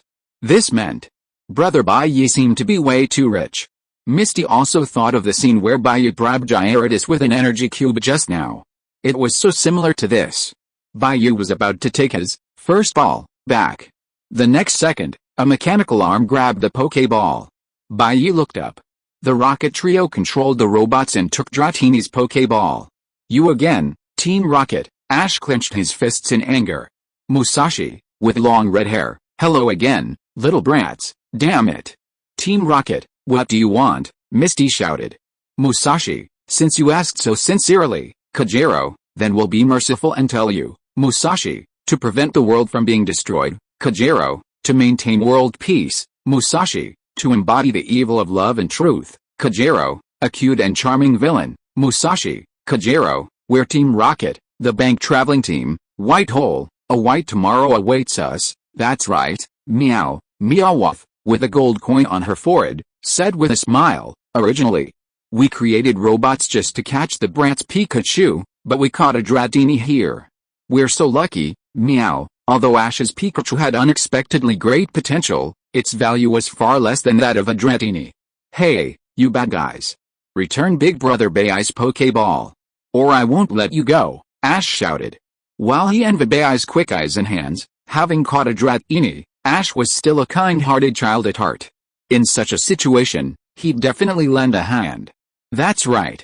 If you don't return Big Brother Bai's Pokeball, I won't let you go, Misty said quickly. Little brat, stop talking big. We're not only going to catch Dratini, we're going to take your Pikachu too. Team Rocket burst into laughter. Pikachu, use 100,000 volts, Ash commanded, pointing at Team Rocket's robot.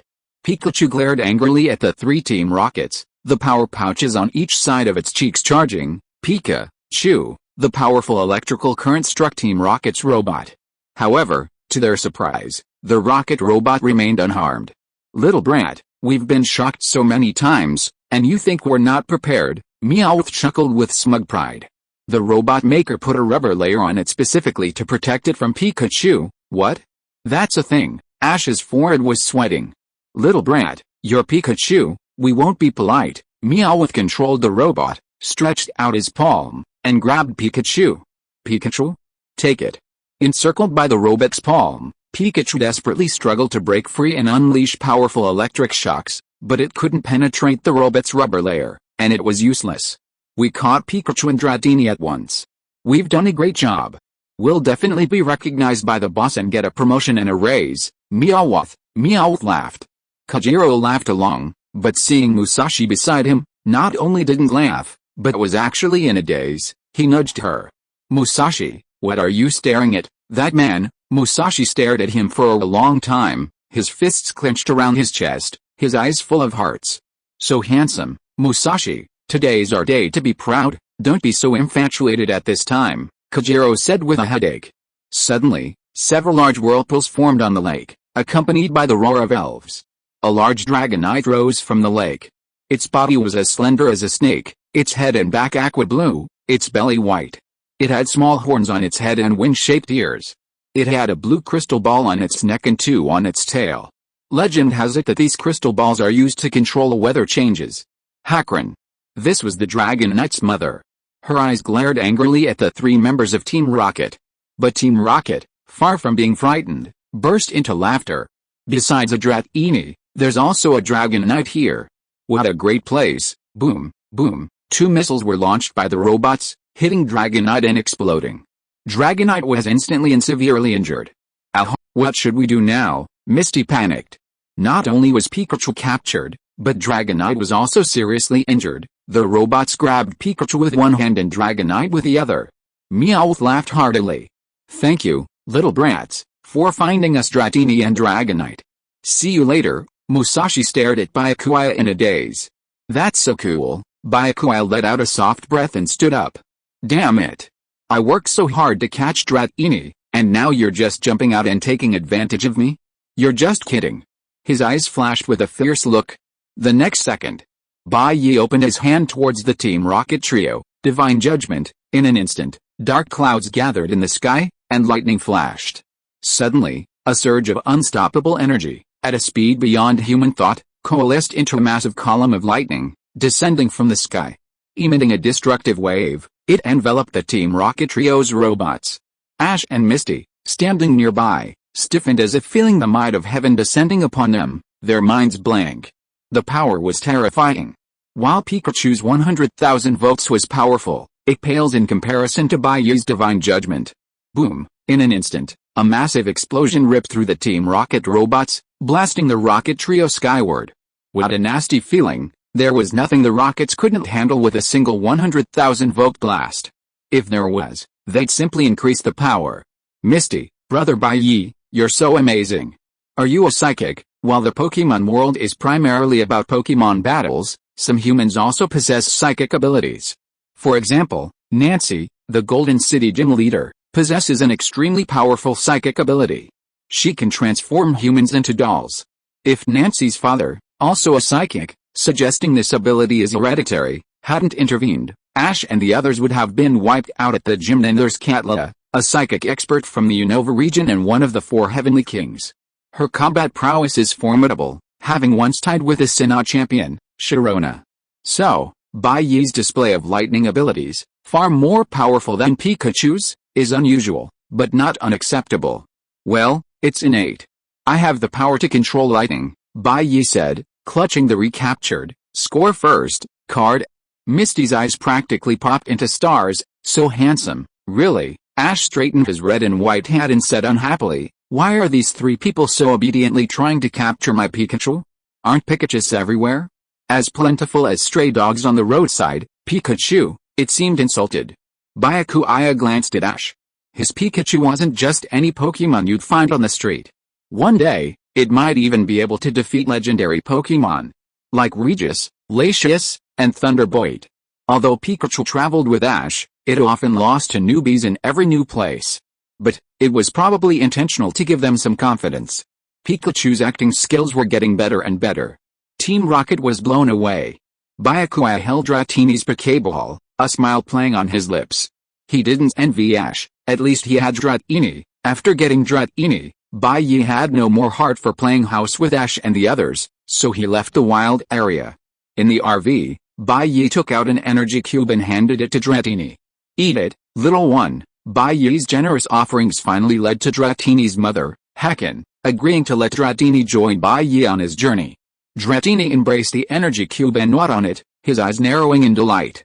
Haha, so cute, he patted Dratini's head and released Squirtle. You two can play together, but no fighting, Squirtle, Squirtle. The two little creatures quickly became friends. It took a whole day to get Dratini. That's a bit slow, Bai Yi frowned. He needed to speed things up. In the driver's seat, Bai Yi flipped through the latest newspapers and other articles, looking for any bargains he could find. Catching Pokemon one by one seemed too inefficient. He needed to find a more efficient way to reap the benefits of this world. Suddenly, Bai Yi's eyes stumbled upon a news item. Kona, one of the 4 Heavenly Kings, tells the story of Pokemon, unveiling Kona's magnificent battles. Kona, the Ice King and one of the 4 Heavenly Kings of the Kanto region of the Pokemon League, was vacationing on Golden Orange Island. Bai Yi's eyes lit up. It's decided on you, King Kona. Golden Orange Island. Located in the northwest of the Orange Islands, it's the most commercially developed island in the Orange Islands, with tall buildings and bustling streets. The crowds of people came and went like a tide. Bai Yi walked along the street. Dratini perched on his shoulder, curiously exploring the surroundings. Squirtle, having just been born, was still young and sleepy, so he stayed in his Pokeball. As for Kona, she's probably the type of woman who's cold on the outside but warm on the inside, making her a relatively easy target, Bai Yi muttered as he headed towards the beach where Kona lay.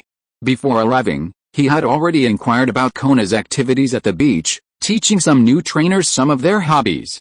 The bright sunshine shone down on the vast, white sands. The waters rose and fell, coconut trees swayed in the breeze, and the air was naturally fresh. Under the blue sky and in the sunshine, parasols dotted the coastline. Tourists rested, chatted, and enjoyed the unique sunbathing experience. Swimming and surfing in the waters, or gliding across the surface on motorboats, were having a blast. Miss, are you alone? Bai Yi leaned against the pier's railing, gazing out at the distant sea. Beside him, there had been someone before. A tall, mature, and beautiful older woman. Kona. Her long, cherry red hair was tied back in a bun, swaying in the sea breeze, wafting a delicate fragrance. A pair of large, dark, clear eyes, hidden behind a pair of gold-rimmed glasses. Cherry lips, moist and charming, and a delicate, dainty nose, gave her a quiet and delicate appearance. Her face was pure yet charming, quiet yet elegant, captivating. A red shirt paired with a light blue blazer framed her impeccable figure, showcasing its curves. A short black skirt accentuated her graceful, rounded legs and slender, smooth calves. Her professional attire perfectly captured the woman's mature, sensual beauty, exuding an intellectual aura. Kona tilted her head in surprise, looking at Bai Yi. Little brother, are you talking to me? Bai Yi smiled. I'm talking to the most beautiful woman on this island. Kona blinked, seemingly realizing she was being teased. But, she looked at Bai Yi's exquisitely beautiful face, his sword-like eyebrows slanting into his temples, his high nose bridge, his thin lips tightly pressed together. He he wasn't annoying at all. Kona smiled and said, Little brother, if you want to flirt, I'm afraid you've found the wrong person. I don't have any plans to fall in love recently. Bai Yi looked Kona up and down and said, Miss, it's not that you don't have any plans to fall in love recently, but you've never been in a relationship, right, Kona? She gritted her teeth and said, So what? Bai Yi smiled slightly and said, Then I suggest that you open your heart and try to have a relationship. It will definitely be a beautiful memory when you get old. If a person has never been in love in his life, it would be a waste of time, and, if I can't be a boyfriend and girlfriend with you, then we can have a story that goes beyond friendship but not love. Don't you think it's wonderful, Miss Kona? Damn scumbag. Chapter 144 And Kona, I don't want to work hard anymore. The next morning, the sea breeze carried a hint of salt.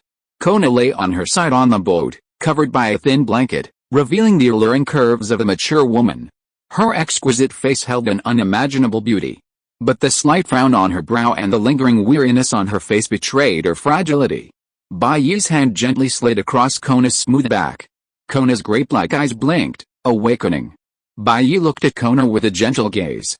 Kona blushed, but unlike a little girl, she didn't try to escape. Instead, a sweet smile played at the corner of her mouth, and she gently kissed Bai Yi on the lips. The stains all over her body made Kona extremely uncomfortable.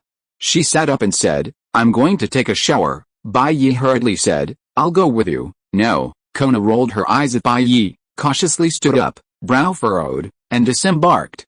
Her pair of slender, white feet, as white as jade, stepped on the carpet, slender and upturned, with the right amount of fat and thin wrists and ankles, beautiful and natural, absolutely good news for foot lovers.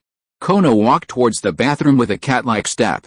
Bai Yi held his head in his hands, looking at Kona's graceful lotus steps. His eyes narrowed, and a wicked look appeared at the corner of his mouth. This should be alright, right? After dealing with Kona, a high-ranking official in the Pokemon League, he can do almost anything he wants in this world.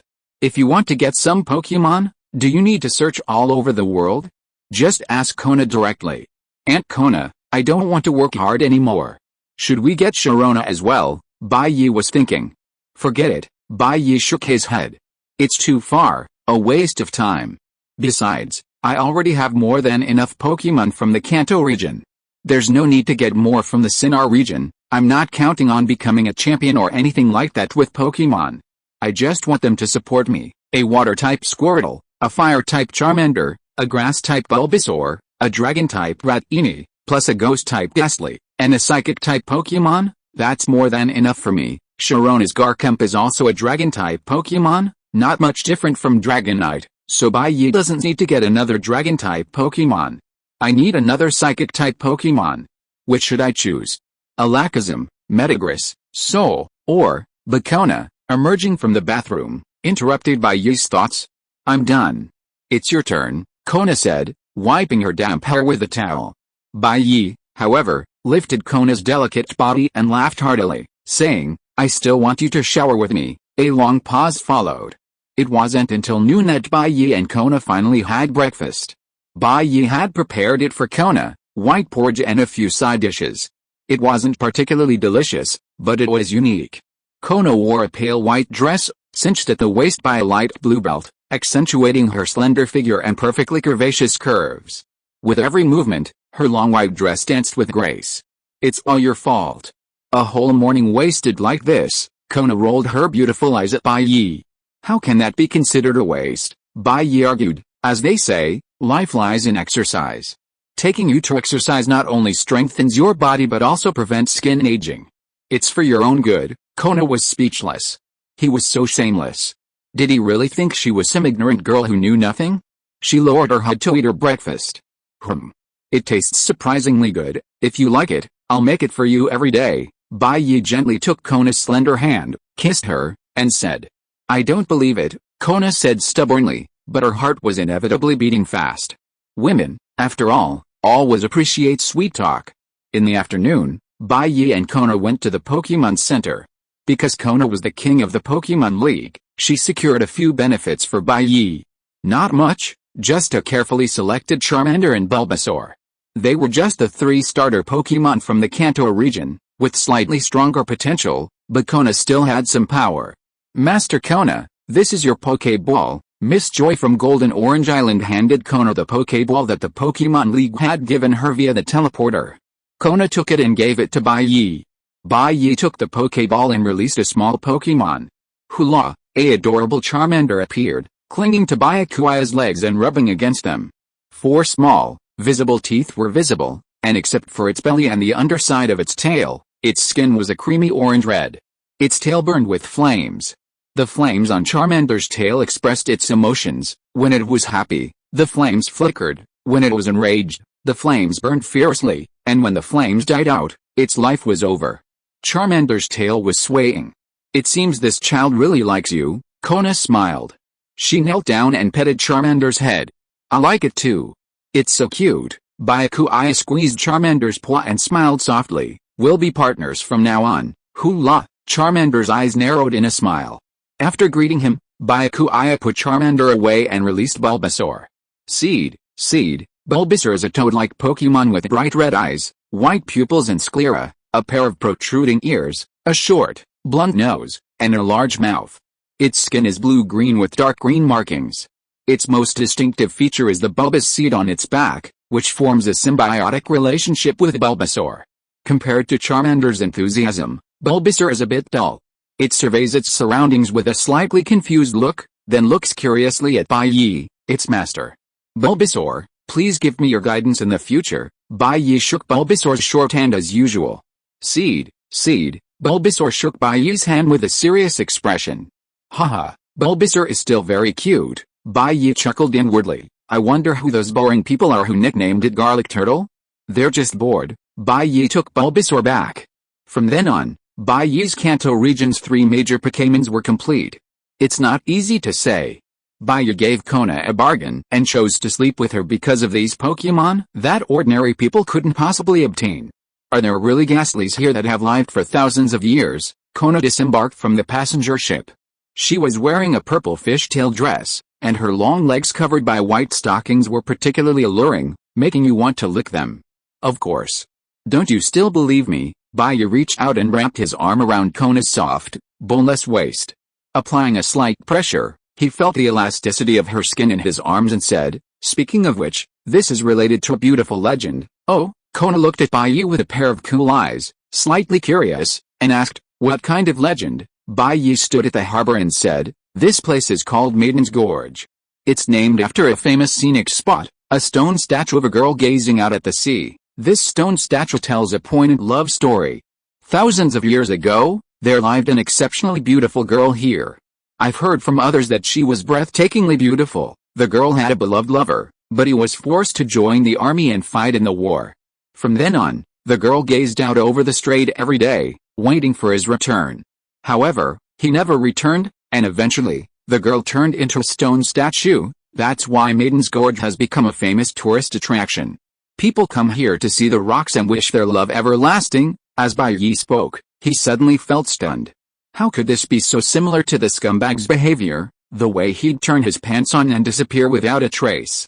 Kona, however, didn't know the true nature of scumbags. She was quite sensitive. Hearing this, she pursed her lips slightly, resting her head on Bai Yi's chest with her hands. What a touching story. She tilted her head slightly, looked at Bai Yi, and said, if I were in that situation, I would have waited for you to come back. Bai Yi was helpless. Auntie Kona, are you getting too caught up in the story? He smiled wryly and said, Kona, if it were me, I wouldn't have made you wait for me. Why? Kona looked at Bai Yi, puzzled. Bai Yi said, because I can't bear to see you stand in the cold all the time for me, shedding tears in loneliness. Kona didn't say anything else. Instead, she expressed her love for Bai Yi with her actions. She sealed Bai Yi's lips with her cherry lips. For a long moment, she released them. Kona watched Bai Yi smile sweetly, a smile more beautiful than a peony. Bai Yi led Kona into the small town within Maiden's Gorge. The two walked along the bustling main street. Due to the legend of the stone statue of the maiden, the town was packed with souvenirs. Furthermore, the Obon festival had just passed, and the area still had some lingering crowds. Coming to a jewelry stall, Bai Yi looked around before selecting a silver bracelet and placing it on Kona. He blinked and nodded in satisfaction. It's beautiful. Kona blushed slightly, her hair tied up, but she gracefully admired her bracelet. It was truly beautiful. Bai Yi's aesthetic taste was quite good. With the innocent body and bracelet in hand, it was now Kona's turn to get down to business. He hadn't brought Kona to Maiden's Gorge for pleasure. Bai Yi was determined to obtain the 1,000-year-old Ghastly, a creature that could even speak. That Ghastly was a bit too strong, and a ghost-type Pokemon, so Bai Yi probably couldn't catch it alone. But with Kona, the king of Kanto, on the case, would everything be a problem? Bai Yi brought Kona to the Maiden Rock. That girl, 2,000 years old, still has a spirit, clinging to this rock. Is there something so miraculous? Kona exclaimed in amazement. Even as one of the kings of Kanto, she'd seen a lot, but she'd never seen a deceased person's spirit linger, preserved for 2,000 years. Try it, and you'll see, Bai Yi said with a smile. Kona pulled out the Pokeball hanging from her waist and flung it out. Come out, Dragonite. Dragonite was Kona's signature Pokemon, having captured it in the Frozen Falls cave when she was a child, and it had been with her ever since.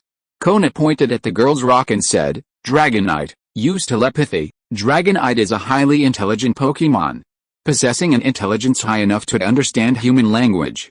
A few Dragonites can even communicate with humans telepathically. Kona's Dragonite is one of those capable of telepathy. Through Dragonite, Byakuya and Kona were able to connect with the spirit of the girl hidden within the girl's rock. Who are you? What do you want from me? The girl asked, somewhat bewildered. Byakuya stepped forward and said, you and that talking Ghastly are good friends, right? Yes, the girl clearly had trouble lying. Byakuya's lips curled up into a smile. Then, can you tell me the whereabouts of that Ghastly? The girl said, why are you looking for Ghastly? I want to capture Ghastly as my own Pokemon? Byakuya was open with everything. No, Ghastly won't want to be a human Pokemon? That's because it hasn't met me yet, Baiyi said confidently. Once it meets me, it will want to be my Pokemon? The girl, she didn't know what to say. Even with her innocence, she felt that the man in front of her was too narcissistic. Ghastly is my friend. I respect its current wishes, so I won't tell you where Ghastly is, the girl said very firmly. Baiyi frowned. This girl was a little ungrateful. He thought for a while and said, if you don't tell me your whereabouts, I will flatten this girl rock and leave you no place to hide, and without a hiding place, can you still wait here for your lover to come back? Impossible, Baiyi said in a persuasive tone, think about it carefully. One is the beloved you have been waiting for more than 2,000 years, and the other is just a Pokemon. Who do you choose? It is a self-evident thing, right, and think about it carefully. Ghastly has been wandering alone for thousands of years. It seems free and easy, but doesn't it look sad? Maybe Ghastly also wants to have a home that truly belongs to him. It's just being my Pokemon.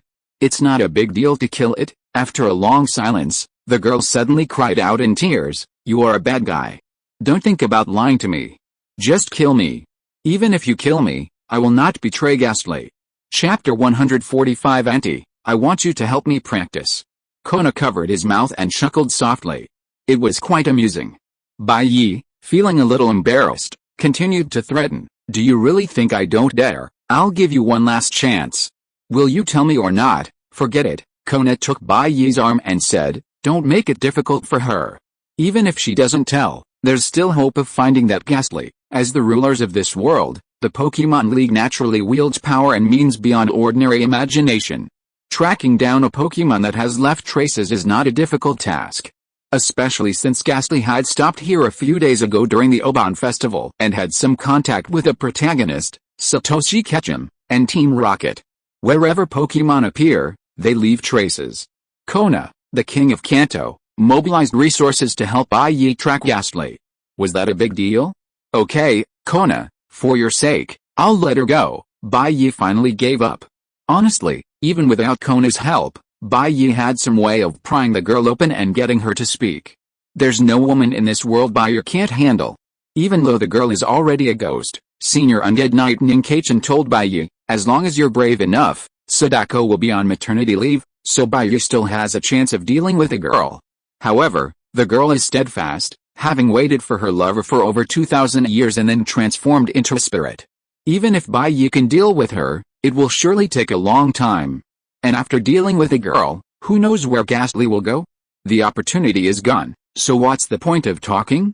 Kona, based on Baiyi's description, had already made preparations. The Alliance tracking team quickly arrived and gathered information from Ghastly's whereabouts. Finally, they collected some of Ghastly's remaining gas energy from the girl's rock and the small temple behind it. And so, the pursuit began. Baiyi and Kona followed the Pokemon Alliance tracking team all the way to Xian Town. Lavender Town, Baiyi muttered, turning to look at Kona. Isn't there a ghost tower here? Yes, Kona nodded. Originally, the villagers of Lavender Town built a tower to commemorate the dead. Later, it became a paradise for ghost-type Pokemon. Many trainers go to the ghost tower to capture them. If nothing unexpected happens, that Ghastly must have gone to the ghost tower. Well, Kona, be careful. A Ghastly that has lived for over 1,000 years might be close to legendary, Baiyi warned. Of course I know, Kona pushed his glasses and said with a gentle smile. I'm one of the 4 heavenly kings of Kanto. Don't worry, I'll definitely catch Ghastly for you. Lavender Town was relatively prosperous, but the ghost tower was in a very remote area. The further you went, the more desolate it became. Finally, Baiyi, Kona, and the trackers arrived in front of the ghost tower. That's it, the trackers said with certainty. Baiyi thought, it seems that after playing a trick on Ash and the others, Ghastly went to play with its kind. That's great, he looked relieved. He was afraid Ghastly would wander off to the ends of the earth and never be found again. Otherwise, he would be left with nothing but despair. Finding another Pokemon like Ghastly would be incredibly difficult.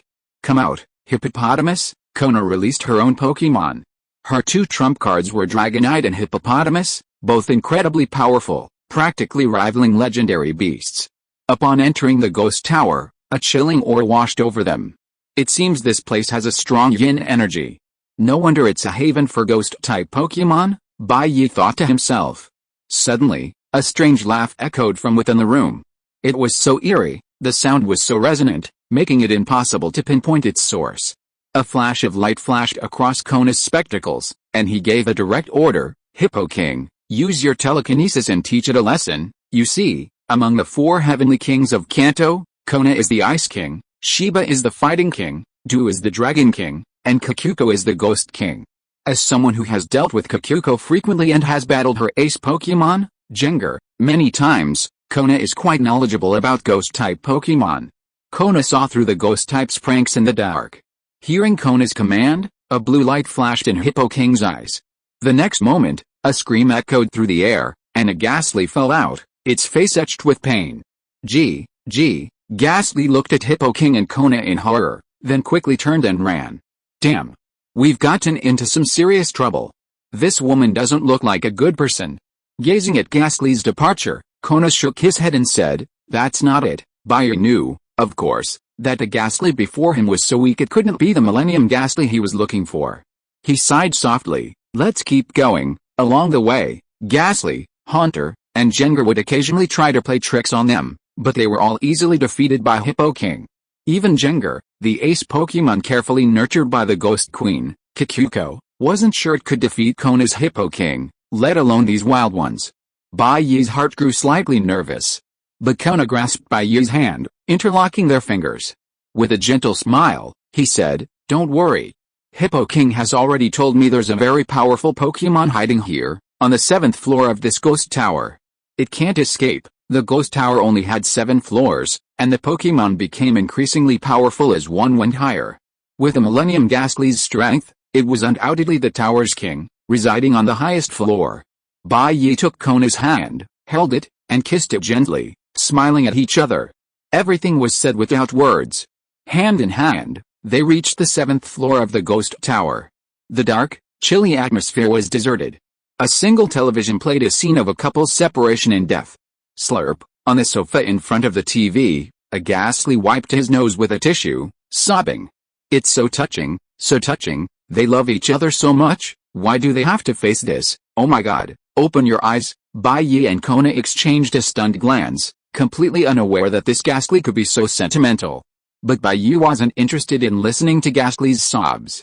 He stepped forward and shouted, Ghastly, I need your help in my training. Of course, this was serious training. If it wasn't, Bai Yi would have let Kona help him. Meow, meow, meow. Ghastly turned and looked at the two, bewildered. He hadn't expected this to happen. He was sitting at home, enjoying his idle drama, when suddenly someone appeared and asked him to help him practice. Bai Yi finally understood why this Ghastly went to promote the female ghost in Maiden Gorge every year. It was because he was a big idle drama fan. How could he not feel a sense of familiarity when he met that ghost? Kona. Ghastly's expression changed drastically when his gaze shifted from Bai Yi to Kona. He knew Kona, one of the 4 heavenly kings of the Kanto region, and incredibly powerful. He had lived for over 1,000 years and loved to wander around and watch TV shows, unlike those ignorant Pokemon. He teased Satoshi and the others because he knew they were noobs. But if it were Kona, he'd run away. He still preferred to live his life freely and didn't want to be someone else's Pokemon. Ghastly's eyes flashed, and before Bai Yi and Kona could say anything else, he darted towards the ghost tower's wall, a gas Pokemon, capable of passing through walls. I can't beat you, but can't I just run, as long as I'm fast enough? What can Kona do? However, Bai Yi and Kona had come to capture it with all their might. How could they let it escape so easily? Kona was already prepared. Seeing Ghastly's movements, Kona pushed his glasses up and commanded, Hippo King, use Petrify. Instantly, Ghastly, suspended in midair at a sprint, lost his ability to move. With a thud, he fell to the ground. Give up, Ghastly. We've got you surrounded, Kona shouted in a commanding tone. Ghastly's face was filled with grief and indignation. Why me? I just want to be a free Pokemon. What's wrong with that? Just let me go. A forced melon isn't sweet, Bai Yi said seriously. A forced melon isn't sweet, but it quenches thirst. Bai Yi's Pokemon team consisted mostly of newly born, young Pokemon who definitely needed a veteran to lead them. Ghastly was naturally the perfect veteran. With over 1,000 years of life, he understood the ways of the world, could speak, and was more reliable than any mythical creature. Garces, you should just give up. What's so bad about being a human Pokemon? Kona said. You can get careful training from a trainer, and your strength will grow much faster than if you practiced on your own. Plus, most Pokemon will find me a trainer. It's no big deal. Bullshit. Ghastly, will never be a slave. Ghastly gave up trying to escape, glaring at Kona and Bai Yi fiercely. Catching me, Ghastly, wasn't that easy. Shadow Ball. Ghastly instantly unleashed several massive black energy balls, shooting towards him. Hippo King, use your telekinesis to deflect its shadow balls. Kona acted decisively. Hippo King's eyes flashed blue, and a powerful burst of telekinetic energy enveloped Ghastly's shadow ball, ricocheting it away. Ghastly dodged his own shadow ball, cursing inwardly. Damn it, as expected of Kona, the Ice King's Pokemon? How powerful, Kona said to Bai Yi beside him with a carefree expression. This Ghastly is truly powerful. It's already approaching legendary beast strength. With a little training from a trainer, it could become a King's Ace Pokemon. Even though I'm an Ice King, seeing this Ghastly's potential, I can't help but be tempted. If it weren't for you, I wouldn't give up. At the same time, Kona realized that Bai Yi hadn't lied to her. This Ghastly had probably truly lived for over 1,000 years, and not only was it incredibly powerful, it had even learned to speak. Bai Yi squeezed Kona's hand and smiled. If you need it, then this Ghastly is yours. As long as I see you doing well, I don't care about anything else. Even Kona, usually aloof, couldn't help but tear up. Bai Yi was willing to give her a Pokemon that could be a trump card. What could this be? This was love. Touched, Kona quickly shook her head. No. I already have Hippo and Dragonite, which are more than enough. You really need Ghastly for self-defense. Bai Yi wasn't surprised. He knew Kona would say that. His understanding of women's psychology had probably reached the highest level, and it was hard to find a rival. There was no way Bai Yi would give this Ghastly to anyone else. Ghastly was furious. We haven't even finished fighting yet, and you two are already deciding whose Pokemon I should be? You look down on me. Besides, if I'm going to lose my freedom and become someone else's Pokemon, and you're still here showing off your affection and bullying me, a single person, do you have any moral integrity? Strange Ray. Ghastly fired a beam at Hippo King.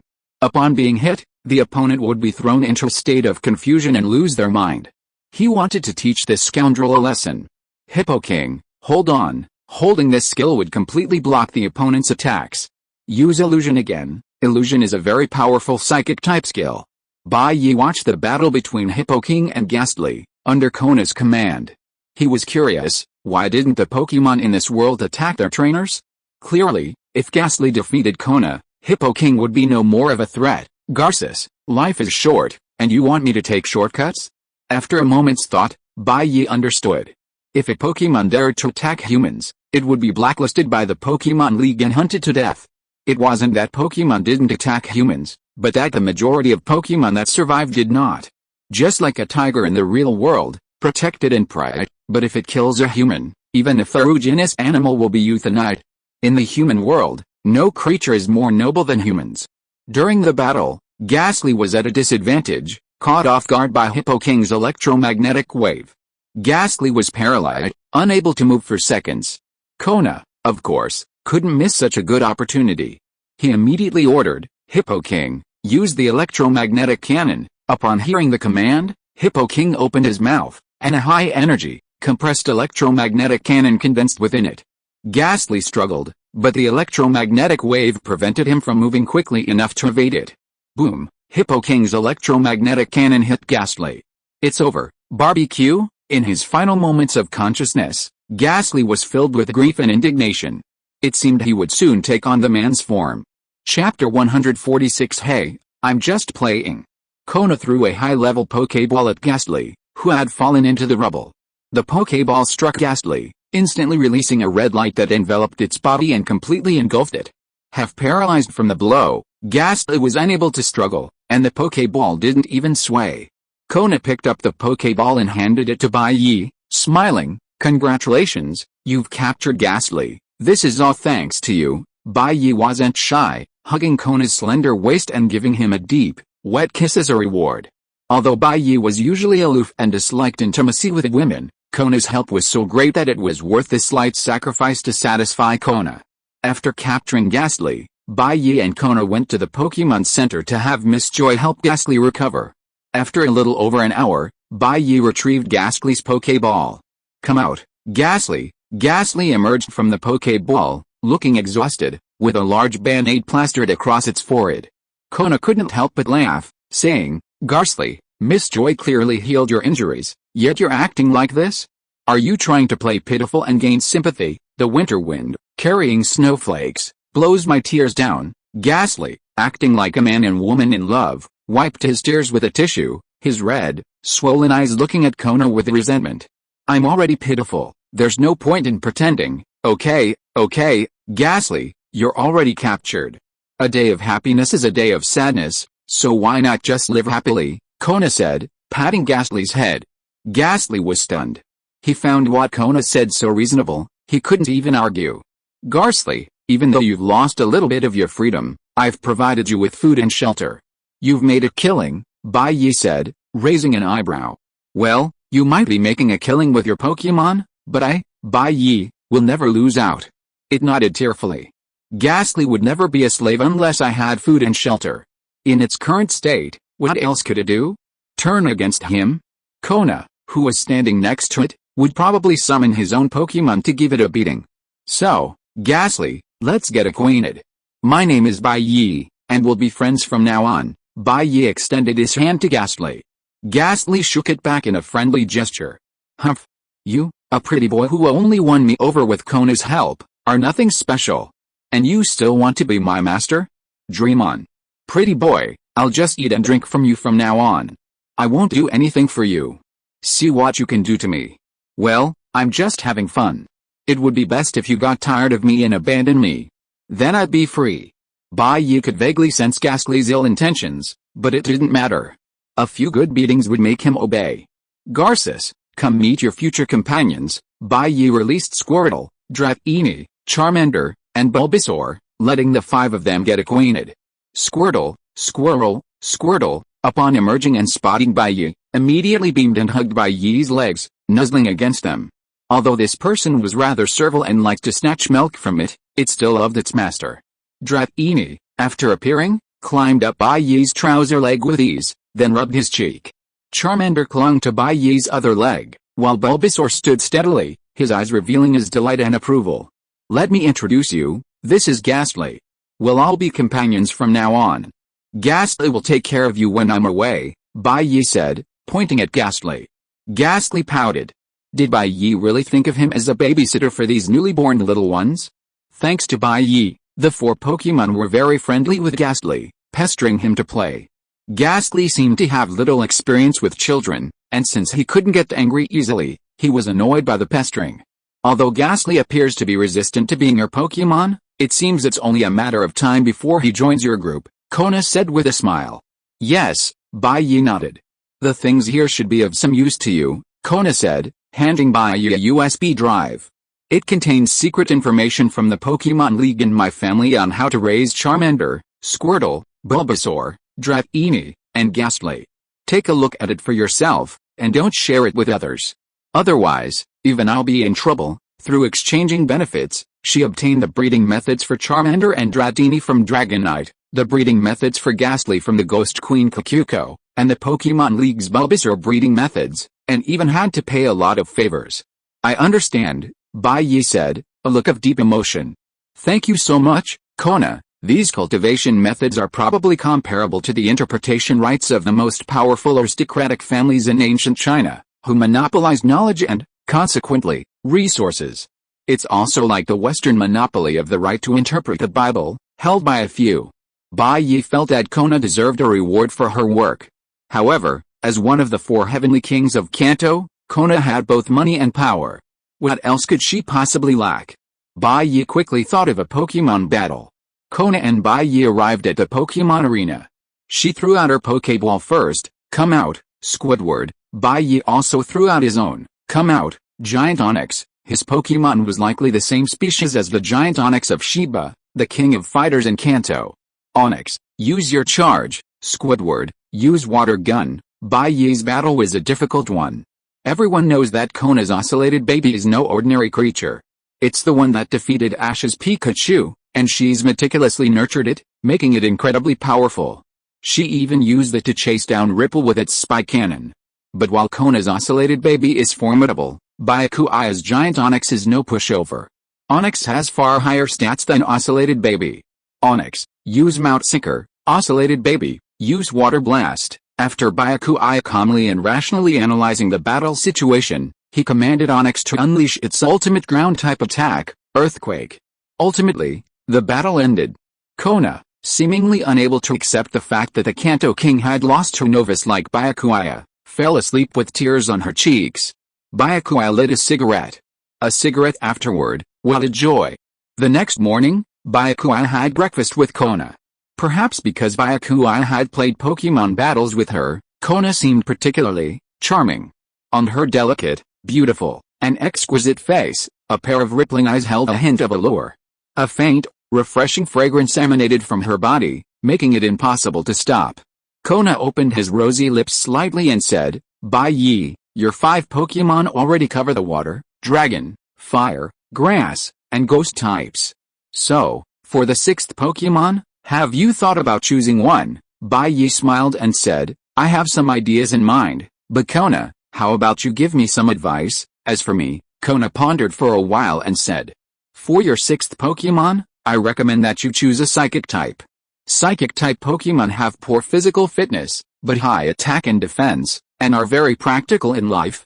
They are most suitable for novice trainers like you, as expected of us. We have the same thoughts. What I was thinking of was also a Psychic-type Pokemon. Bai Yi chuckled. It seems that we are a pair destined by God. You're so funny. Kona rolled his eyes at Bai Yi, and asked curiously, which Psychic-type Pokemon do you want to choose? Bai Yi smiled slightly. Ralts. In fact, before catching Ghastly, Bai Yi had thought of his 6th Pokemon, and that was Ralts. Well, of course it wasn't because Ralts was nicknamed Psycho Lolita, and the evolved Gardevoir was nicknamed Psycho Queen. Bai Yi simply coveted their high race stats. Otherwise, would Gardevoir's nickname of Psycho Queen be for nothing? Ralts, Kona thought briefly, then remembered, a look of sudden realization. That's a Psychic-type Pokemon from the Hoenn region. Not only is it powerful, but it's also very beautiful, making it a very popular Pokemon. After dinner, I'll ask the Pokemon League in the Hoenn region for you, Kona. Bai Yi gripped her delicate hand tightly, moved, and said, just to meet you. I can't believe how many times I saved the world in my past life. After dealing with Kona, Bai Yi could practically get any Pokemon he wanted, without having to go through the trouble of searching himself, saving countless hours. And Bai Yi believed that with his own moral character, he couldn't possibly cheat like Sasuke and Yuba. Competing with them would definitely put him at a disadvantage. Given our relationship, isn't this par for the course? Kona said gently. Are you still being polite, Kona? You're right. Bai Yi also felt that verbal thanks were too false. It would be better to express gratitude through actions. After the storm, the room still lingered with the faint scent of the sea. Bai Yi and Kona had already left, arriving at the Pokemon Center. Kona had inquired with the Pokemon Alliance in the Hoenn region about Ralts. And then, Kona's face darkened as he spoke to Bai Yi beside him. They say Ralts isn't as high-ranking as Quasagods, but even more rare. Unfortunately, they've run out of reserves for captured Ralts. Bai Yi's heart instantly sank. But don't worry, Bai Yi, Kona advised. I've already contacted them. They'll contact me as soon as they have more Ralts in stock. It would be strange if Bai Yi wasn't worried. Who knew how long this would drag on? And he couldn't stay in this world for too long, otherwise, he wouldn't be able to explain himself to the Marvel world. So Bai Yi wasn't content to come to the Pokemon world and not even get a Ralts. While Alakazam and Ralts weren't much different in terms of practicality, how could Alakazam's looks compare to Ralts? After a long pause, Bai Yi said, Kona, what do you think about us going to the Hoenn region and trying to catch a Ralts ourselves? Go to the Hoenn region? Kona was stunned. Are you really anxious to get a Ralts? Not really, I just want to have more wonderful memories with you. Bai Yi's sweet words flowed forth. To achieve our ideal goal, let's go around the world together to capture the Pokemon we want. Don't you think that's a very romantic thing? Kona, in her heart, certainly didn't find such a thing romantic, but coming from Bai Yi's mouth, what else could she do? Of course, she agreed. So, Bai Yi and Kona boarded a plane and arrived in the Hone region. The Hone region, a vast area southwest of the Johto region, boasts a diverse range of natural environments, from tropical rainforests to deserts. However, its most striking feature is its vast expanse of water. This expanse, nearly the size of a continent, stands in stark contrast to other regions. After making contact with the Hone region's Pokemon Alliance, Bai Yi and his companions, guided by their professionals, arrived in the mountainous region where Lululus frequently appeared. Although Lululus frequently appears in this area, most people only encounter them by chance. Even if you actively search for them, even if you wander around for days, it's difficult to find them. We know all this, Bai Yi nodded. If possible, he'd win without much effort. While lying on the boat, Kona brought him Lululus's Pokeball. But wasn't that impossible now? There was still a glimmer of hope for Lululus. If not, it was all over. Bai Yi and Kona donned their mountaineering gear and set out in search of Lululus. But finding the Ralts proved difficult. They were timid and would hide when they sensed hostility. They rarely appeared before humans, though they were said to flock to those who were happy. Kona, are you alright? Bai Yi asked, observing the beads of sweat on Kona's forehead. Although one of the 4 heavenly kings, Kona's physical fitness certainly couldn't compare to those of the perverts like Shiba and Wateri. Having walked so many mountain trails, it was inevitable that he'd be a little tired. I'm fine. I haven't exercised in a while, so today's a good time to work up a sweat. Kona's tone remained gentle. But Bai Yi, if we just wander around aimlessly like this, it's probably going to be difficult to find the Ralts. We need to find a way. Bai Yi stroked his chin in thought. It was said that the Ralts flocked to those who were happy. So, if he and Kona did something happy, could they attract them? Chapter 147 Kona, don't call me anymore. I'm afraid Bai Yi will misunderstand me. Kona didn't know what Bai Yi was thinking. Fortunately, her cell phone rang at that moment, interrupting Bai Yi's reverie. Hello, what? Kona's expression suddenly grew serious. I know. I'll be right there. What's wrong? Bai Yi asked. Did something big happen? Kona said, the Pokemon League in the Hone region is fighting Team Rocket, not far from me, so they asked me to help, and, the cause of the conflict is a shiny Ralts. What a coincidence. Bai Yi was overjoyed. Ralts, and a shiny one at that. The difference between shiny Pokemon and regular Pokemon is that the probability of a shiny Pokemon appearing is 1 in tens of thousands, while regular ones are easily obtainable. Furthermore, shiny Pokemon have better attributes than regular Pokemon, resulting in higher combat power and greater potential. Bai Yi had originally only wanted a regular Ralts, but now that he had a shiny Ralts, he was determined to get it. So what are we waiting for? Let's go, Bai Yi said excitedly. The Pokemon League in the Hone region dispatched a helicopter to pick up Kona and Byakuya, who rushed to the battle site. Unfortunately, by the time Kona and Byakuya arrived, the battle was over. Team Rocket had already fled with shiny Ralts. Byakuya, his mood suddenly soured. Damn, he had come all this way excitedly, only turned up running away for nothing? Kona seemed to sense Byakuya's mood and whispered soothingly, don't worry, I'll definitely give you a Ralts in no more than 3 months. Yes, Byakuya forced a smile and nodded. 3 months, the opportunity was gone. Byakuya felt a little dejected. Was this trip to the Pokemon world really going to mean he'd miss out on shiny Ralts? Team Rocket specifically opposed the Pokemon League, the official Pokemon world, yet they were still thriving. One could only imagine how powerful they were. Retrieving shiny Ralts from Team Rocket was practically impossible. Not to mention whether Bai Yi could find the Rocket Team's base, nor whether Bai Yi could overthrow the Rocket Team's base and the Mewtwo that might be born by Bai Yi alone. Let's just talk about the Pokemon Teleporter, which can allow shiny Ralts to transcend spatial limitations and travel freely throughout the world. How can Bai Yi find it? Wait, Bai Yi's mind suddenly lit up. Pokemon Teleporter, if I'm not mistaken, the Rocket Team's boss, Sakaki, has the management rights of the entire Rocket Team. In other words, if I can deal with Sakaki, No matter who on the rocket team took that shiny Ralts, I can still get it back. The more Bai Yi thought about it, the more excited he became. Compared to dealing with the entire rocket team, dealing with Sakuki alone would be much easier. I remember Sakuki had a mother, a very beautiful woman, with waist-length hair, a red dress, black stockings, long legs, and a sizzling figure. She was also the founder of Team Rocket and its first leader. If I could get hold of his mother, unfortunately, Sakuki's mother was so secretive, rarely appearing in public. Even if Bai Yi had the ability to get hold of Sakuki's mother, it would be useless if he couldn't find her. Besides his mother, does Sakuki have any other female relatives? A wife, a daughter? Damn, it seems he only has one son left. It seems my plan won't work. After a long pause, Bai Yi sighed and said, it seems there's only one last option left.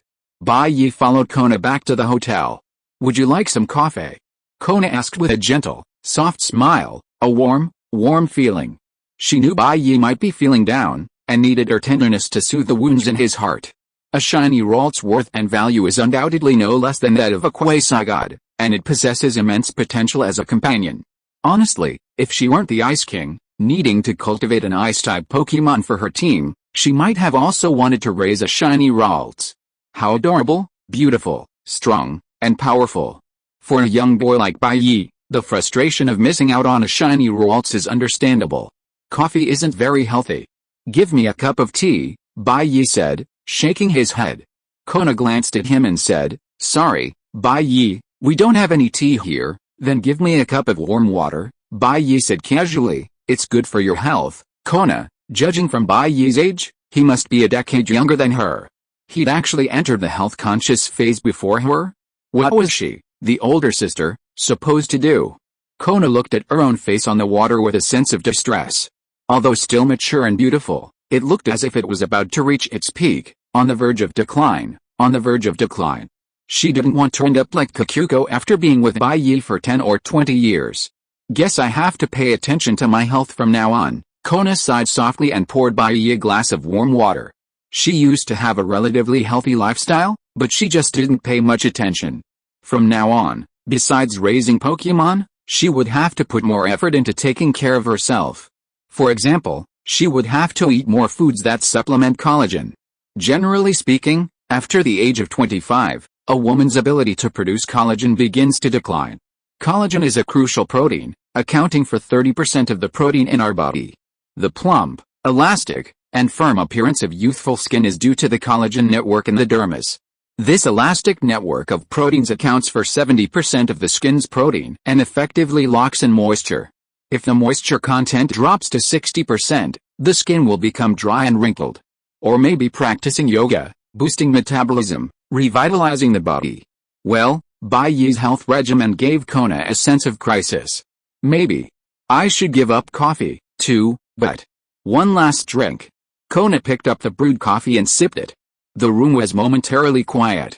Ding-ling-ling, the sudden ring of a cell phone shattered a rare silence. Kona pulled out her phone and saw it was from Dragon Envoy Du. She answered, hello, Du? What's up with me, Du? I'll be at your place soon. Kona frowned. What are you doing here, Du? What you just experienced? Team Rocket. They've been acting quite aggressively lately. A while ago, Team Rocket's sabotaged Mount Silver and stole 2 Yukira. The Alliance brass was very unhappy about this, so the Alliance sent me to handle this matter. I must put a hard blow to Team Rocket's arrogance. And since Team Rocket is causing trouble in Hone again, I'm the one to handle it. Mount Silver, a massive mountain located in the eastern Johto region, west of Champions Road and Quartz Plateau, is a sacred site in the Johto region and the breeding ground for the quasi-god Pokemon Yukira. Besides being one of the 4 heavenly kings of Kanto, Dragon Envoy Du is also the Johto region's champion, so he can't avoid a Yukira situation. Didn't Team Rocket just steal a Pokemon from you, too? If we team up and take down Team Rocket's base in the Hone region, maybe we can get it back for you. With the strength of Du and Kona, if they join forces, they could probably overthrow even Sakuki's home base. The Takawa Gym. Kona paused. Alright, let's talk about this when we meet. She didn't want to see Bai Yi disappointed, so if she had the chance, she would definitely help Bai Yi get that shiny Ralts back. What's going on? Bai Yi asked. Of course, with Bai Yi's keen hearing, She had already heard everything Kona and Du had said. Well, if I'm lucky, maybe I can get that shiny waltz back for you, Kona explained Du's situation. It wasn't a secret after all. As they spoke, a gust of wind blew outside the hotel. Bai Yi and Kona looked over and saw a red-haired man standing on top of a dragon knight, looking quite flamboyant. Without a doubt, this person was one of the 4 great kings of the Kanto region, the Dragon King, the Dragon Master Du. Du jumped off Dragon Knight and stood on the grass in front of the door. He said sternly, Kona, what's up? Have you decided? I've already tracked down Team Rocket's headquarters in the Hone region. Speed is of the essence. If we act quickly, we might be able to capture them all, but if we're slow, they might be gone. Got it, Kona said. Just let me get ready. Kona turned and walked into the inner room. While waiting, Du finally noticed Bai Yi's appearance and a look of surprise crossed his face. Hey, little brother, are you seeking advice from Kona? He was in the same room with Kona, and they seemed a little too close just now. Could it be? No? No. It must be some new trainer, pestering Kona for advice. As one of the 4 heavenly kings of Kanto, Dragon Envoy Du was always approached by weaker trainers seeking guidance wherever he went, let alone Kona, a trainer of both strength and beauty. Du knew that Kona was quite interested in mentoring promising newcomers. No, I'm pursuing Miss Kona, Bai Yi said bluntly. Pursue? Du was taken aback. You see, Kona, the Ice King, was nicknamed the Ice Queen. This wasn't just because she specialized in ice-type Pokemon, but also because she was cold and icy when it came to pursuing others, giving no one a chance. If it weren't for that, Du wouldn't have given up on his initial thoughts. After all, Kona was a truly stunningly beautiful woman. As for this man before him, what was his claim to fame? His strength? Even as a champion and a heavenly king, Dragon Envoy Du hadn't succeeded in his pursuit. But based on looks, well, Du had to admit, Bai Yi was a bit more handsome than him. Kona walked out and saw the Dragon Envoy Du looking a little downcast.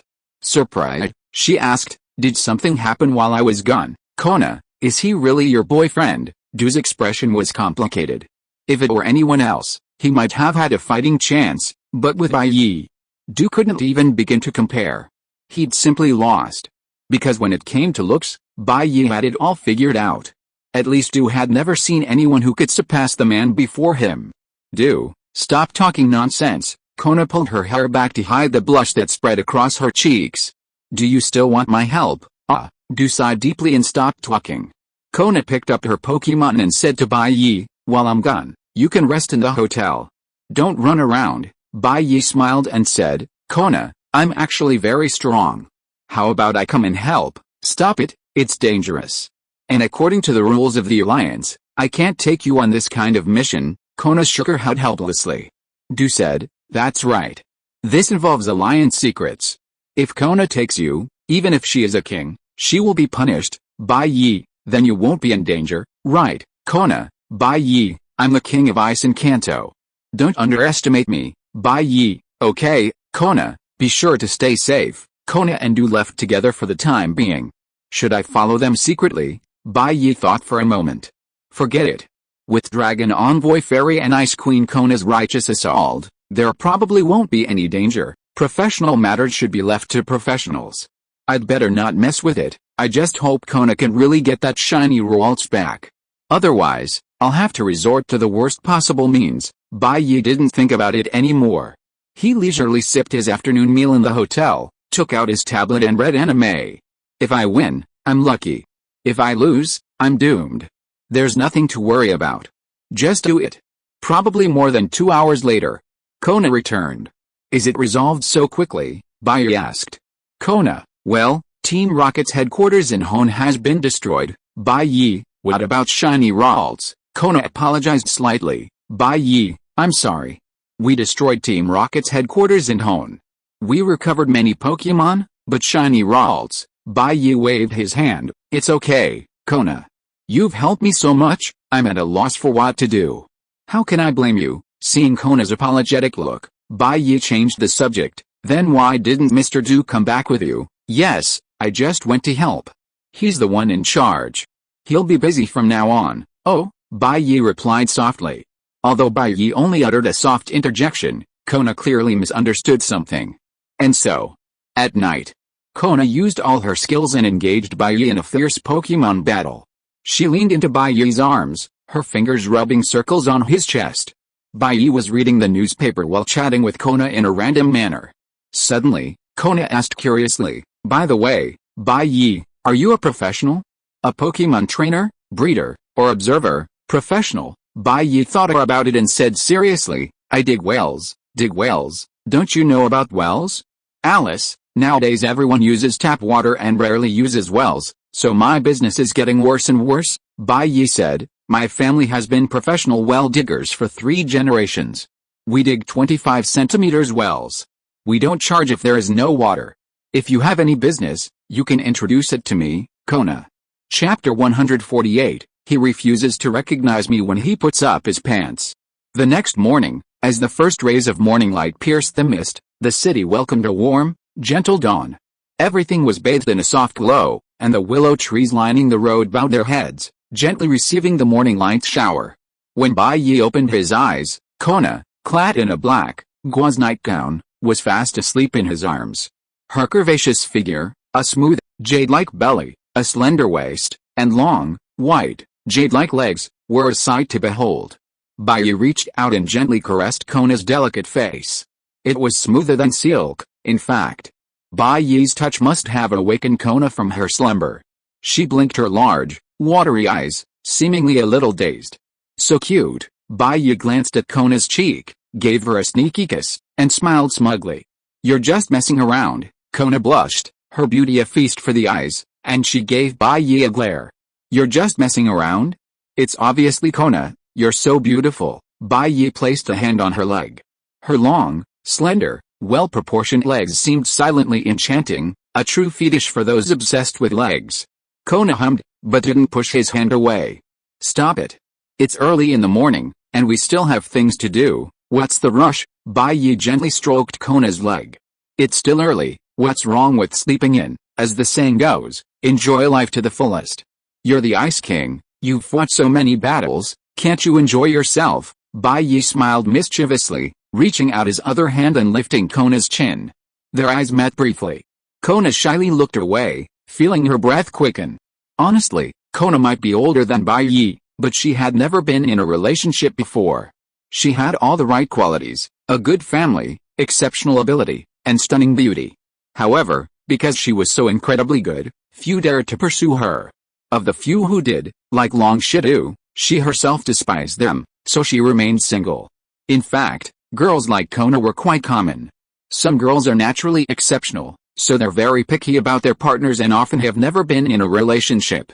These girls may appear elegant, but they're difficult to approach, a bit like aloof goddesses. If you want to pursue this type of girl, the best way is to become exceptional yourself and conquer her. Without a doubt, Baiyi conquered Kona through his own skill. Baiyi leaned toward Kona. Kona gently embraced him, tilting her head back and closing her eyes. Baiyi cupped Kona's pretty face and gently kissed her on the lips. Kona instantly felt a surge of heat. For some reason, Kona returned the kiss, pressing it onto Baiyi's lips for a long moment before breaking apart. Baiyi put his arm around her and said, "Kona, let's have another Pokemon battle." Well, Baiyi still wanted to get more familiar with how to use Pokemon. Kona happened to be one of the Elite Four, so such a great sparring partner couldn't be wasted. The two of them stood up.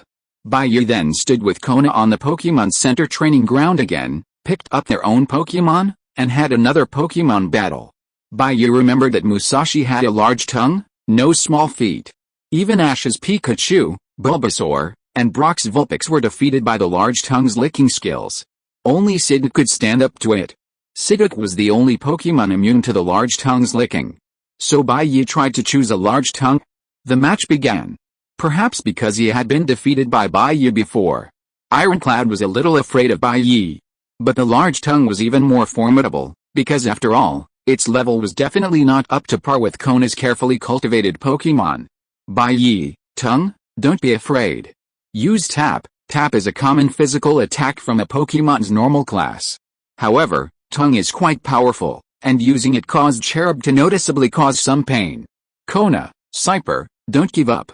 Use Protect to block its attack. Cherub, worthy of being one of Kona's main Pokemon, was still very powerful. He used Protect to withstand Tongue's tap. Bye. In that case, Tongue, let's use Bind, Kona, Cyper, Pray for Rain. Originally, Kona's plan was to wet the field with Pray for Rain, then have Cherub use Freeze Beam to kill Tongue.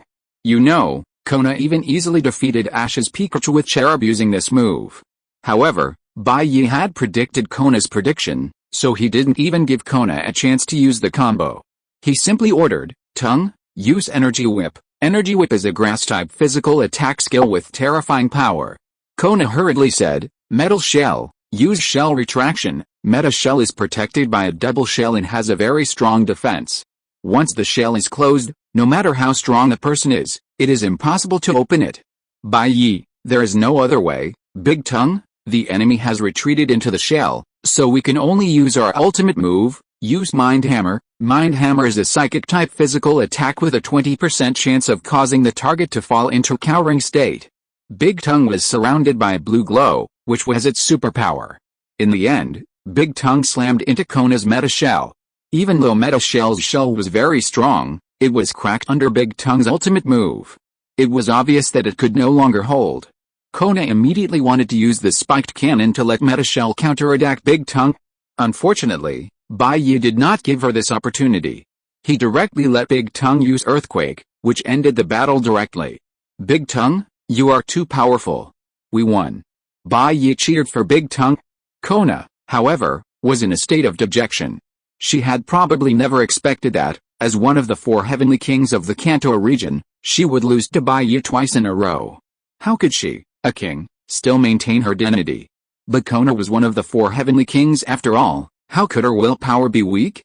After a period of slump, Kona regained her strength and dragged Bai Yi to another Pokemon battle. She was determined to avenge her previous defeat against Bai Yi. Kona insisted on using her ever-defeated Ironclad, while Bai Yi used a variety of Pokemon, including Big Tongue and the gigantic Onix, and also employed other Pokemon like Slasher. The Pokemon battle gradually came to an end. In the end, Kona, the Ice King, was defeated by Bai Yi. After the Pokemon battle, Bai Yi spent a day with Kona in the Hoenn region before returning to the Orange Islands. Bai Yi spent another day with Kona. The next day, the sun shone with countless golden rays, instantly gilding the few white clouds floating in the sky with a brilliant golden hue. Bright sunlight streamed in through the window, bathing the room in golden light. Bai Yi awoke, and beside him lay Kona, soundly asleep. Last night, Kona, as if sensing something, had dragged Bai Yi along for an all-night Pokemon battle. Kona's physique wasn't superhuman, and eventually, exhausted, he fell asleep on the boat. Bai Yi propped his head up with one hand and reached out to tuck Kona's tangled hair away from his face. Looking at Kona's delicate and charming face, Bai Yi couldn't help but smile. Finally, Bai Yi placed a gentle kiss on Kona's smooth cheek. He rose, dressed, and placed a letter on the bow of Kona's boat. Bai Yi left Kona's room. Since Kona couldn't get the shiny rolls for him, Bai Yi seemed to have no choice but to go and get it himself. As for Kona, see you again if we're lucky. Bai Yi isn't the type of person who would turn his back on anyone once he's pulled up his pants. Moreover, the world of Pokemon is of considerable value to Bai Yi. He wouldn't just come here once and give up. Viridian City. Bai Yi, with Thor, instantly appeared in the suburbs of Viridian City. Fortunately, I left the special coordinates in Viridian City early in the morning, otherwise, there would be some minor troubles. Bai Yi put away the Dimension Matrix, Shangri-La, in his hand. When Bai Yi first appeared in this world, he used the Dimension Matrix, Shangri-La, to leave the special coordinates of the place where he just appeared, just in case he needed to return to this place. Now, it just happened to be used. Dimension Matrix, Shangri-La, cannot travel through parallel worlds, but if it is within the same world, it is truly a communication artifact. If it were not for the existence of Dimension Matrix, Shangri-La, Bai Yi would not have been able to cheat on so many women in the Marvel Universe and be safe and sound. It is because when those women need it, Bai Yi's Dimension Matrix, Shangri-La, can immediately appear by their side. Woof! Thor looked at Bai Yi angrily. This bastard, you brought me to this world, have you ever thought of taking me back? You are such a jerk. You go find beautiful girls and travel around, but you leave me in the Pokemon Center. That's too much? I am a dignified god, not your pet. Well, to be honest, The massage service in the Pokemon Center is still very good. But this is definitely not a reason for this bastard to leave himself aside and have fun on his own. Thor, don't be angry. Bai Yi smiled and rubbed Thor's dog head, and said, I have almost done my research on the legendary Ring of Time and Space. After we finish this job, we can go home. Bai Yi and Thor have been in this world for almost a week, but they came in a hurry and didn't leave any explanation. If they don't go back, Aunt May might get anxious, and even Bai Yi's Crystal Palace might be blown up. Aunt May has become immune to Bai Yi's disappearance for a while due to emergencies, because Bai Yi had already made arrangements. This is due to the needs of his work. Generally speaking, the time will not exceed half a year at most. Therefore, no matter how beautiful Kona is, Bai Yi has to retreat strategically. After all, he can't give up a large forest in the Marvel world for a Kona. Woof, Thor put his hands together. You bastard, if you dare to lie to me again, you can prepare a renovation plan. It's up to me to tear down your house. Bai Yi smiled and reached into the inner pocket of his clothes to take out a Pokeball. Come out, Ghastly, why are you looking for me again? Ghastly was very impatient. I'm sleeping soundly. Your group of little guys are too clingy. Don't you know how late I went to bed last night? Well, during this period, Squirtle, Dratini and other Pokemon were all taken care of by Ghastly, and were used by Bai Yi as a babysitter. Although it is tiring to take care of children, didn't I give you energy blocks as rewards? Bai Yi smiled and said, but today I don't ask you to take care of the children, but to challenge a gym trainer. Do you have the confidence, gym trainer? Ghastly curled his lips. Can't that kind of low-level creature be killed easily? With Ghastly's strength close to that of a legendary beast, he may not be able to defeat the King's Ace Pokemon, but for the gym trainers, he really doesn't take them seriously. I hope you won't say that again when the time comes. Bai Yi smiled slightly. Sakuki is not an ordinary gym trainer. Perhaps even Dragon Master Fairy, who has the strength of a champion, may not be able to defeat Sakuki. But Thor glared at Bai Yi angrily. You guy, no wonder you have ignored me during this period. It turns out that you have another dog outside. Bai Yi brought Thor and Ghastly and entered Viridian City again. Passing through the endless stream of people, the three of them came to the front of the Viridian Gym. It was the peak period for trainers to challenge the gym, so the door of the Viridian Gym was open, and one by one, discouraged little trainers in their teens walked out. There was no way, for these fledgling trainers, Sakuki was undoubtedly hell mode. It was finally Bai Yi's turn to challenge the match. He brought Thor and Ghastly to the center of the arena.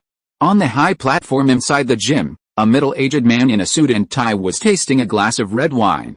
Seeing Bai Yi come in, he looked at him in surprise. You are so old? Are you here to challenge the gym too? For a trainer whose average age is 12, Bai Yi is indeed too old. Of course not. Bai Yi lit a cigarette for himself, put on an I have you beat look, and said, Sakuki, I'm here to negotiate. Chapter 149 Return to Marvel. Sakuki stared at the young man in front of him, bewildered. When this question popped up in his mind, it wasn't me who had a problem, it was you. Who am I, Sakuki? Who are you? You're negotiating with me? But he's a seasoned veteran, after all. Confused, he maintained a composed demeanor. He gently nudged the cat boss beside him. Oh, I wonder what you want to discuss, Dormammu. Ahem, sorry, that got mixed up. Bai Yi coughed and said, Sakuki, let's be frank. You should have a newly acquired Ralts, right? Sakuki's eyes narrowed slightly. While he might not care about ordinary Pokemon, he'd definitely take a personal look at a shiny Ralts that rivaled a quasi-legendary beast. So, of course, he had the shiny Ralts in his possession, though he hadn't yet figured out how to use it. But, how did this leak out? Even the Pokemon League probably didn't know that this Viridian City local boss was the real boss behind Team Rocket. How had this young man managed to track him down so quickly after the theft of the shining Ralts and Hone? Young man, I don't know what you're talking about, his mind raced, but Sakuki's expression remained calm. However, the cat boss, under Sakuki's grip, felt the force, a mask of pain on his face, yet he didn't dare to break free. Otherwise, with Sakuki's temperament, he might not survive until the next morning. Stop pretending, Sakuki, Bai Yi said. Do you really have to force me to come clean? I'm not here to blackmail you, but to negotiate. Let me be frank with you. That shiny Ralts you stole should, in a sense, have been mine, Yet you snatched it from me almost before my eyes. Do you think I'll come after you? Hand over the shiny Ralts, and we'll keep our distance. Otherwise, Sakaki's face darkened. A shiny Ralts, while valuable, was undoubtedly far less valuable than his legacy in Viridian City. But he certainly wouldn't give up this shiny Ralts. There's no such thing as an impenetrable wall. If one person knows, countless others will soon know. Although he didn't know what had gone wrong to reveal his identity, it seemed he couldn't stay in Viridian City any longer. You're not trying to silence me, are you? No way, no way. Bai Yi noticed the change in Sakuki's eyes and said exaggeratedly, I've already told you, that shiny Ralts originally belonged to me. Do you think anyone can get a shiny Ralts?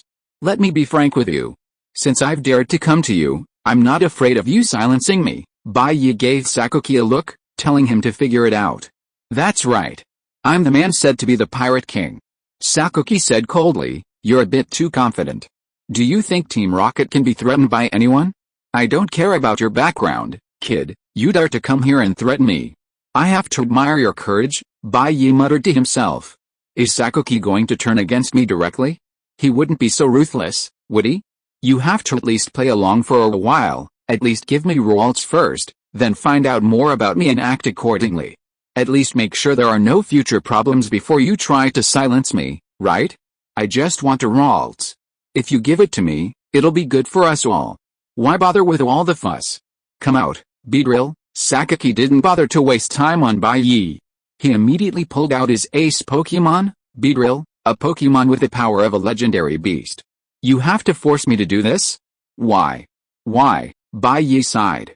Then a serious expression flashed, and he pointed, go, Metal Gararuman, woof. Thor would have bitten this thing to death if he could. Damn Metal Gararuman. What a terrible name. Sakuki's Beedrill could even break through Deoxys's defensive triangle with its high-speed movement, playing a vital role in Sakuki's defeat. It was undoubtedly a tough guy. But Thor was no pushover. He was the god of thunder. Beedrill, use Poison Needle, Sakuki commanded coldly. Given the strength of this Beedrill, if the young man before him didn't possess the power of a Supreme King, and his Pokemon didn't possess the strength of a legendary beast, he would surely be annihilated by the Beedrill sting. Metal Gararu, use Absolute Freezing, Bai Yi shouted. Thor, what the hell is this Absolute Freezing? Bai Yi, it's the same Absolute Freezing you used to defeat Pipetman. Thor ignored the lunatic and raised his hammer. Instantly, thunder rolled across the sky, and in an instant, the dark clouds over the Viridian Gym obscured the sunlight. 100,000 volts. As Thor swung his hammer, the rolling thunder converged into a thunder beast, blasting towards Sakuki's Beedrill. What kind of Pokemon is this? It's so powerful. Sakuki grabbed Cat Boss's head, nearly pulling out all the fur. After about 5 or 6 rounds, Thor finally defeated Beedrill. Bathed in thunder, Beedrill fell to the ground, its eyes swirling. Sakuki was silent. Byakuya tossed a Pokeball, a smug look on his face. I told you to give me Ralts a long time ago, but you wouldn't listen. And now you're giving it to me. Well, now that I have Ralts, it's time to go back. Byakuya was halfway there when he suddenly felt something stir. It seemed a bit of a waste to just leave like that. Team Magma, I'm here to negotiate. Team Aqua, I'm here to negotiate. Team Galactic, I'm here to negotiate. Almost ready to fleece every villainous organization in the Pokemon world, Byakuya channeled a stream of mental energy into his space ring.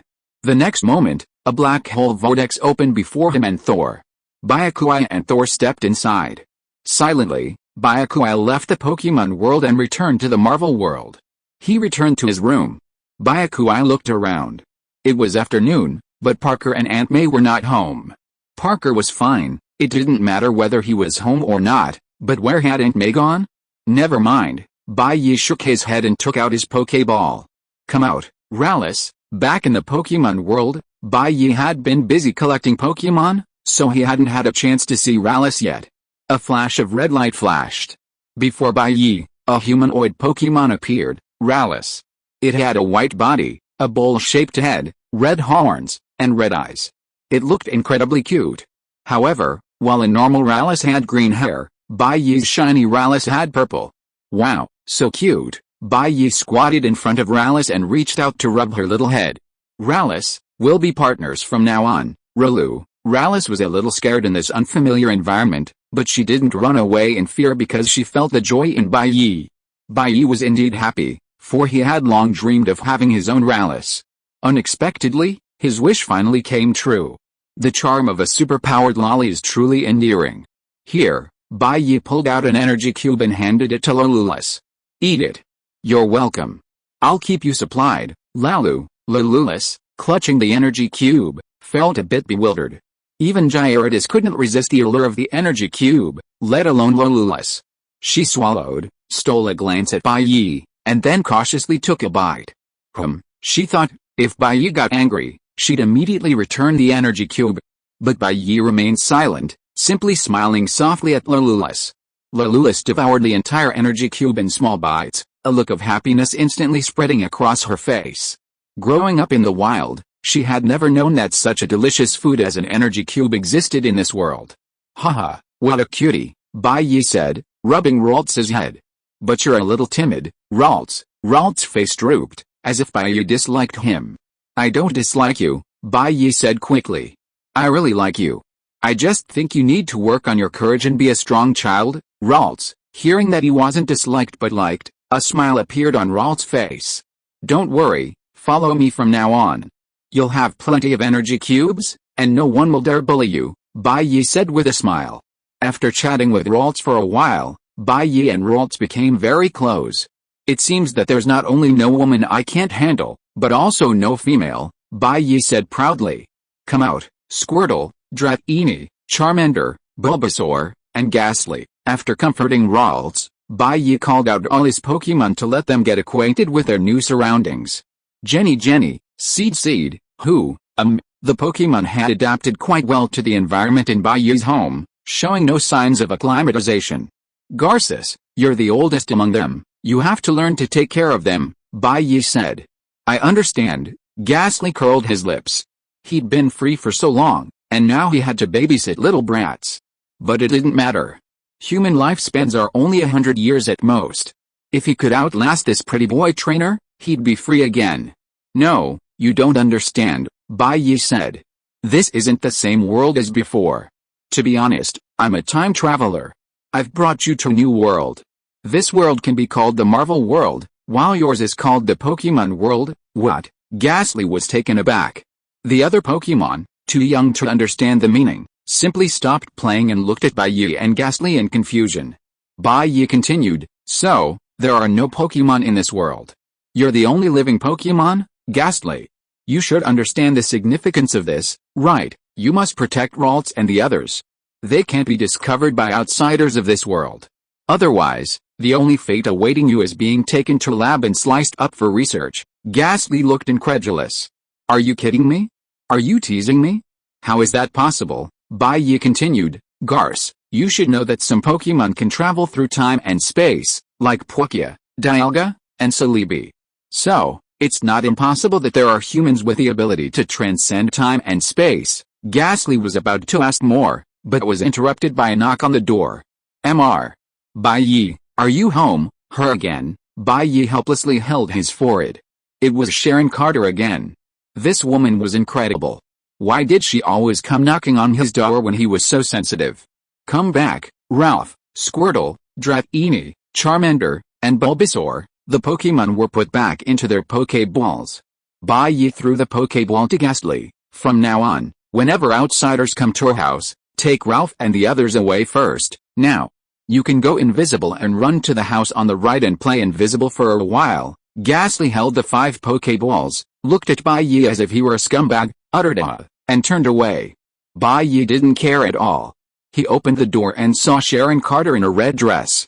She was tall and slender, showing off her figure and looking very sexy. Mr. Bai Yi, you're back. I told you there was a voice in your store. Sharon Carter glanced inside the store and said, are you alone, Mr. Bai Yi?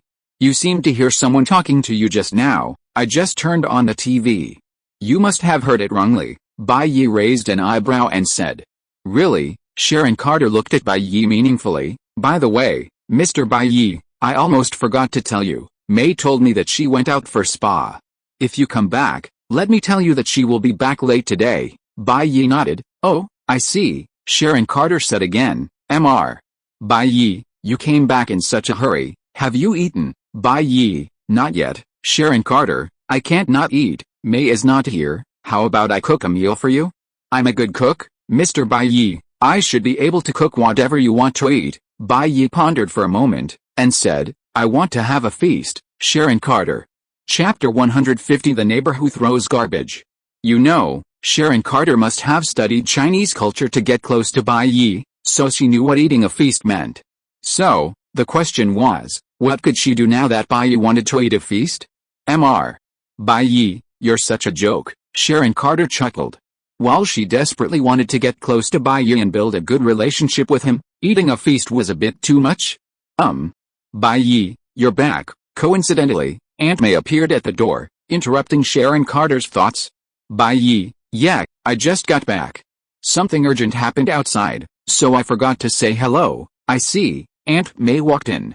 It had been about a week since I last saw her, and Aunt May's skin seemed better, baby-like, rosy and fair.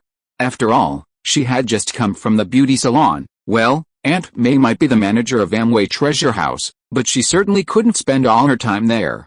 She still had her normal socializing and beauty routines. Besides, a woman's skin will definitely improve with some work, but overwork will worsen. Aunt May must have been overworked before, so during Bai Yi's absence, she rested well, and her skin naturally improved. May, since you're back, I'll go back, Sharon Carter said with an awkward smile. Although her mission was to seduce Bai Yi, there was no way she could do that under Aunt May's nose. One couldn't, or at least shouldn't, go to such lengths. Aunt May, don't be so anxious, right, Sharon Carter, a little absence is better than a new marriage. I don't want to be a light bulb here and disturb you. Laughing, Sharon Carter left. She was also curious about where Bai Yi had gone during his sudden absence, but she understood the principle that haste makes waste. The more anxious she was, the less she could show it. Otherwise, it would only backfire. After watching Sharon Carter leave, Aunt May looked at Bai Yi and whispered, where have you been all this time? Aunt May knew Bai Yi was a psychic, so her reaction to Bai Yi's sudden departure and return was far from as indifferent as it appeared. Bai Yi smiled, but didn't respond. Instead, he said, I'll show you something fun, but don't be scared. Aunt May was puzzled. What? Come out, Ghastly. Bai Yi tossed Ghastly's Pokeball out. A beam of light shot out from the Pokeball, forming a ghostly creature between Bai Yi and Aunt May. Its white eyes, small pupils, and a mouth with a pair of fangs in it might have frightened anyone who saw it suddenly. Aunt May, she stared at Ghastly, bewildered.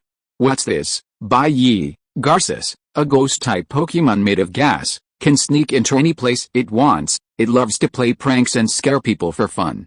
It's also very good at sneaking up on unsuspecting prey and hypnotizing or poisoning them through their skin. Aunt May held her forward and said, in short, Ghastly is a psychic creature like Thor, right? Bai Yi, that's true. Aunt May sighed. Okay, we already have Thor, so one more won't be a big deal. But Bai Yi, if you keep this up, our house will become a zoo. How many psychic creatures are you going to bring home? It's already a zoo, Ghastly said. Aunt May looked at Ghastly in surprise. You can actually talk. Although Thor had given Aunt May a certain degree of immunity to psychic creatures, Thor couldn't talk, but this ghost before her could talk? I've lived for over 1,000 years. Is it incredible that I can learn to talk? Ghastly said proudly. Aunt May was too exhausted to complain. Thor was also a god who had lived for hundreds of years. These superpowered creatures were often thousands of years old. How could she refute him? She was just an ordinary person who had lived for more than 30 years. That's right, Aunt May suddenly realized. Garces, he said our house has become a zoo. What did he mean? Ahem. Bai Yi cleared his throat and said, well, under Aunt May's gaze, Bai Yi had no choice but to take out a few more Pokeballs. Aunt May, Bai Yi, don't tell me these are all the superpowered creatures you found while you were away, right? Bai Yi, that's a long story. Aunt May rolled her eyes at him. Then you can keep it short. Bai Yi, this one, it can't be short. Well, you should first take a look at Ralph and the others. You're sure to like them. Come out. Ralph, Dratini, Squirtle, Charmander, Bulbasaur, wow, such adorable little kids. Aunt May was instantly captivated by Ralph's appearance. Her eyes practically popped into stars. Bai Yi, well, her name is Ralph. She's very timid and good at sensing emotions. She hides when she senses hostility, but becomes braver when she senses happiness or optimism in others. When her horns pick up the warmth of her friends, Ralph's body gradually warms up, sense emotions. She actually has such an amazing ability, Aunt May exclaimed in amazement. By ye, more than that, she's just still young. Emotional perception is her innate ability. When she grows up, she will be very powerful. For example, she can communicate with you through telepathy. She can't speak, but she can communicate with you through her mind, which is no different from talking. And she will have many other superpowers. Anyway, she is very powerful. Jenny, Squirtle looked at Aunt May looking at Ralph Lauren with shining eyes. It felt that this woman didn't like the appearance of their other Pokemon. He couldn't help but hug Bai Yi's thigh pitifully. Will these Pokemon be kicked out of the house later? Aunt May hugged Ralph Lauren and noticed the appearance of Squirtle. She realized that she seemed to be a little obsessed with appearance. Excuse me, Aunt May still reached out and touched Squirtle's head, asking, "It's not that I don't like you, it's just that Ralph is so adorable." "What's this little one's name?" Bai Yi smiled. "Squirtle is also a very powerful Pokemon, with his rocket headbutt.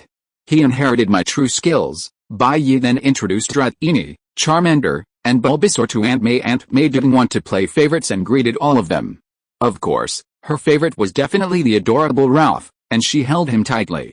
Ralph was almost overwhelmed by Aunt May's enthusiasm. "Bai Yi, if so many people come to the house at once, you have to help me with cooking in the future," Aunt May said righteously. "Otherwise, how can I cook for so many people by myself?" Bai Yi blinked and said, "Don't worry about that, Ghastly can help you. In fact, Ghastly has the superpower of controlling objects. As long as you give him orders in the kitchen, he can conjure up 8 hands to cook." "Ghastly, you bastard!" Ghastly was furious. "It's true that I am your Pokemon, but you can't use me as a slave, right? I also have a temper. If you make me angry, do you believe that I will run away from home and you will never find me again?" Bai Yi stretched out his finger. "Add 2 more energy cubes every day." Ghastly fell silent. 5, 1, Ghastly, okay, add 2 more energy cubes every day, no less. Energy cubes are something that no Pokemon would complain about eating too many. Before leaving the Pokemon world, Bai Yi had plundered precious resources from the Pokemon villains during his travels, so adding a few energy cubes to Ghastly every day was a piece of cake. "May, look, everything's fine now, right?" Bai Yi looked at Aunt May and said with a smug smile, "Not only cooking, but also housework and other things will be done by Ghastly. Not only will you not be tired, but it will be much easier." Ghastly rolled his eyes but didn't argue. After all, in the Pokemon world, he was the one who took care of most of the housework. What else could he do? Expect Bai Yi to carefully care for Dratini and the other little ones? "So Ghastly can help me with cooking and chores," Aunt May exclaimed in wonder, as expected of a superpowered creature that's lived for over 1,000 years. "That's right. Ghastly, after living for over 1,000 years, there's almost nothing he can't do. If you have any questions, just tell him. He's not obligated to help, after all. I'm paying him," Bai Yi said, "and Ghastly is very strong, probably, only slightly weaker than Thor. So, when you're free, you can keep him with you. He can protect you in case of danger." The leading characters like Ash and the others, upon their first encounter with Ghastly, were easily wiped out by him. Even the leading character's luck couldn't match Ghastly's true strength. Aunt May was also impressed by Ghastly. She hadn't expected this seemingly scary superpowered creature to be such a versatile athlete, capable of doing everything. He was far superior to Thor, who only knew how to eat and nothing else. Thor, besides Ghastly, Ralph's and the others also have their own magical abilities. You'll find out later, Bai Yi smiled. Anyway, it'll make your chores much easier. Squirtle can use water, Charmander can use fire, Dratini can use electricity. The 6 Pokemon Bai Yi had been searching for were meant to be a collection of Pokemon with various attributes. After a few pleasantries, Aunt May said, "Bai Yi, you're back. Haven't you eaten yet?" Bai Yi, "Not yet, Aunt May." "Then I'll make you something." "Perfect. This is the first meal. Let the kids taste it and see if it suits their taste. We'll make adjustments later." "Bai Yi, Garces, it's your turn to show off." "Go ahead." Ghastly rolled his eyes and reluctantly followed Aunt May into the kitchen. The Pokemon world is home to a wide variety of Pokemon, but almost all of them can eat any kind of food, meaning they are omnivorous. Furthermore, a few Pokemon can consume minerals, electricity, souls, even dreams and emotions, and even generate their own energy through photosynthesis. Most wild Pokemon feed on fruits, sap, grass, and algae, while a few utilize minerals, electricity, and steel. Power plant outages are largely attributed to electrical-type Pokemon stealing electricity, especially Magneto. Therefore, Pokemon can eat human food. For example, Team Rocket's Meowth subsists on various dishes and snacks. However, most Pokemon are vegetarian, with only a few consuming meat. With Ghastly, a know-it-all with over 1,000 years of experience, and Aunt May, whose culinary skills were honed by White Knight, the two teamed up to create food for Lululus and the others. Of course, the food Aunt May and Ghastly prepare for the Pokemon is supplementary, meant to be a snack. If these foods became the primary diet, they would undoubtedly suffer from malnutrition. Therefore, the Pokemon's true diet relies on the energy cubes in White Knight's hands and specialized, beneficial foods. After the meal, although the Pokemon didn't get much nutritional benefit from it, they still devoured it with relish, just like the spicy noodles that Chinese elementary school students enjoy. This also made them treat Aunt May better. After all, it was their future meal ticket.